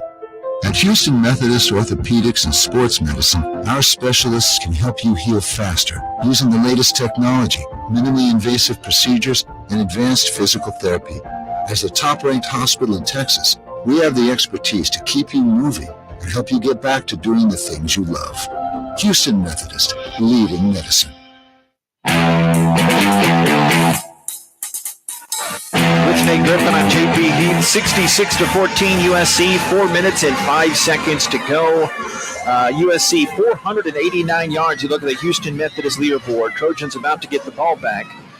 280 yards for Rice. Got Montgomery led the Owls' career high 99 yards rushing. All came in the first half. He's not played in the second half. And Rice receiving led by McCaffrey. We haven't seen him much in the second half. But 5 catches, 51 yards. Rosner only 1 catch for 6 yards. But the big story, what did we say last night, Nate? We were walking around the Dodger gate. Remember that out of this trip, which we need to talk to here in a second. But out of this specific game, the one thing we'll remember, that was the game with all the pick sixes that really turned the tide of the game and put it away for the Trojans. That's it right there. The defense, I can't say got lucky, because when you're in the right place at the right time, that's not luck. That's good coaching and guys knowing what to do, when to do it, and executing it. And certainly USC, they have a really, really good defense along with their offense. They've got it all. With the football, USC, Moss has it, starting field position. just past the 40-yard line. Back to pass, stands in the pocket, scrape across the middle. Catch was made, and then Brendan Rice gets bumped down the 47. You may have heard his dad, Jerry, played a little football in the National Football League, all-time leader in receptions, yards, and touchdowns. Notice he's wearing jersey number 2. I like that. But was Jerry Rice really any good? He was above average, I would say. Above average? Yeah. How about spectacular? I think everybody knows who the all-time greatest quarterback and receiver are, and that's just it. Play action on the right side. Moss going to scoot it. Turns on the Jets there, and a little lightning flash past the 45-yard line in Rice territory down to the 43. Quick 6-yard burst, 16-yard burst there. Yeah, Miller Moss, 6'2", 210, from right here in Los Angeles. He's a redshirt freshman. And, hey, I'm from Los Angeles. I need to play a little bit, Coach. You mind? We're up. We're up a lot. Okay for me to play? 66-14, SC, 254 and counting. The sun setting behind us here. It's a beautiful early evening here out on the West Coast. A snap and a hand around the left hand to Barlow. Going to turn that corner on Morrison. And he shoves him down around that far sideline. And he grabbed the helmet. And a flag comes in post-possession. Jaw jacking underneath. So, yeah, last night with a penalty coming up. Holding, offense, number 80. 10-yard penalty from the spot of the foul. We play first down.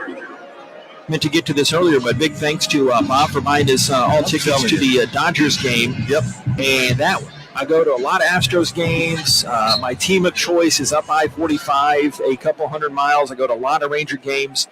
But that atmosphere for Dodgers-Padres sitting next to you, I mean, they're not much better. Tell you something. As I said to you, I've covered a lot of games. I've covered the World Series. I've done all that. ALCS, all that. And it's nothing like being a fan of the Dodgers game. It's nothing like it. Yeah, there was a lot of energy. Thank you, Bob. Thank you, Bob. It was fun, man. We really did.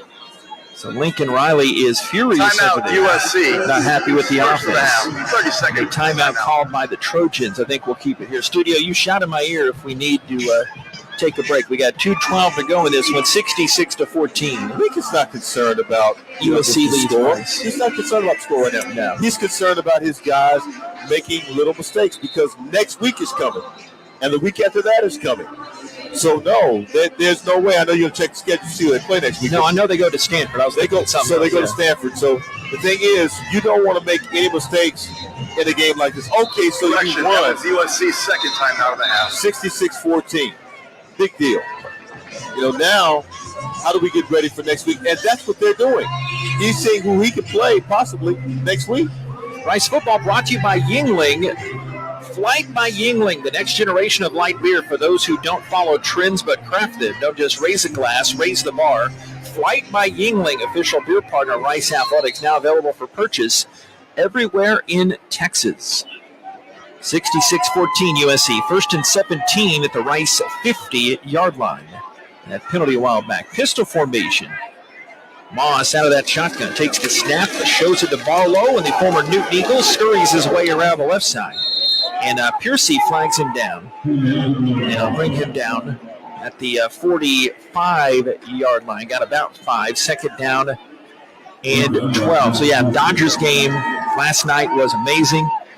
Pretty close. We're staying in downtown at the Omni. And that was a quick commute there.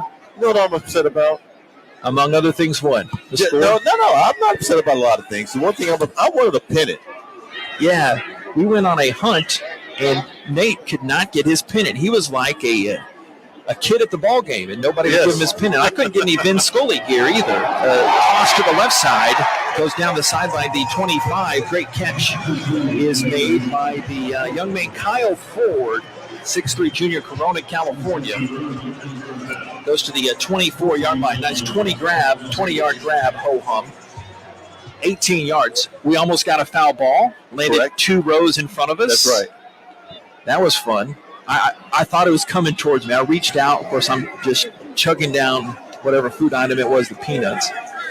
And thought I had the foul ball, but those kids wasted the peanut shell waste things all over a fan's back. I'll tell that in a second. And had the nerve. Wait a second. Well, first down, we have a game to call here. Yeah, go right ahead. Yeah, 56 seconds to go. Hand to Barlow, goes his way to the right. A lot of the outstarters still out there, but Marcus Williams, the backup safety, coming in. Trayshawn Chamberlain. So, yeah, no matter where I go, I'm getting peanuts. And it was one of those Curb Your Enthusiasm, Seinfeld awkward moments. I looked down. I didn't tell you this, Bob. The back of this guy's shirt had peanut dust all over his back. I can't take you anywhere. When I pointed to Nate, I was like, Nate, it kind of had this communication like we do year 11 in the booth together. Do I say anything? He's got peanut shells. I can't take you all anywhere. over his back. I'm like, I'm not touching. He's a Dodgers fan. Who cares, Bob? I can't take him anywhere. Second down and 5. Probably the last play of the game right now. 11 seconds left. Handoff to Barlow again. Turns around the left end near Piercy. And Lincoln Riley doing the sportsman-like thing to not go for the jugular even more. But USC took care of that on the field. They run past the Rice Owls, and they win this season opener. A 66-14 final. We'll hear from Dunleavy Family Head Football Coach Mike Bloomgren in a little bit. But, Nate, they might have still won if they didn't have the 3 pick sixes. But, again, that's what we'll remember coming from this game. And that's what will tell the story of this game. And when the writers on their blogs and even an old thing called newspapers, folks, when the story of this game is written, it'll be about the defense and the electrifying moments of the offense. But the defense told the story for the Trojans of Troy in this one. Not only that, but the penalties kind of hurt Rice, too. They had 4 penalties for 55 yards. You can't have any penalties. You can't throw the football to the other guy. Let's go to Coach. That's what happens. All right, Coach, what are your thoughts on that? Yeah, it didn't go at all how we wanted it to in the second half. Obviously, the turnovers were just the thing we could not do, and we knew that coming in. That's an explosive offense on the other side, and it's one thing to have your defense fighting their butt off and trying to get stops. It's a whole nother when you just give them points on turnovers. And, those were not a function of the quarterback. Those were on tip balls that were in and out of receivers' hands. So we trust that receiver group. We think they're big-time players. They got to make big-time plays. I think reset and get ready for McNeese. I don't think that will be a problem for this football team. I think they know that they did not play well at all. I think they're incredibly disappointed. But this doesn't affect the season and our goals for it. I'm disappointed how we played. I thought we would come in here and play a lot better than we did today, but there's certainly nothing terminal about this. All right, thanks, Coach. Dunleavy Family and Football Coach for Rice Owls, Mike Bloomgren. That stings. No matter how you lose, it always stings. But we'll talk about later on, coming up in our Little Woodrow's postgame. There were a few positive things in that early part of the game, too. I think you saw that initially, when everything was going well, Rice obviously can play with the USC, but things have to go well. Again, you can't throw the football to them, to the opposite team, and then 2, you can't turn the ball over. And then 3,